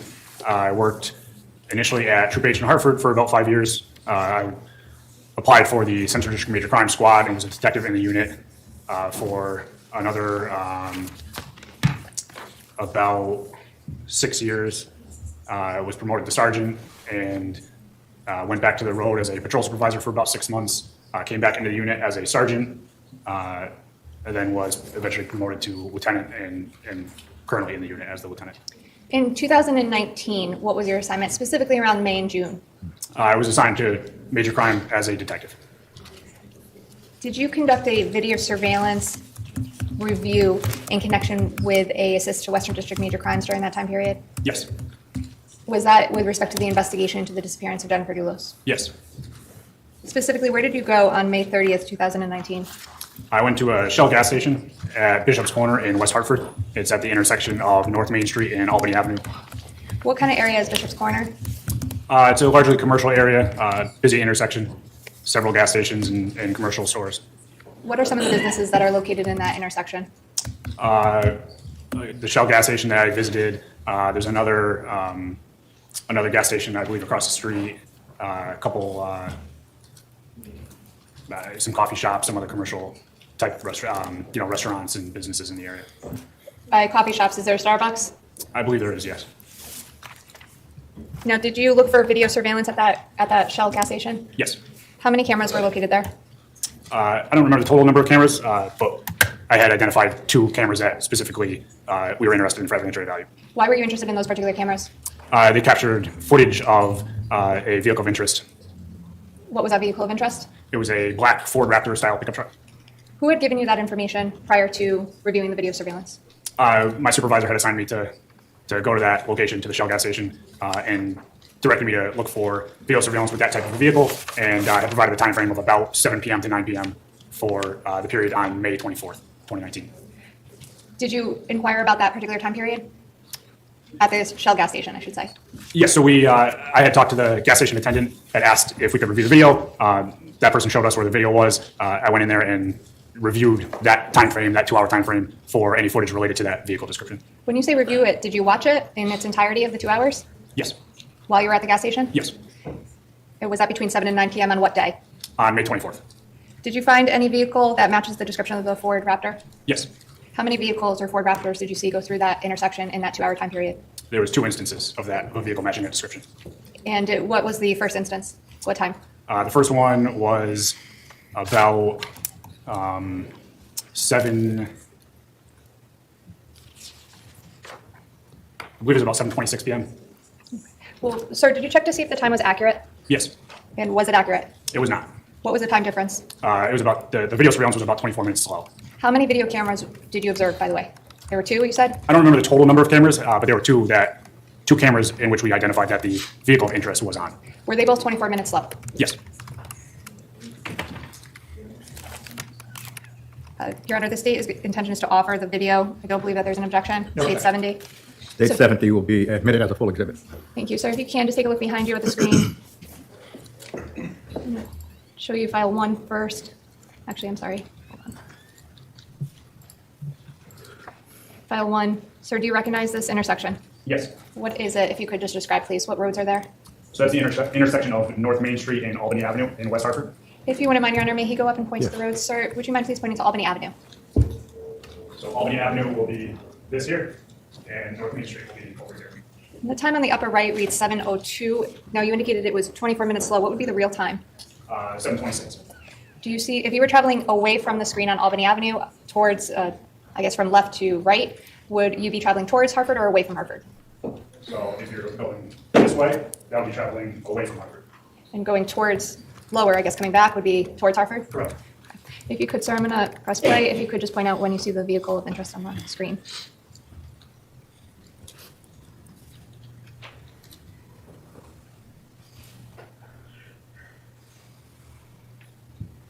So I believe this is vehicle coming up right here.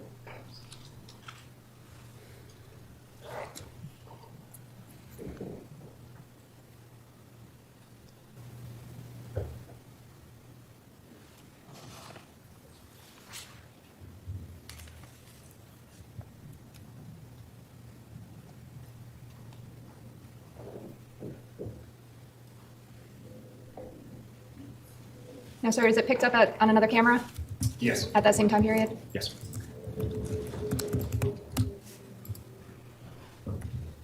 What angle is this camera?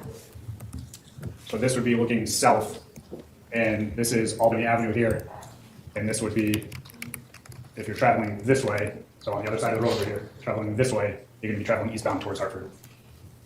Is this a continuation of the video screen that we saw just previously? Yes. Does the truck appear? Yes. If I can, just.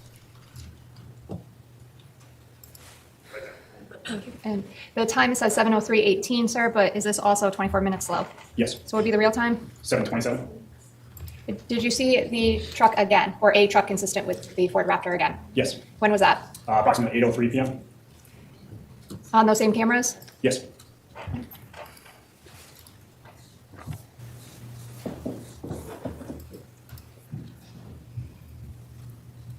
Sir, I'm going to stop this here.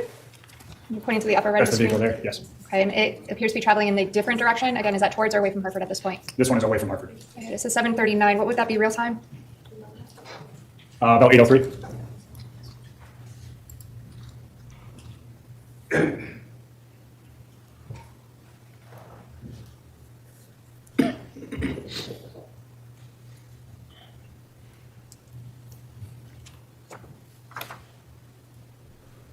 Mildred, thank you for this. Thank you for the super chat. I'm worried about that too, that she was. And so this dismembered camera, and- is this the same camera angle we saw previously? Yes. And again, the time? 7:39 on the camera, which would be 8:03 real time. And please, if you do see the Ford Raptor or consistent with the Ford Raptor, if you could just point that out.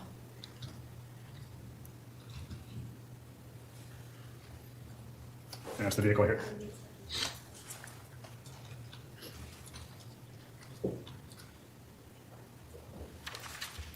Now, you mentioned in your testimony there were 2 times that you saw the truck. Were those the 2 times? Yes. Okay. Was there any other time that you saw a truck consistent with that description? No. And you watched the entire 2 hours on scene? Yes. Thank you. I have nothing further. Thank you, sir. Could I just ask the state at the beginning of the first video, since she didn't have a copy for me, so if you would mind. Just the still.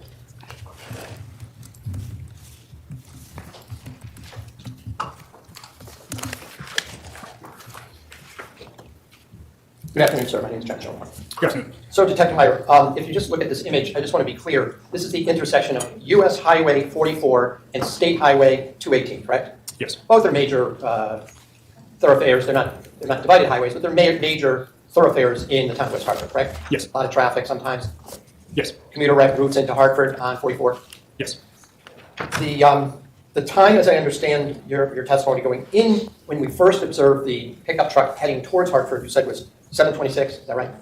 Yes. You said it was off by 24 minutes, or it was 24 minutes slow is the time on the screen, right? Correct. Was it exactly 24 minutes and 00 seconds, or was it 24 minutes and some seconds?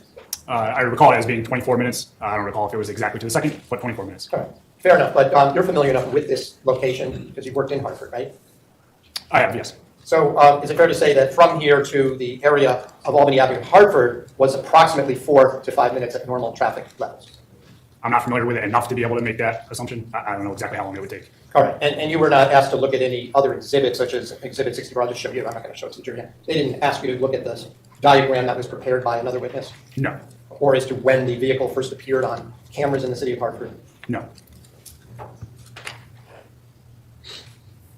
And just to be clear, heading west, the time was approximately 8:03 p.m., heading back in the opposite direction on Route 44, correct? That's correct. And the next town after West Hartford is what? Off the top of my head, possibly Avon. If I told you maybe Farmington? Farmington. Avon? That would make sense, yes. Okay. And there's a mountain there, Avon Mountain, that you go up and over as you continue along west there. You're familiar with that? Vaguely, yes. No further questions. I have nothing further, thank you. Yeah, Lieutenant, you may step down. That is all I have for the day, Your Honor. Thank you. Ladies and gentlemen, that concludes the testimony for today. Attorney Manning, do you have your witnesses scheduled for tomorrow morning We do, Your Honor. at 10 o'clock? I do, Your Honor. Thank you. And so, ladies and gentlemen, we adjourn for today. We begin tomorrow at 10 o'clock. As usual, the court will always indicate to you that you should not watch any media reports about this case, and please do not discuss the case with anyone. And please do not allow others to discuss the case with you. Have a good evening. Could we approach Your Honor while the jury's leaving? No. All right. We made it. Oh.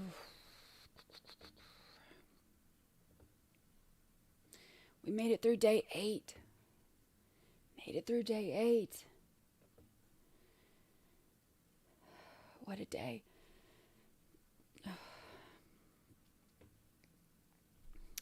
Yeah, we are done for the day. Tomorrow we can start at noon instead of having to start a little bit later because I did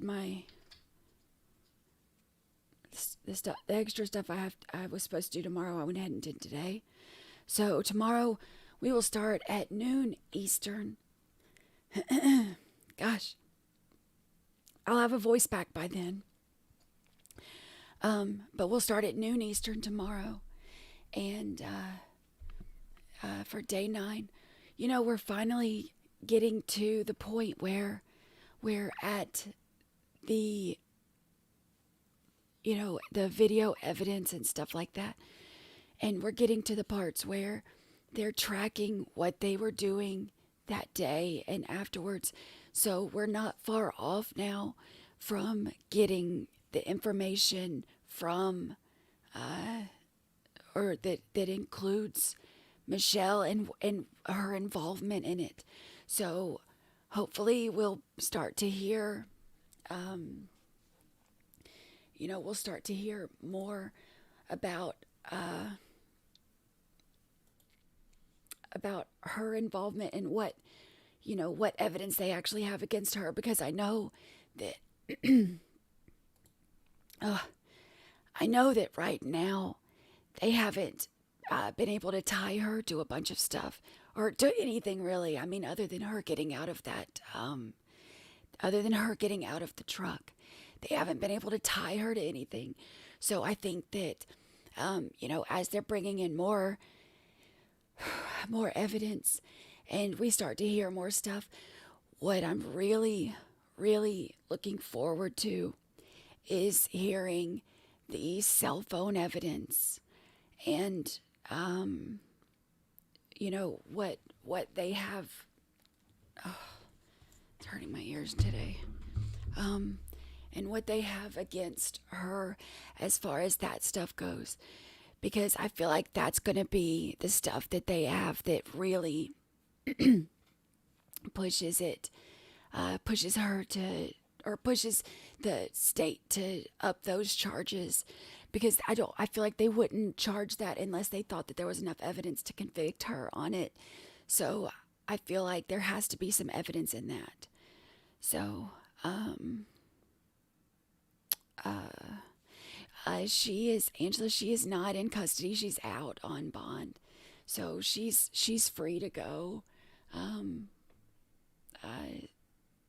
you know, go home when this is over every day. She's actually out on bond. So, yeah, I can't wait for the cell phone data. I feel like that's going to be the part that gets us the most evidence against her, you know.